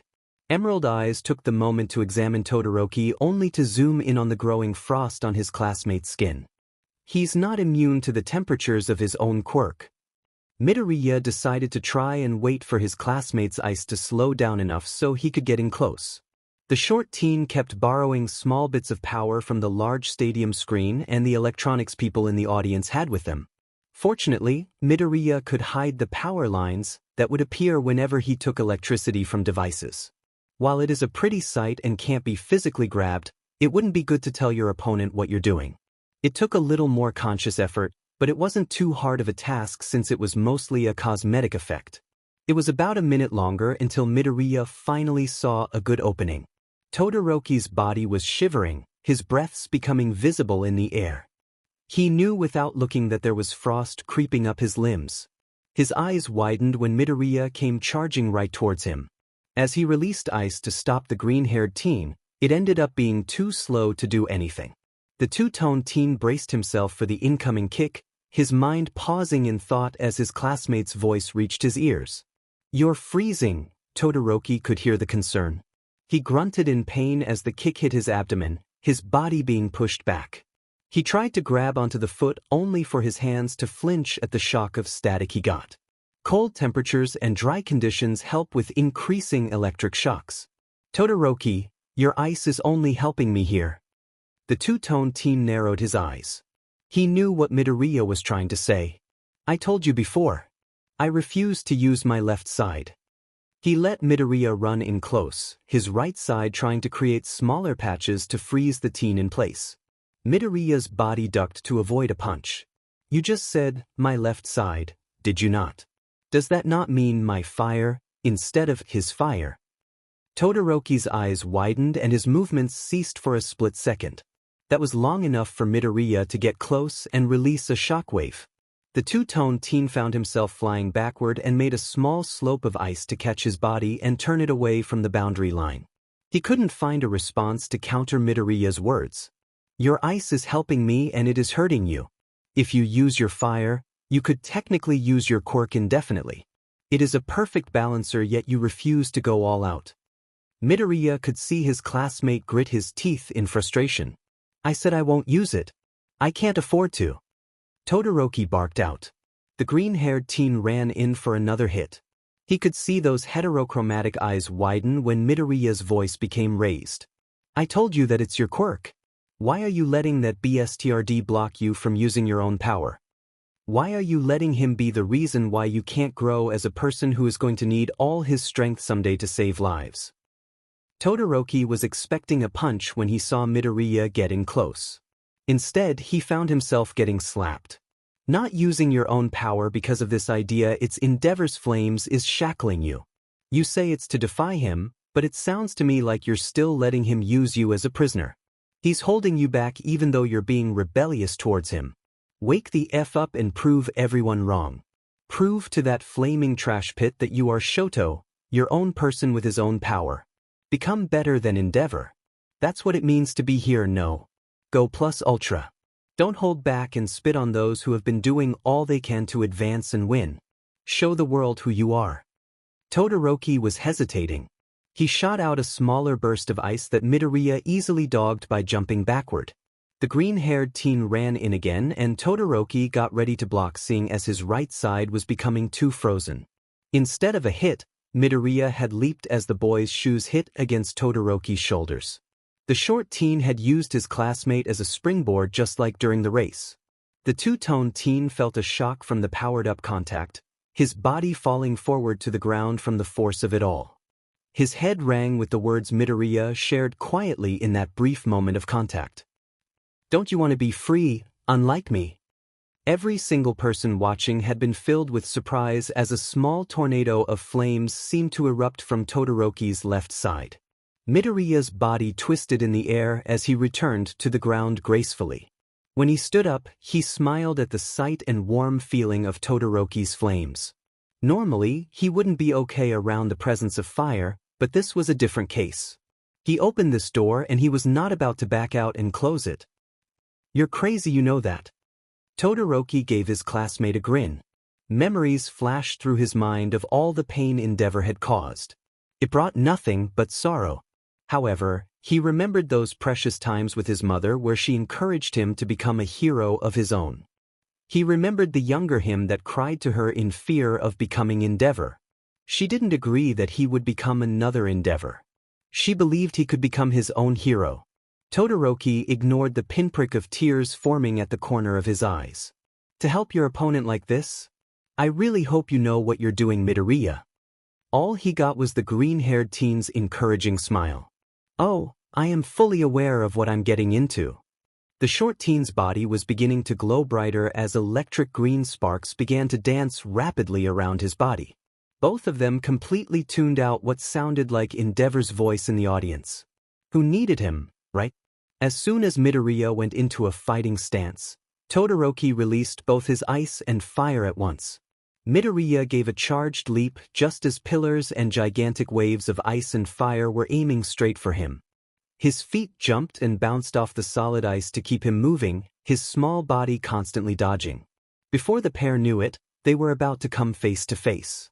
Todoroki stood, his head rising up to meet the form of Midoriya in the air who was falling towards him. Ice was destroyed and flames became a large flare and blur. Todoroki raised his hand to release one final move, Midoriya's body practically being lost in the amount of green light the short teen was about to release. "Thank you, Midoriya." The rapidly cooled and warmed air created an explosion. Everyone's hair was becoming slightly fuzzy and raised. They all began to cover their face from the massive rush of wind. Meanwhile, Cementos did his best to raise concrete walls to keep the debris from hitting anyone. The teachers were too late to try and stop the fight, but Midnight and Cementos had doubts that some concrete walls would have stopped this impact at all if they made it in time. By the time it was safe to finally look at the results, the entire field was a mess. The visibility was taking a while to become clear due to a mix of kicked-up dust and steam. Midnight's body leaned as she tried to get a better view of what happened to the pair of students. Eventually, the cloudy curtain cleared. The R-rated hero raised her hand to call the match results. Midoriya is out of bounds. Todoroki wins. The crowd exploded with cheers. It didn't matter who won or lost anymore due to the absolutely fantastic display of power the public saw. There were cheers aimed at both of the students and the battle in general. Todoroki breathed heavily, the flames taking half of his gym shirt as he stood within the boundaries of the field. His eyes finally caught sight of Midoriya's slumped figure that had ended up launched toward the stadium wall. He swallowed and made him way over to make sure the short teen was all right. When Todoroki got close, he was glad to see that Midoriya's body was visibly showing signs of breathing despite being unconscious. It seemed to be heavy, but at least that meant Todoroki didn't go too far and kill his classmate. It was when Todoroki crouched down to check for injuries did he notice something strange. Due to his flames, it was obvious that something as flammable as fabric would burn away, but he was expecting to see the expected muscular chest. Instead, he saw female BRSTS and noticed some broken straps to a couple of layers of sports bras. With the broken supports, the articles of clothing weren't able to keep Midoriya's chest as flattened. Todoroki was confused. Midoriya was a male, wasn't he? The two-toned teen looked around and noticed some medical bots making their way over. He had a feeling that this was supposed to be private information. Thankfully, Midoriya's side of the ring was the farthest away from all the reporters. That then made Todoroki panic a little. If Midoriya was hiding her gender, then that means everyone would see it if she had to be put onto the medical stretcher. It wouldn't make sense if everyone saw Midoriya be put face down onto the stretcher. The two-toned teen sighed before using his remaining energy to at least carry Midoriya to Recovery Girl. There was only one way of holding her that he could think of that would keep her chest out of view. Todoroki ended up holding her as if he was cradling a baby to his chest, but it was instead a short teen girl. He adjusted her legs that hung around his waist and did his best to keep her front hidden as he made his way back into those empty halls. The nearest exit was on Midoriya's side of the field. He briefly heard Midnight cooing about his sportsmanship behavior and how caring of a fellow classmate he was being. Todoroki was taught enough about the news though to know that carrying Midoriya so strangely like this was bound to get some rumors and gossip out. He hoped it wouldn't get too out of hand. The teen tensed when he heard two pairs of rapidly approaching footsteps. A panicked Bakugou and worried Kirishima rounded the corner, running over when they saw those familiar green curls. "Is Aizu okay?" Bakugou growled out. The two-toned teen blinked. He never saw the blonde so out of it. "She's fine." He didn't realize what he said until it was out. Bakugou roughly grabbed Todoroki's only free shoulder, red gaze narrowing. "You know, how?" Todoroki slightly moved Midoriya away from his chest so they could see. Kirishima was looking between the blonde and Todoroki with slight anxiety and awkwardness. "So, Todoroki knows now," the redhead spoke up. "You better not offend just say a demon word. Got it you icy hot BSRD." Bakugou hissed. The teen just nodded. "I didn't plan to tell the moment I found out. I could tell it was supposed to be something Midoriya kept to herself. Besides," he looked down at Midoriya, "I think we became friends or something now. Is that how friendship works?" Bakugou just face-bombed as Kirishima looked at Todoroki with confusion. "Dude, have you, ever had friends or something?" Kirishima just stared at the causal, what Todoroki had given him. Bakugou just gave a long sigh as he stared at the ceiling in disbelief at how he is surrounded by idiots. Alright. We'll discuss this with Aizu later as a group. She gets the final say now that you know. The blonde began to walk away, his head looking his shoulder. Oh, are you gonna follow or not? Recovery girl is this way. Also, you better keep calling Aizu a guy with the pronouns and stuff unless there's absolutely no one else to hear. Recovery girl had her office door open to reveal 4 teens, 2 who actually needed medical attention. She could only sigh at the amount of trouble the youth get into these days. By the time the rest of Midoriya's friends had arrived to check up on him, Todoroki was already cleared to go. Shoto, I'm proud to see that you have finally broken that rebellious phase of yours. Todoroki turned to see his father. He aimed an apathetic expression at the hero. So, what do you mean so? That left side of yours does need work since you refused to train it, but I am proud to finally see you make progress for once. By the time you graduate UA, you'll be working by my side. I never needed you. Endeavor froze at the words, the burning feeling of irritation and confusion beginning to appear. What are you talking about, boy? I only used my fire because I was told it never had anything to do with you. In fact, they were right. When I used my flames, I didn't even have you in a single one of my thoughts. Todoroki walked past the stunned Endeavor. I'm not exactly sure what this means moving forward, but for now, I'm glad. I'll become my own hero and this is just a step in the right direction. I never needed you in the first place. Endeavor was left standing in those halls alone. The next time Midoriya woke, his eyes had to squeeze shut at the sight of shining lights. He took some deep breaths and tried to figure out what was happening. The last thing he could recall was fighting Todoroki. Did I black out? A few rapid blinks later, his emerald eyes began to finally adjust to the bright world. His back was being cushioned and he realized he was lying down. He sat up sluggishly as he turned to look around. He was in Recovery Girl's office. Did that mean he lost? How long has he been out? You're awake, I see. Midoriya then noticed Recovery Girl at her computer. She must have been busy doing medical work. A part of his mind wondered what type of work she does as a healing hero. That then just brought a lot of saddening thoughts. After all, time catches up to everyone eventually. He wonders what awaits the future once Recovery Girl and her amazing talents have left this existence.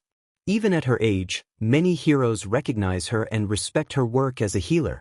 There are plenty of people in the world though, and there would no doubt be more people out there already who have healing quirks just as good as Recovery Girls in their own way. Yet, that just left a sour taste in his mouth at the thought. It felt too much like throwing Recovery Girl away and simply replacing her.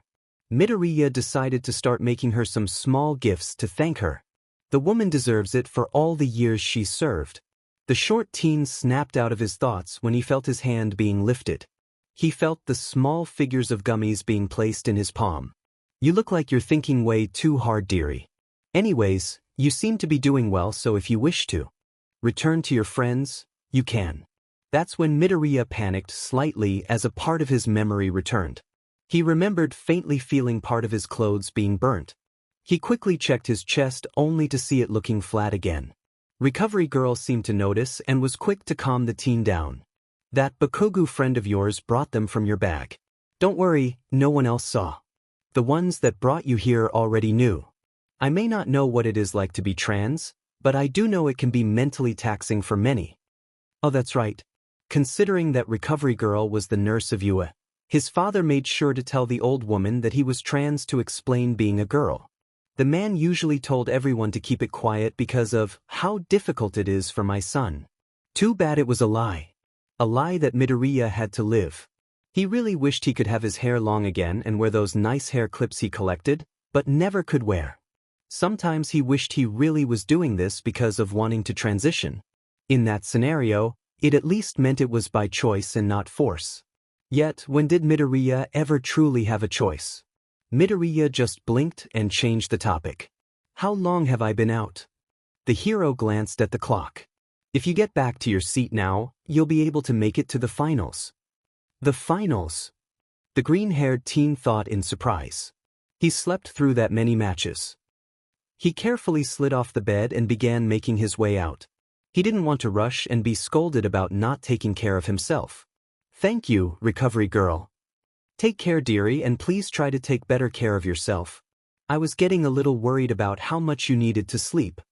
The woman watched as Midoriya exited her office before returning her gaze back to her computer.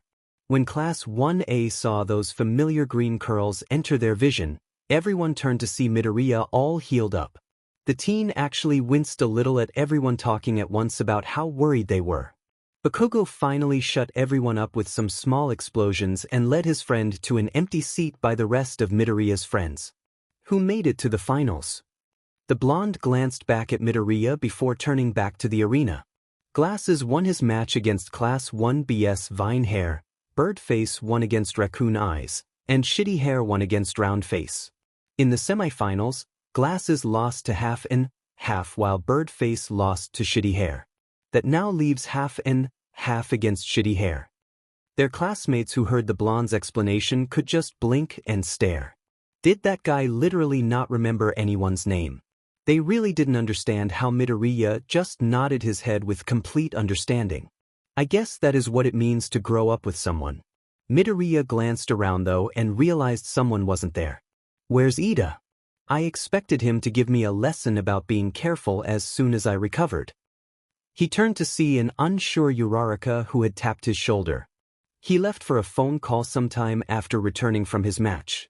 Then, he came back to tell us he had to leave for a family emergency. I really hope everything is alright, it sounded kinda serious. Midoriya's brows furrowed with concern. I see. He'll have to text Ida later to see if his friend was doing okay. Anyways, how did the matches end?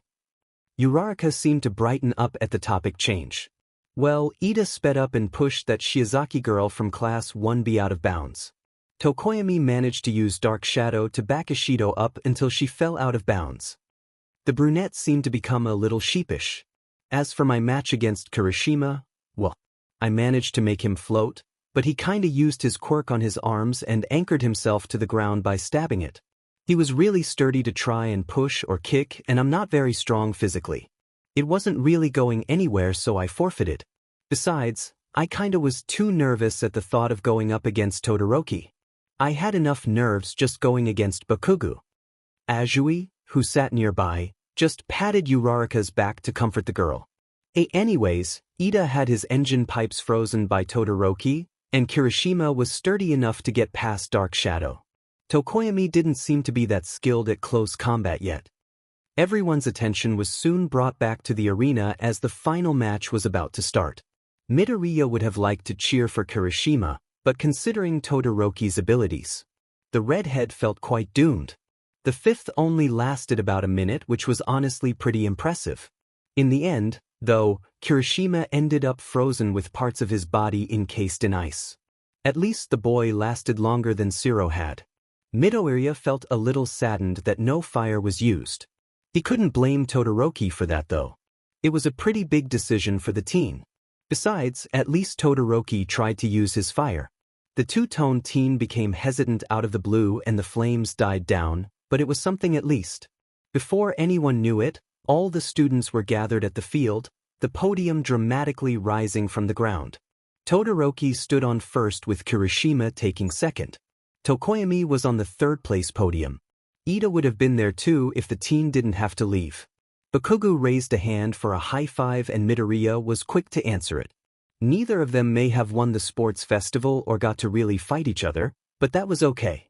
Between the two of them, they had their own silent and private celebration for trying their best while the public cheered for the displayed winners. All Might had jumped in, giving the winners medals and words of encouragement before the ceremony came to a close. Thus, the UA Sports Festival was over before they knew it. Aizu, there's something you have to know. Midoriya turned from his game. His clothes finally changed from the gym uniform into his casual clothes. As he stared at Bakugou, he tilted his head in confusion. The icy hot BSRD knows. Midoriya immediately paused his game. How? Bakugou just sighed, looking around to make sure no one was going to walk into the boys' locker room. The only people still around were Kirishima and Todoroki, who were waiting outside the locker room for Midoriya and Bakugou. Do you know how you got to recovery, girl? The blonde watched as his friend shook his head. Oh. Half ended up carrying you like a baby to his chest to keep your gender a secret. That SPRM donor of yours would have been absolutely sad if you were revealed to be a girl on national television.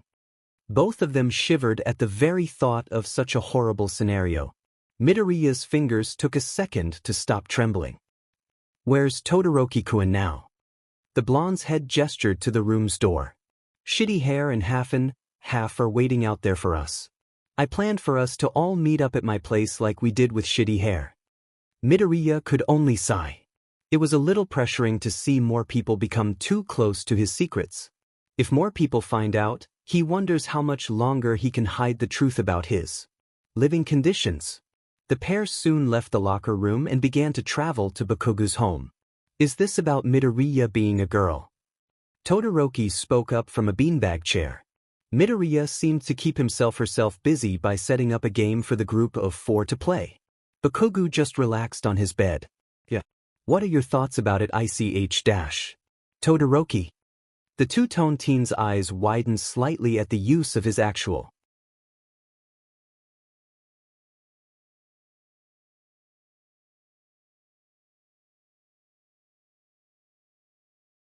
name before responding with a short moment of silence. I honestly don't see the point in making a big deal about it. Midoriya is still Midoriya, right? Due to Midoriya's back being turned towards the group, no one noticed how she seemed to smile a little. It was nice to know this secret wasn't causing her classmates to judge her so far. To us. Nice to feel accepted as herself. Good to know. Bakugou's red gaze then caught sight of the game disc Midoriya had put in. Kirishima and Todoroki just looked at the blonde with confusion as Bakugou muffled a yell in his pillow. Since there's 4 of us, I thought this would be perfect to play. Midoriya had spoken up. Aizu. Bakugou growled. You know what happens every time we play that forbidden party game. Midoriya just shrugs in response, ignoring the blonde's internal suffering. What's wrong with this game? Todoroki questioned. To be honest, he never actually got to play video games for obvious reasons. Kirishima looked on at the new game that seemed to be displaying an intro full of colorful themed boards that looked like digital board games and a bunch of strange characters. Todoroki actually walked up and seemed to stare at the game console. It said something about N and 64. Either way, Kirishima and Todoroki could tell it was a very old game, especially once they saw the publishing date for it. Yup. A really old game. Though it does look fun. Midoriya had finished passing the very strange fork-like shaped controllers around. She gave a small fist pump to the air. It's a Midoriya party. Once Midoriya and Bakugou managed to get the other 2 more informed about how to play, that's when the true chaos began. In the end, Midoriya was peacefully chilling in front of the TV while Bakugou locked himself in his bathroom to scream his frustration out. Todoroki just blinked with absolute confusion while Kirishima was lying on the floor like a corpse. You could see the pain on his face. The screen had a midget-sized character that looked to have a giant mushroom as a head, displayed as the winner. Todoroki just glanced around. That's my character, right? So, I won. Why is everyone upset though? It's just a game, is it not? Kirishima could be seen face-palming at Todoroki's cluelessness. Dude. You really don't understand the pain. This game ends friendships. The two-tone teen just stared at Midoriya. Then, how are we all still friends? Midoriya could only sigh as she tried to explain. Todoroki had a lot to learn about the art of gaming.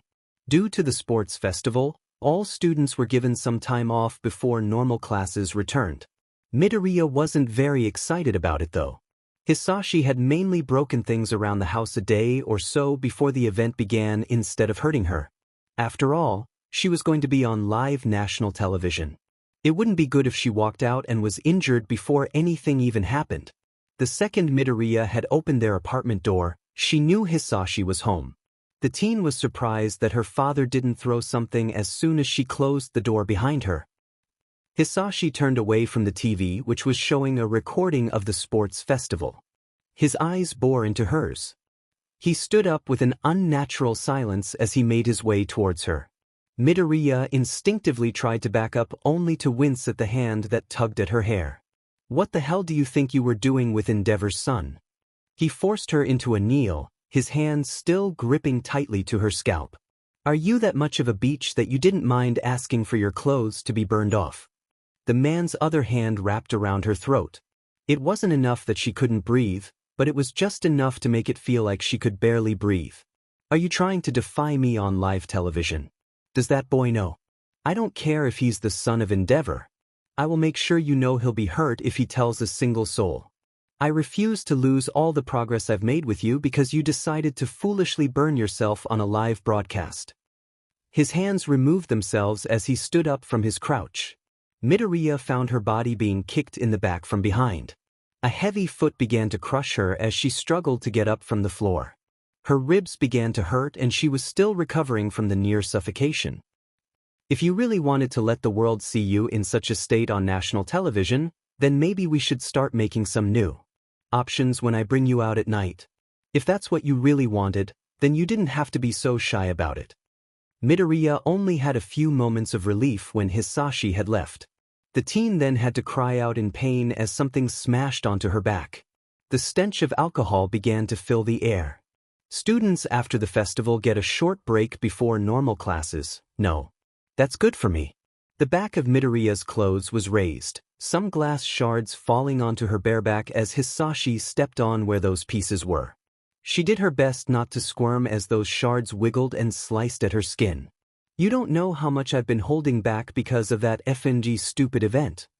Before her many hours of hell began, Midoriya could only hold on to the good that the sports festival brought. Her mind tried to focus on the possible befriending of Shinso and the newfound friendship with Todoroki. Midoriya could do this. She was strong enough to endure being trapped with Hisashi. After all, she was used to knowing his place. "Daddy!" the little child called out. Her parents' room was dark as she opened up the partially closed door. There was only the glow of a computer screen to act as a light. In the chair in front of it was the hunched figure of her father. There were strange bottles that smelled gross surrounding the desk surface. The child also noticed many old family photo albums that were carefully placed on the untouched bed. Her father hadn't been sleeping well lately and had always avoided sleeping in this room ever since. "Well, Daddy." The man seemed to blink a few times, barely noticing the small steps that made their way closer to him. The young girl couldn't read very well yet, but she was able to tell what the man was looking at. It was an article about the pharmacy that was set on fire. "What do you want? Can't you just go play somewhere else in the house?" His voice was groggy, his eyes red from his many tears. I wanted to see if you're okay. Why you haven't really been dash." The man growled as the girl's pitcher voice grated on his intoxicated mind. "Shut the F up. Of course, I'm not fine DMN it." He blinked when he felt something leave his hand. Did his body move? He doesn't remember moving. Following the vague feeling was the shriek of a little girl. When he actually looked, he noticed how his daughter's arm bled. The girl sobbed as she tried to move only to accidentally step on top of the glass shards that were scattered on the floor. The liquid that was inside burned and stung her wounds as she suffered. The man blinked a few times before rushing in to pick his daughter up from hurting herself further. Sheet, OF-DMN it all. He rushed her to the bathroom where the first aid was and did his best to fix up his daughter's wounds despite the migraine in his head. As the child cried, she barely took note of how her father spat out rapid and sloppily pronounced apologizes. Meanwhile, the man could only think of how his child was in agony because of him. His chest felt heavy. And not even his hangover could block the guilt that tormented him. If it really hurt that bad to see his child suffer like that because of him, then why did a small part of him feel satisfied? The man was scared to let this feeling grow. What would his sweetheart think if she were here? If she were still alive and well? It was the alcohol he blamed. He decided that he should stop it. A few weeks later, the grief became too much. The child watched as her father came home one day with packages full of those gross-smelling bottles that hurt her so badly. She was scared of them and decided to stay away from her father until she was sure the bottles were gone for good. The man, so lost in grief, began to feel lonely. Then he began to feel frustrated at how his child avoided him like the plague. Frustration blossomed into anger as his mind began to form ideas as to why his dear child stayed away from him. She hates you, she blames you, it's your fault. That feeling from when he first hurt her then began to creep back up. He finally managed to confront his daughter. She looked like a frightened animal ready to bolt. Why was she making him suffer like this? Can't she see he's already suffering enough? He lost his wife. His sweet, lovely, and appealing wife that shined a light on his life. His child was isolating him and making him suffer. Why was she making his pain worse? Did she want him to die from loneliness? The next time he heard his daughter, the guilt crawled back. However, another feeling appeared. As he watched the curled-up figure of his child, who cried from the harsh kicks he had given, he felt a little less lonely. He didn't want to be lonely anymore. Why was he stuck in his own grief while his child still managed to smile and play, and go outside like normal? He didn't want to suffer in his dark corner all alone to perish. He'll carry his daughter with him to that pit of misery so he can have her comfort. If they suffer together, then they won't have to be so far apart anymore. After all, misery loves company. Even if he drowns in guilt, he's just too desperate. He hates being lonely. He remembers the days where he was nothing but lonely.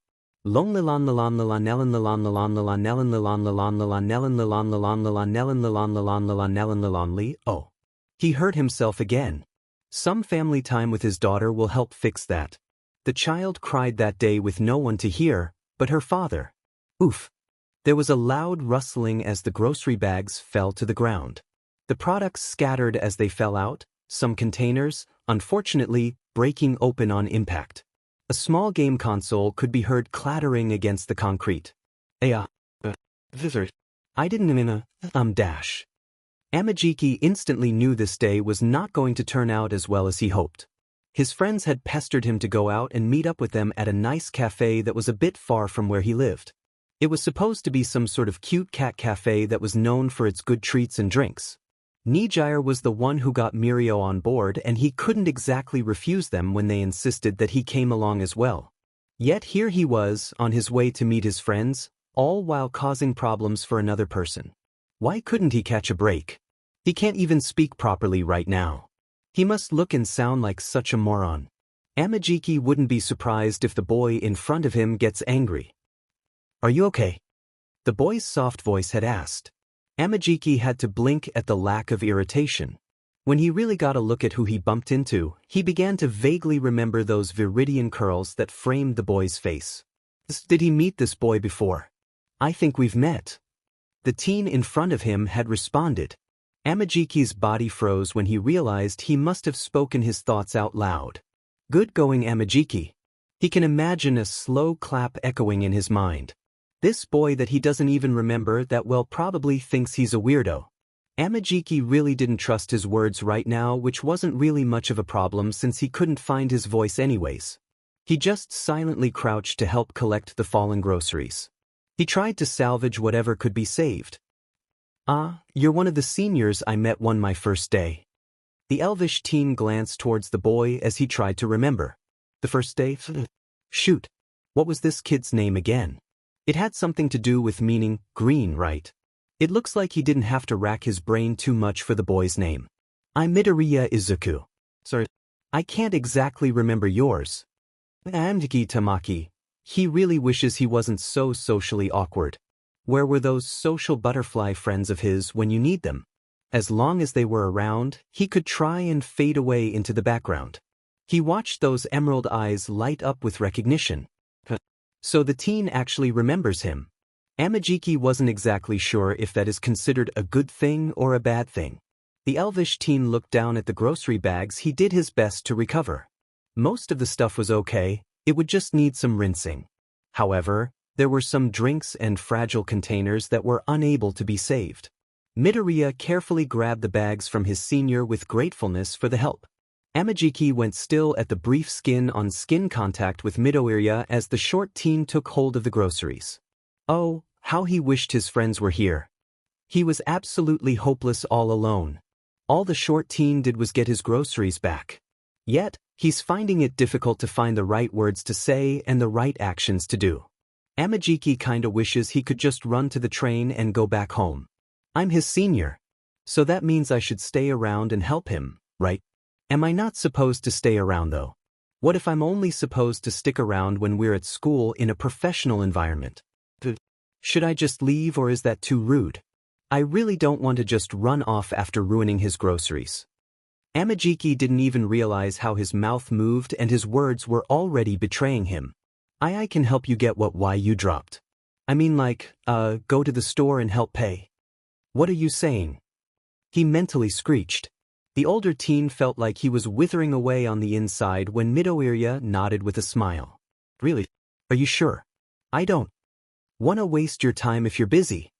Again, his voice spoke for him. It's fine. Together, they kept each other company as Midoriya led his senior back to the store he just left from. Despite the green-haired teen insisting he pay for his stuff, Amajiki found himself unwilling to let the younger pay. The glass doors slid open as the pair left and returned to the sidewalk of the busy streets. For the majority of their time together, they were pretty silent. It was bordering on comfortable to uncomfortable, probably because both of them were a bit socially awkward and weren't sure what to really say. I'm actually meeting up with some friends at a cafe around here. If you'd like, you can join us. Amajiki felt curious at the slight pang in his chest when the green-haired teen shook his head with a somewhat sad smile.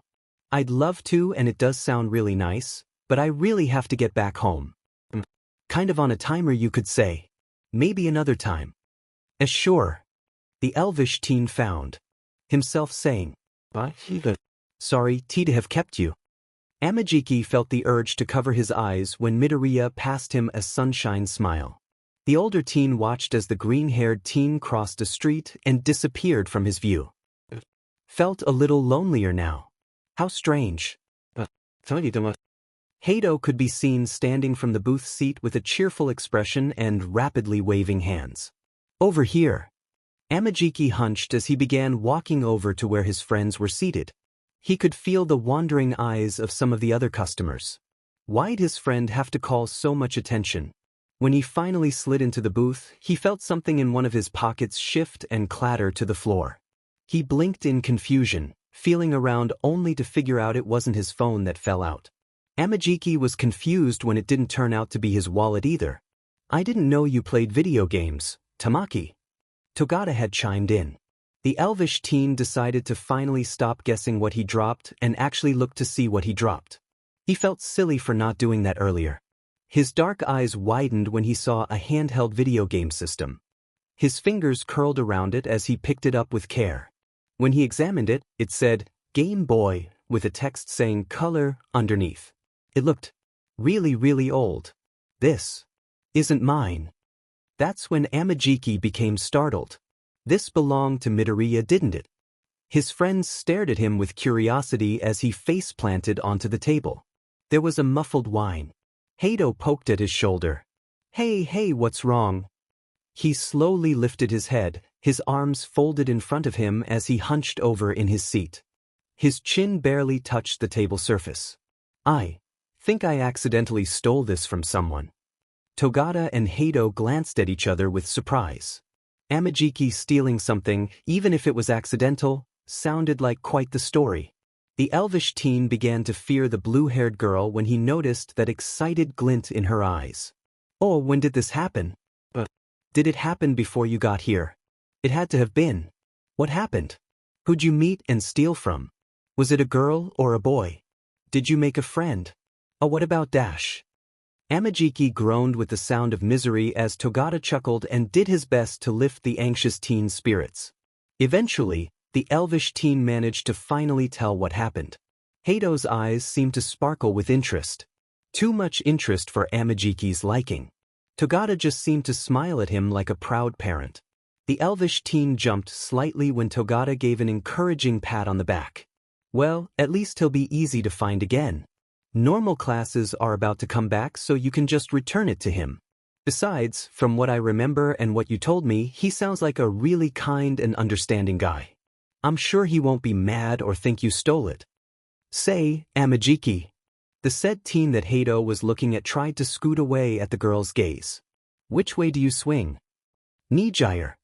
Amajiki had hissed with a whisper. He glanced around, was glad to notice that the few customers who had overheard returned to what they were doing. The girl giggled a little sheepishly. Hoopsies. She seemed to lean a little now that she got back on track. Anyways, like I said, which way do you swing? Acha. Is this really important? The blue-haired girl nodded. I need to know because I need to know. How can I be your wing girl if I don't know if you found a love interest? The elvish boy froze. A love interest. I don't even know anything about it. He really never thought about relationships, especially romantic ones. Amajiki knew he was too nervous approaching even a stranger. It was a wonder how he even had these two as friends. There was no way he could ever develop a romantic relationship. Even if he did manage to, there was no way anyone would want to stay with him. People like to be together with someone who can do things together or for each other. Or maybe they like to be with someone who has confidence in something. Amajiki doesn't have any romantic traits or qualities to him. Besides, he isn't even sure if he has any kind of, what others call, a type.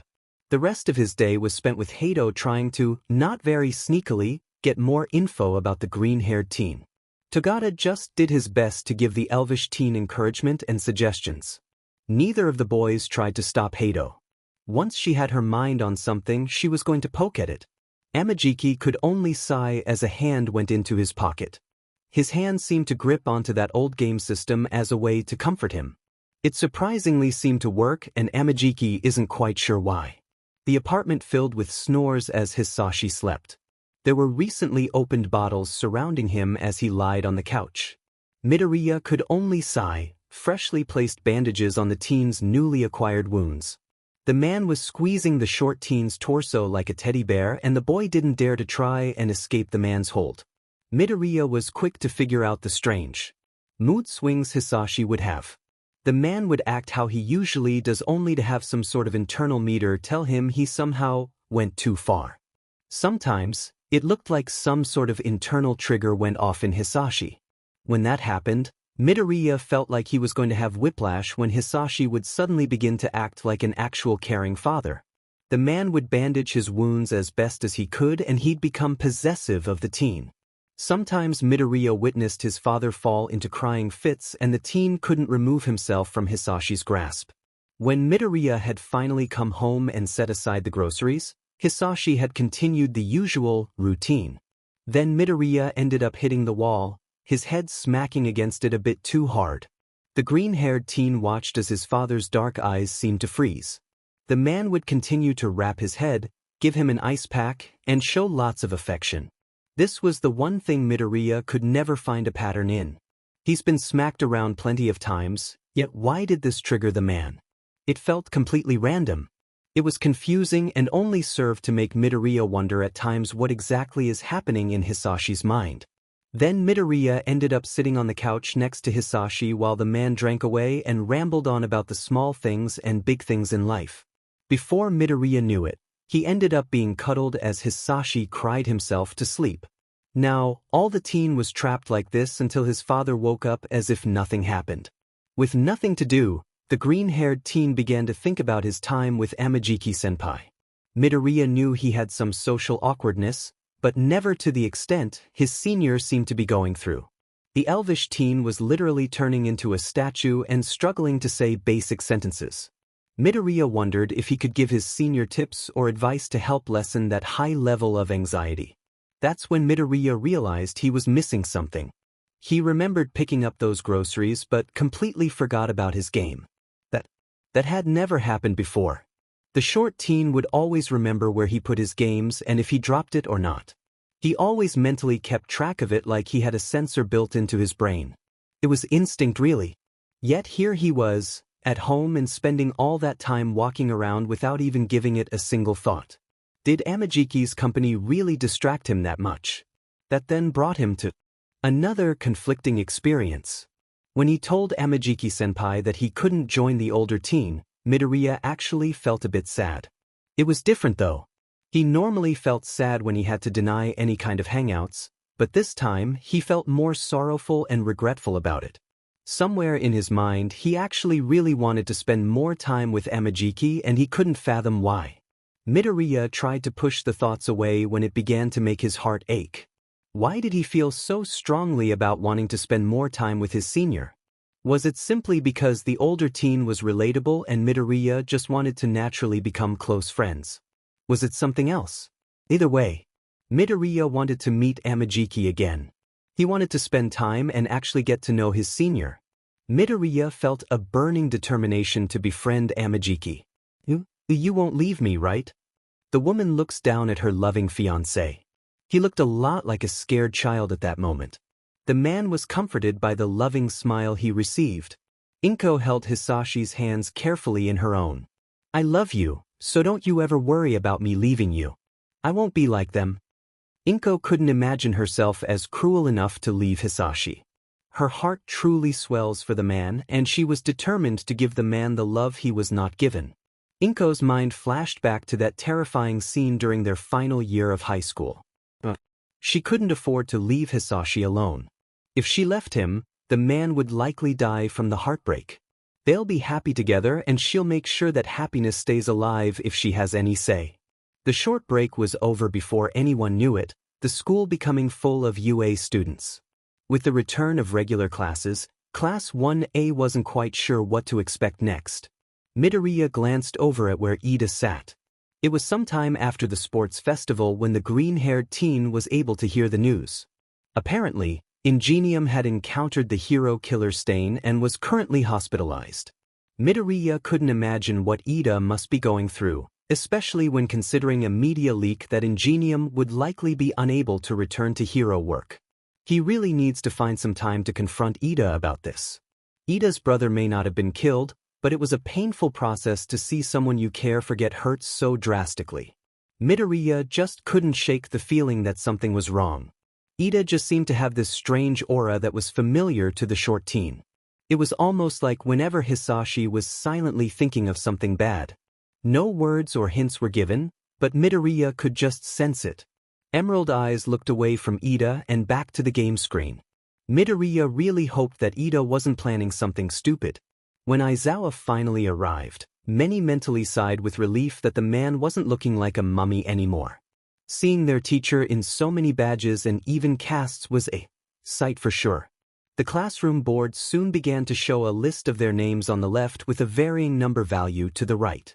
Now that the sports festival is over, it's time for the next step. You will begin attending hero internships. On the board are your names and the number of offers you have received from different heroes depending on your performance during the sports festival. Many instantly noticed the top 3 on the board. Todoroki was first with 4,123, followed by Midoriya with 3,764, and Bakugou with 3,556. Aizawa's voice caught their attention as he continued speaking. For those of you who didn't get any offers, you must still take part in the internships. There are plenty of hero agencies who volunteer to take students who gained no offers. The class became confused when the man seemed to sigh. It's also important to note that you may very likely participate in light hero work during your internships. That's why it is important that The classroom door slid open as Midnight strolled in. We establish your hero names. It is important that you have something to call yourself while on the job after all. However, think carefully about your name. Even if it is subject to change at the moment, the name you make for yourself even now could embarrass you in the far future. Aizawa just slumped over into the corner, curled up in his sleeping bag. He appeared to be asleep, but his mind was really just flashing back to how he got his hero name. One loud and yellow-haired cockatoo later, and he was being called Eraserhead. One by one, everyone eventually held a whiteboard and marker. Every student seemed to retreat into their own thoughts as they tried to think of their hero name. Midoriya stared blankly at the board. He never even thought about it, to be honest. Maybe as a child, he had those silly All Might-based names, but those were certainly not viable here. What did he want the world to know him as? The green-haired teen could only sigh. Maybe a name based off of his quirk. Maybe one based off a theme. Perhaps even a name based on his hobby or interests. Emerald orbs focused as the short teen pulled the cap off of the marker and began to write. It was a small idea, but it was something at least. Once he finally wrote down his name, he glanced around. The teen noticed how some of the students around him seemed to really be struggling. Some seemed to be writing down their name with uncertainty. Midoriya may not be confident in his own hero name, but he sure was confident in helping others. He knew these names could be changed later on, but first impressions meant a lot as a future hero, and he wanted to help his classmates get off on the right foot. Midnight hadn't even realized the green-haired teen had left his seat until she noticed Midoriya standing by Ojiro's desk. The pair of students seemed to discuss something before Ojiro began to hastily erase his board before writing something new on it. Midoriya nodded and continued to silently make his way to other struggling students. Midnight watched on silently as the boy seemed to almost mask his presence as the green-haired teen aided the others. Something told the woman that the Midoriya kid was about to have his fellow classmates go out with interesting names. Eventually, enough time had passed and every single one of the students became nervous at Midnight's next words. "We're sharing them." Aoyama was up first, his name literally making everyone want to anime fall. It was a sentence. An actual sentence. Midnight's help in making it shorter didn't really help much either. Eventually, Midoriya's soft voice had spoken up with a suggestion and everyone was ready to support it. "That seems a bit long, Aoyama-kun. It is good to have a name that speaks to you, but on a battlefield, try and have a name that isn't so difficult and long-winded to say. How about something like Ever Twinkling? It's kind of like Evermore, but with that twinkle theme you have." The entire class swore that the teen was going to hug the life out of Midoriya. Midoriya-kun. That sounds absolutely stunning. I shall be the shining hero, Ever Twinkling. All of the students were relieved at the much easier name. Thank goodness for Midoriya fixing that hot mess. Next was Ishido with Alien Queen. Unfortunately, Midnight deemed it as too frightening, which left the girl with Pinky. Midoriya had come to save the day again though. How about Acidic Pink? It has your quirk and your appearance. It also has quite a bit of nickname material as well. Ishido practically skipped back to her seat, fully accepting the name.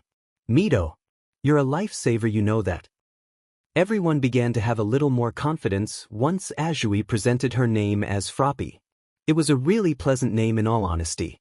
Ida ended up just going with his given name. Midoriya kept himself silent. He could tell Ida had too much in his mind. It wasn't the time for giving him a hero name. Maybe after the glasses teen's problems have passed. Uraraka ended up with Uravity, which everyone loved. Ojiro came up with Tail WHP, all while giving credit to Midoriya. By now, the class has realized that Midoriya was a pretty decent namer. Kaminari had come up with Charge Bolt, Ejiro with Red Riot, and Kodo with Faunus. Midoriya could see the silent boy sign a thank you towards the green-haired teen. Anima was nice, but Midoriya felt like Koda could have a name more closely relating to animals. What better than to use Faunus for fauna? Not to mention some themes that came from the word's origin of a Roman god by the same name. Besides, there was something about the name that could be said with a gentle and soft voice. Koda was a quiet person, so Midoriya thought it would fit. Sato had then announced himself as Candy Rush as he gave credit towards Midoriya. The green-haired teen wanted it to include Sugar Rush, but since Sato's quirk involved candy and sweets, why not make it Candy Rush? Besides, there was an app where you can crush candy, and since consuming sugar made Sato stronger, why not add it into the mix? Shoji had chosen to be Tentacle, Jiro was Earphone Jack, Siro called himself Cellophane, Tokoyami came up with Tsukuyami, and Todoroki had just gone with his given name of Shoto, much like how Ida had done. Midoriya left it be. He was sure that his words for the two-tone teen during the sports festival was giving Todoroki a lot of thoughts and choices. He decided to try and think of possible hero names for Todoroki for the future. Then, there was Hagakure with Prism, which was also a suggestion from Midoriya. When the green-haired teen discussed an alternative for Invisible Girl, he had decided that Prism would be nice. After all, light could pass through a prism and it could also refract light. Hagakure was confused at the refracting light part. The girl understood the first part, since having light pass through her is why she's invisible, but she didn't understand the refracting part. That then led to her intensely listening to Midoriya's analysis of her quirk and the possibility that she could refract light since it passes through her. The invisible girl was excited as she decided to test Midoriya's theory in the future. Either way, Prism sounded really pretty and she couldn't pass that up considering how plain Invisible Girl was. Bakugou had gone with ground zero thanks to Midoriya. The green-haired teen could only sigh when he checked to see what the blonde initially wrote. What was it again? King Explosion Murder, or something like that. Finally, it was time for Midoriya to present. The short teen was a bit nervous because of how many positively accepted name changes he had done with his classmates. It kind of made him wonder if the class would even like the name he had picked for himself. Midoriya didn't mean to rise potential expectations for his hero name. The whiteboard turned, everyone's gaze focused on the words. The virtual hero, Lockdown. Midoriya initially was going to choose Firewall, but something stopped him. He really didn't want to have fire in his hero name considering what fire has done to his life. It took his mother and was part of his father's quirk. Instead, he went with an old pre-quirk era firewall system called Lockdown. Besides, being called Lock as a nickname versus Fire or Wall was definitely better sounding. Midoriya didn't want to drop the firewall idea since that's pretty much what he can do within electronics, but he didn't feel comfortable using the exact term. He was fine with this and was glad that the others agreed as well. He didn't tell the class the true reason why he didn't just go with Firewall. Only Bakugou could understand why. I didn't go with Firewall because it just felt too straightforward. Lockdown was an old firewall system anyway, so in the end, it all still means Firewall. Besides, I'd rather be called Lock, for short, than Fire or Wall. The class agreed. Then came the final two classmates with Shinso being the puppeteer hero, Hypnosis, and Yaoyorozu as the everything hero, Creati. With that done, everyone officially had gotten hero names. Many sighed with relief that the hero name process was done. As exciting as it was also pretty pressuring. After all, these were going to be their real hero names, not just some random thing you came up with as a kid and constantly changed. Everyone was given forums to fill out as well as their list of hero agencies they could intern with.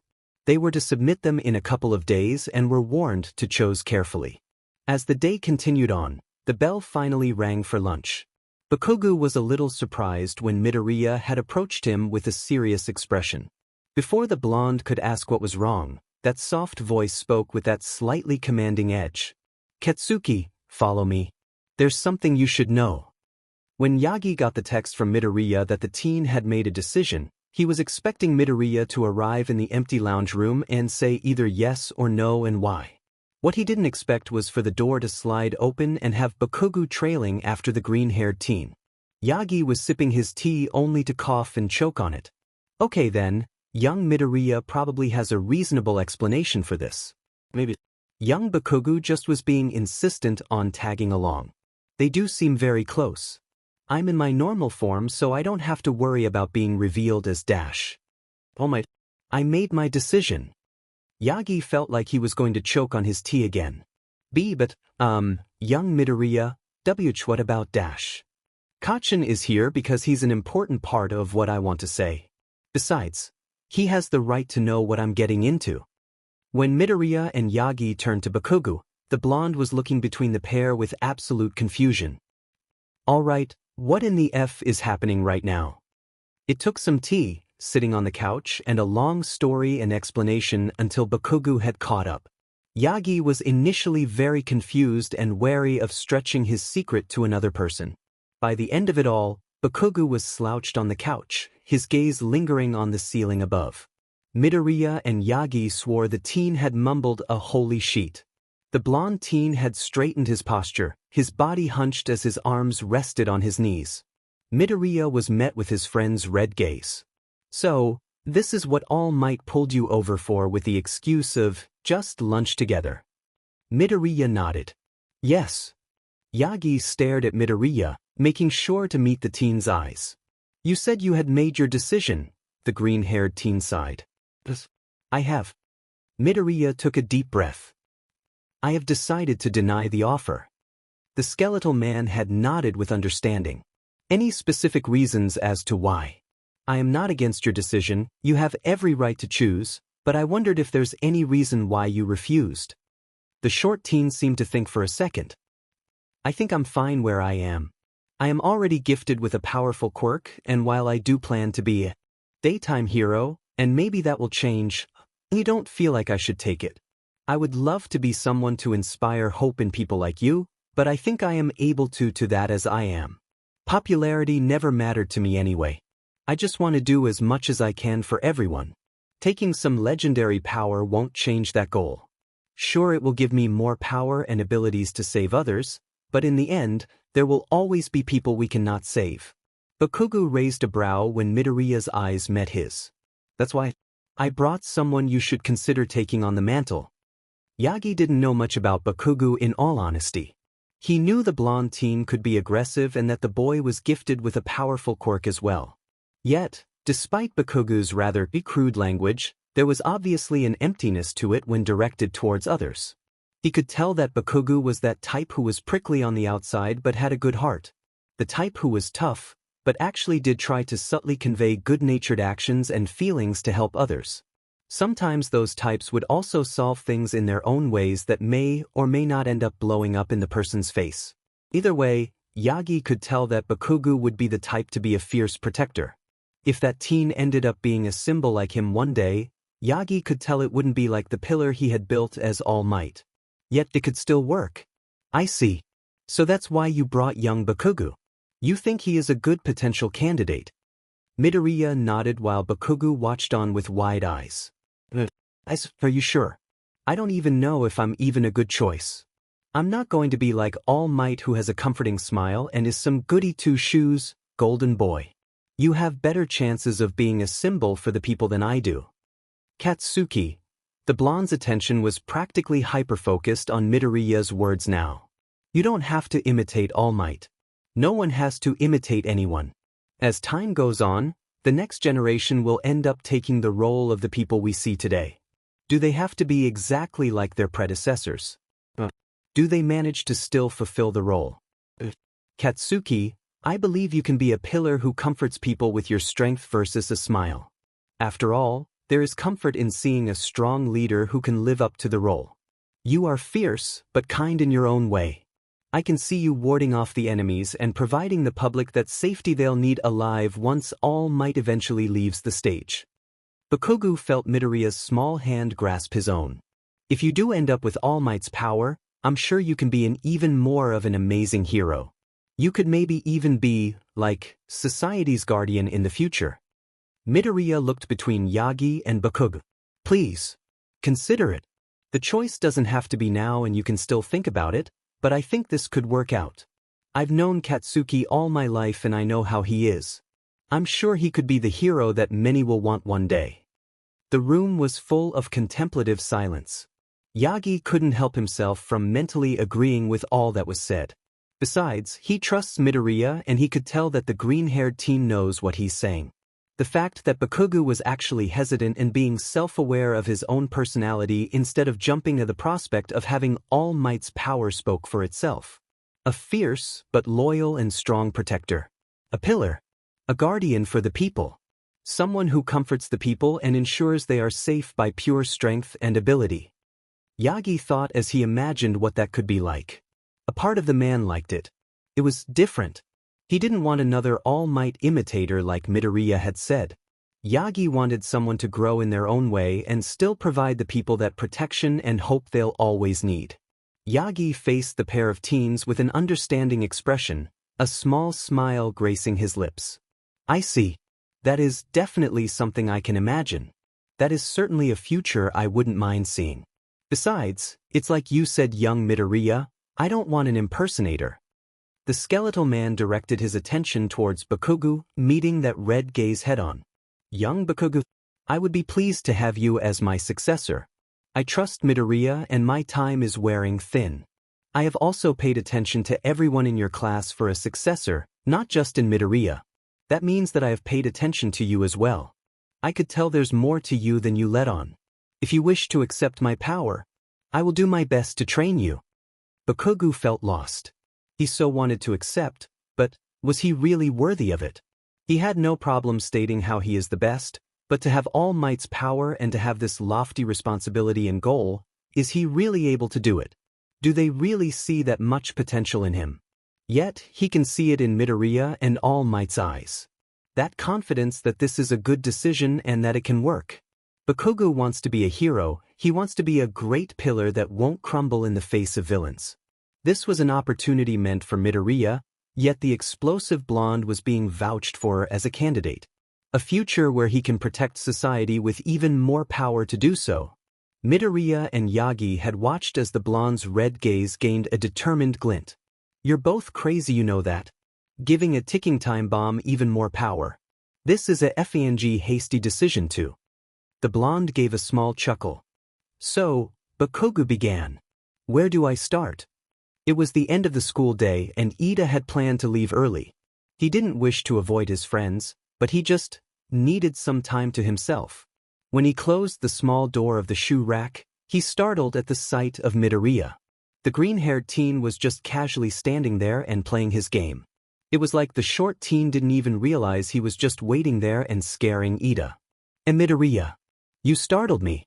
I apologize for not realizing you were there sooner. It's okay. Those emerald eyes glanced up to meet Ida's. Mind if we walk home together? I have to get going anyways. Ida blinked and then sighed. Together, the two began making their way home side by side with nothing but the natural sounds around them. How are you holding up? Midoriya's soft voice had spoken up. Ida wasn't even expecting his friend to say anything with how quiet it had been. In fact, Midoriya's voice was so quiet that Ida had almost missed what the short teen was saying. I'm managing, but I assure you I'll be fine. Ida felt nervous when those emerald eyes stared at him in disbelief. I could be better.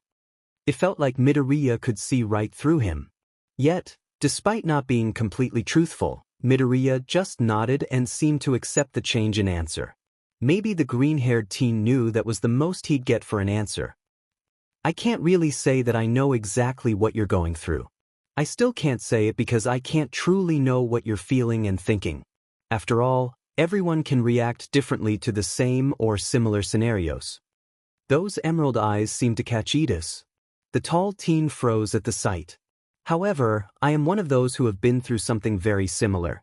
I can only imagine that you must be incredibly angry, sad, and frustrated, right? Ida couldn't exactly deny his friend's words because that is how he feels. He's looked up to his brother for years and he always admired the work Tensei has done for the family and for society. It's too cruel that he had to be injured so horribly. His brother can't go out and save lives anymore. Tensei can't even stand anymore. It was horribly depressing, but it was increasingly unfair. Stain's motivations and ideas weren't new. Stain was one to hunt down false heroes. What about Tensei was false? His brother was loving and did all he could to be a real hero. Tensei didn't let the fame get into his head. The more Ida thought about Stain, the more that rage was fueled. He was always calm and logical. He always managed to keep things orderly and did his best to encourage others. Ida did his best to encourage a safe environment for those around him. Yet, never had he experienced such a wave of absolute molten hatred. It swelled inside his heart and mind to the point of being painful. Ida didn't know a way to make this feeling go away. He didn't know anything and that just made it even more frustrating. The pair of teens had ended up pausing in their walk at some point, Ida's internal thoughts quietly making their way past his lips. Midoriya was always a good listener, so he had no issues hearing Ida's spoken-out thoughts and feelings. It was just as bad as Midoriya expected. Ida was trapped with a wave of growing insatiable anger. If nothing is done, that anger will just grow. If it grows, then the chances of it being acted upon just increase. Midoriya knows from experience what people are willing to do with that type of anger. A type of anger that branches from the unfairness of life. It usually grows into the longing to fight back against something or someone. Emerald eyes narrowed in thought.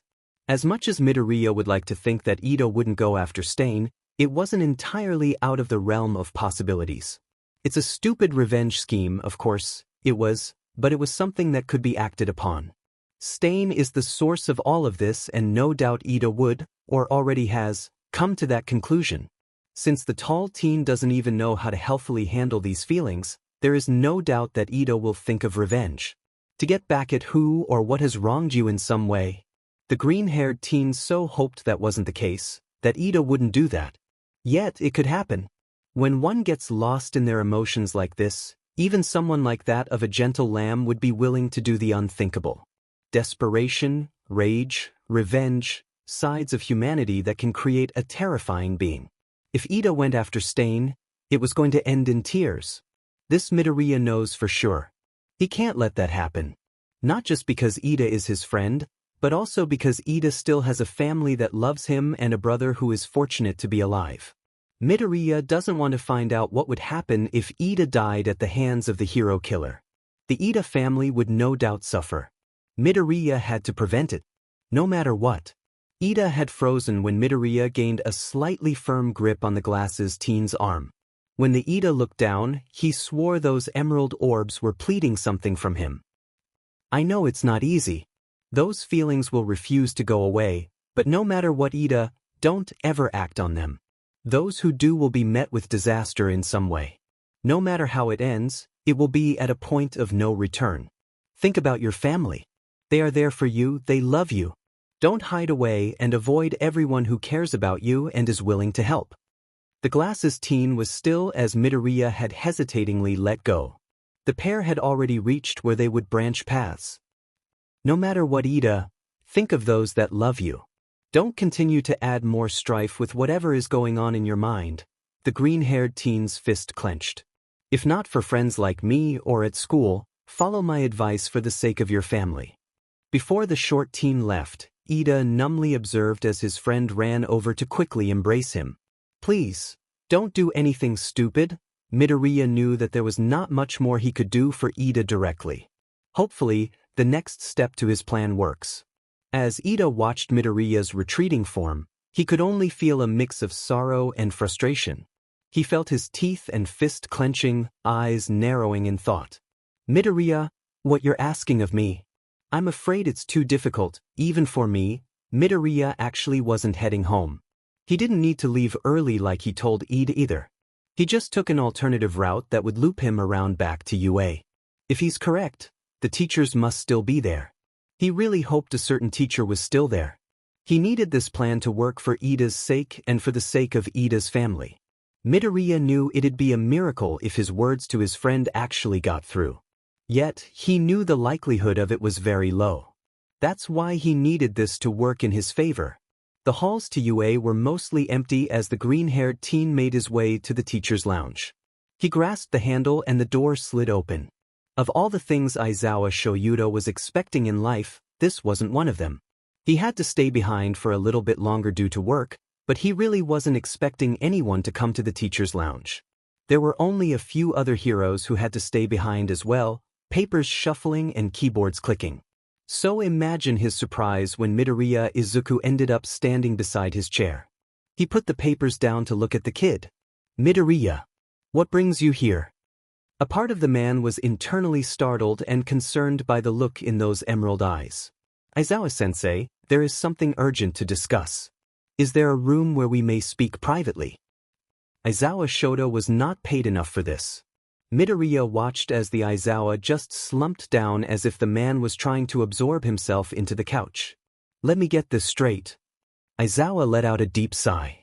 You want to intern with me, but make it so we stay nearby Hosu for patrols because there is a high chance that Ida is hunting after the hero killer who is also the one who crippled Ingenium. He just watched as Midoriya shrugged with a nod. I don't ever recall the teacher's manual saying anything about how to deal with this. You really are a problem child, you know that, right? The man just got another shrug from the teen. Will you help me? Aizawa knew that if he didn't watch over this kid, Midoriya was going to go off on his own, internship of choice be dmed, and go after Ida. The least he could do as a pro-hero and teacher was make sure that this kid didn't go and get killed by creating some sort of convoluted scheme to stop Ida from hunting a hero killer. Literally. The man pinched the bridge of his nose as he took a deep breath. Fine. I'll help you, but only because I don't want you to do something stupid and possibly illegal. Aizawa wasn't sure if he should be happy or upset at the sparkles that seemed to light up in Midoriya's eyes. It was an expression full of determination and hope. What has he gotten himself into? Togata rubbed Amajiki's back to comfort the anxious teen.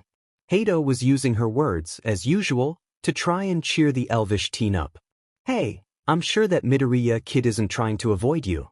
After all, classes have just begun again and I'm sure he was just busy. All Hato and Togata got was a half-hearted shrug. Amajiki had waited around and tried to see if he could spot the green-haired teen at the beginning of the school day.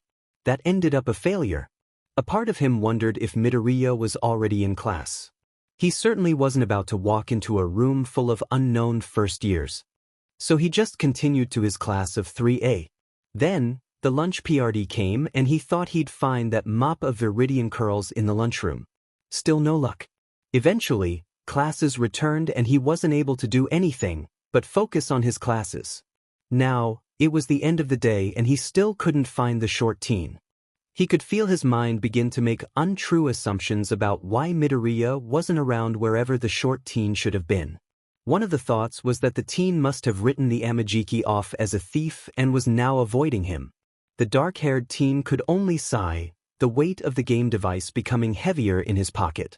He honestly was ready to just hand this thing to a teacher to pass along to Midoriya. Yet, his friends kept telling him it would be better if he confronted Midoriya himself. As Amajiki made his way home that afternoon, he pulled the device from his pocket out of pure curiosity. When he looked it up online, it turned out to be an incredibly old handheld device during the pre-Quirk era. Amajiki noticed that many used ones were still up for sale and checked out how much it was worth. The amount of money was insane and just made Amajiki feel even worse. Not only was he holding on to something that Midoriya very likely held a personal attachment to, but it was pretty much like an expensive relic. His bed creaked as he carelessly lied down on it. Holding the device in his view, he began to think. Sure, he's played video games before, though it was more modern stuff. Not things that were so old that they weren't even being mass-produced anymore. While video games were fun, he never really got too into them. Eventually, many games were just too much alike, especially with the hero theme, and he just kind of fell out of it. When he turned the device around, there was a strange-looking chip or card inserted into a slot. It seemed really unnecessarily bulky compared to the incredibly skinny chips made today. What game was Midoriya even playing? It had to have been just as old as this device, right? Were games any different back then, and if they were, how much have they changed compared to now? Amajiki didn't even realize what he was doing until the bright screen turned on and sound began to play. He slightly panicked at the fact he turned it on. Oh, he was so in trouble. Midoriya would surely know he messed with it now. He doesn't want to give the green-haired teen more of a reason to hate him. Yet, he calmed down slightly due to his confusion. A yellow mouse or rat-like creature with a lightning bolt tail appeared on screen for a moment. Was it the game's mascot? Maybe a company mascot. Before he knew it, he was already entering the single save file that was on there. Amajiki just maybe wanted to satisfy his curiosity by messing around a little bit. Only a little bit. Eventually, he kept panicking with those random encounters, the declining health, items, and all those weird power move names. He decided to look it up online and was able to find very old sites that managed to explain the basics of how to play. Amajiki made sure to not do too much as he didn't want to screw up whatever progress Midoriya had made. Everything was incredibly high-leveled and there was maxed-out money and items galore. Midoriya must have put so much time into this, and he didn't want to do anything more than just those random battle encounters. No trainers or anything, just walking around in circles for small fights and playing around with the many different creatures Midoriya had caught. If healing was needed, he would just go back to the center for free healing. He didn't want to try and spend any of the game's money or use any of the hard-earned items. Even if they were cheap and easy to regain items, he still didn't want to mess around with it. Time passed and before he knew it, a light was dimming in brightness, which he learned meant a low battery, and he hasn't done his schoolwork. He just turned the game off and stored it away. That's when he realized he actually ended up saving what progress he made. It was just pure habit to save a game, but he really should have just turned it off without saving. Now there's no way Midoriya won't notice. Amajiki hid his face within his pillow. Oh, he was so hopeless. Midoriya was surely going to be upset with him now. The internships were approaching fast, and that left a lot on Midoriya's mind. At least he got Aizawa to agree with the internship and the patrols nearby Hosu. Both of them were going to make it a secret mission to keep an eye out for Ida. He could only sigh and hope life can continue on smoothly. Yet, when does it ever? That's what brought him to spend some time at a nearby local park, his bag resting beside him on the wooden bench. The short teen's gaze stayed on his DS screen. It was an old one with three-dimensional functions and themes. Currently, Midoriya was concentrating on adding more stuff to the museum. He spent lots of time building his town, but there were still things he needed to collect in order to 100% it. Due to his intense focus, the short teen didn't even realize someone was making their way over. Hi Midoriya? Emerald eyes took a moment before looking past the screen. Midoriya blinked, the only sign that the short teen was surprised. Oh, hello Amajiki-senpai. Midoriya looked on in confusion when his seniors suddenly bowed, both hands held out to present the carefully held Game Boy. I meant to give this back to you, but I forgot when I bumped into you. Sorry again about that. Then I was talking with you and, helping you out, not that it was a problem. And no, not at all. Tia tried to find you at school, but then I couldn't find you anywhere and I thought you must have written me off as a thief, or, something, and I really should have just given it to a teacher so you could have gotten it back sooner. I'm such an idiot for not thinking that, and well, I'm sorry, I didn't mean to steal something valuable to you. The green-haired teen could only blink. That was some bad anxiety. Amajiki's anxiety was definitely worse than his own. Midoriya was quick to save his game and close the device so it would be in its sleep mode. With careful hands, the green-haired teen took hold of the Game Boy with an awkward silence. Amajiki felt so stupid right now. He got his hopes up when he was wandering around the area that Midoriya seemed to live in and saw that mop of curls at a park bench. When he actually ended up approaching the gaming teen, Amajiki was feeling himself slowly clam up. All he managed to get out was a sloppily said greeting before doing the only thing his mind could think of. Of course, that ended up bowing out of apology, giving the younger teen's device back, and giving a horribly choppy explanation.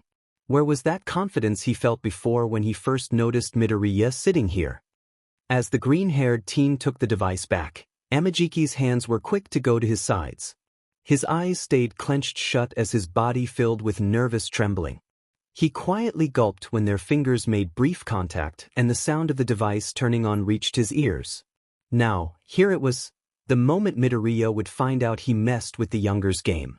What kind of elder is he to go poking around Midoriya's things? Amajiki was bracing himself for the eventual lashing of words. Did you like it? Amajiki took the risk as he opened his eyes, his head tilting up to view Midoriya's expression. The young teen's gaze was focused on the Game Boy screen but seemed to be absolutely expressionless. He didn't like the fact that he couldn't tell what Midoriya was feeling right now. The short teen spoke up again. Did you like the game? Amajiki did actually, not that he would have needed to lie. Even if he did, he found that it would be best to be honest. He's just lucky that he actually did have fun. He couldn't imagine having to say it was good when he actually didn't like it. He wasn't sure if Midoriya would be mad at him. I found it really fun. Amajiki's dark eyes watched nervously, his body slowly going back to standing up normally, as Midoriya seemed to search through his bunny-like backpack. The elvish teen waited patiently until his eyes caught sight of a very familiar game card. Midoriya had pulled out an exact copy of the game that was already in the Game Boy. Why did the teen own two? Midoriya seemed to take one look at Amajiki before answering the question in the elvish teen's mind. Due to the amount of content in these games, they often only have a single save file. If you really want more than one save, you have to buy another. It's a little annoying, but it's understandable even though it might just be a way to gain more money from buyers. It's easy to tell that you played on my game file. Before Amajiki could apologize, he paused as Midoriya held a hand up as a way to silence him. The elvish teen blinked once, and he already found the Game Boy back in his hands along with a charger and that second copy of that creature game. Amajiki couldn't get a word in when Midoriya suddenly spoke up again. That's one of the very old versions of the game. There are a lot of sequels. A lot of people like getting introduced to the series by playing the older and more original versions first before getting into the more modern ones. To be honest, that's not too bad to start with since you don't seem like the type to play video games a lot. If you really enjoy playing that, then next time I could bring you a pick from the Game Boy Advanced ones. Those honestly have some of my favorite versions. The modern ones are nice, but I really like what the GB Advanced has to offer. You're just giving it to me. The short teen just shrugged. I would say it's more like borrowing, but I guess I am pretty much giving it to you. Games like those can go on for a while depending on if you're trying to speedrun it, but I want you to have the time to truly enjoy it and learn how it works. If you ever are curious about any other GB Color games, I could bring some to show you. Amajiki was expecting a lot of negative things to happen. This shattered his expectations, but he couldn't exactly say it was a bad outcome. Did this officially make them friends? Friends usually shared these types of things, right? A part of his heart swelled with the hope that Midoriya saw him as a friend. Yet, he kept that question quiet. He didn't want to sound weird and ask if they were friends if it was obvious. Amajiki decided to just accept it as it was with no complaints. Midoriya moved his backpack, his body sliding to the side to make room. The elvish teen watched as Midoriya patted the now empty spot on the bench. "Wanna play it here? I'll be focusing on my own game, but at least I'll be here to help give you pointers." Amajiki never found himself as excitable. There was very little in life that made him feel like a kid on Christmas morning. Yet, this invitation and an unexpected amount of kindness was something that brought him lots of joy. Is this the kind of feeling that makes up Nijire and Mirio? This excitement and joy towards hanging out with a friend? Do they feel like this when they finally convince him to hang out with them? If so, maybe he should be less reluctant to spend time with them in public. It was a unique and wonderful feeling. It was nothing like that crippling anxiety and uncertainty that plagues him constantly wherever he goes. Together, Midoriya and Amajiki had sat on that park bench with their focus on their own games. Due to the green-haired teen's quirk, the low battery was not an issue. Midoriya occasionally answered some of Amajiki's questions and sometimes paused his Animal Crossing game to look over at Amajiki's screen. Other than the exchange of a few gaming-related words, it was relatively silent between them. Despite that silence, though, it felt like both of them had talked for hours. Midoriya snuck another look at the progress Amajiki had made. The elder was surprisingly a quick learner with it and was making quick progress. The short teen had to look away before he got caught staring. He never experienced something like this before. Sure, there was Bakugou, and now Kirishima and Todoroki, who he played games with, but it wasn't anything like this. So Amajiki was truly enjoying that old game that many would scoff at due to its age. Midoriya knows his friends enjoy playing his games, but it just wasn't the same. Playing party games or multiplayer games were different from focusing on an actual series. Midoriya could tell that neither of his friends would enjoy playing a single-player game like the Pokemon series. Sure, there would be fun, but there wouldn't be a lot of dedication. All of the short teen's friends had their own hobbies or never paid too much attention to learning more about games. Emerald Eyes glanced to see that elvish teen from his peripherals. Amajiki looked so peaceful. His senior was truly appreciating and enjoying such an old game that pretty much had to be played alone. Midoriya never had met someone who seemed to enjoy a game as much as he did. Amajiki was the first to outwardly look calm, but have that happy glint in his eyes. It was a lot like how the green-haired teen enjoyed his games. The short teen enjoyed it in silence, and it seems that's how Amajiki enjoyed his games too. Seeing someone focus on the screen of a game, especially an old classic, was a pure and rare sight for Midoriya. His chest felt giddy whenever he turned to see what Amajiki was doing next. Midoriya had never felt such a fulfilling sense of elation and pure happiness. It was like Amajiki was that friend he just connected with on some sort of spiritual level. Midoriya's cheeks gained a light dusting of pink as he turned back to his DS screen. Midoriya was so glad to have befriended Amajiki. He hopes that Amajiki feels the same. For the next few hours that Midoriya had free time with, the short teen could completely forget about Ida, Stain, and the upcoming internships. Remember, you are permitted to wear your costumes in public when on duty. You are representing our school, so I expect the best behavior from all of you. You got it, sensei. Ashido cheered. The girl sighed at the glare she got. Yes, Aizawa-sensei. Aizawa's gaze gave one last sweep of his class who had gathered at the station, costume cases in hand along with their own luggage. Other than that, remember to stay safe. That applies to every single one of you. Don't go and do something stupid, and remember to listen to your instructor. They are there to help guide you into gaining more hero work experience, not to put you in unnecessary danger. Everyone stood in silent acknowledgement, which left Aizawa to nod at them with satisfaction. You are dismissed. Midoriya and Uraraka had walked up towards Ida, the tall teen turning to see his friends going him concerned expressions. Ida, if you ever need to talk to someone, we're always here to listen, you know. Uraraka had spoken up, her fingers nervously weaving together. Yet again, those emerald eyes had locked onto Ida's. Please, Midoriya had spoken, stay safe and don't get yourself hurt, okay? We're all worried. A part of Midoriya felt his heart freeze and drop with sorrow when Ida had flashed a fake smile and spoke empty reassurance. Uraraka soon had to leave, as did Midoriya. As everyone went their separate ways, Uraraka and Midoriya had given their own glance back at Ida's retreating form. Midoriya's heart filled with worry. He really wished he could spend time playing games by Amajiki's side. Aizawa was an underground hero, so it really just left him to bring Midoriya to his unimpressive apartment. He had no fancy or expensive hero agency of his own that he could bring the kid to, and that was fine with him. He was sure that Midoriya would be fine with a simple and comfortable environment as well. The second he had unlocked the door to his apartment, there was the smell of cats and a chorus of meows. Midoriya's face had taken a confused expression. Are you just going to stand there, or are you going to come in, problem child? Midoriya took his first steps into his teacher's apartment. It was a little bit cluttered, but it was not too bad considering what Aizawa was like.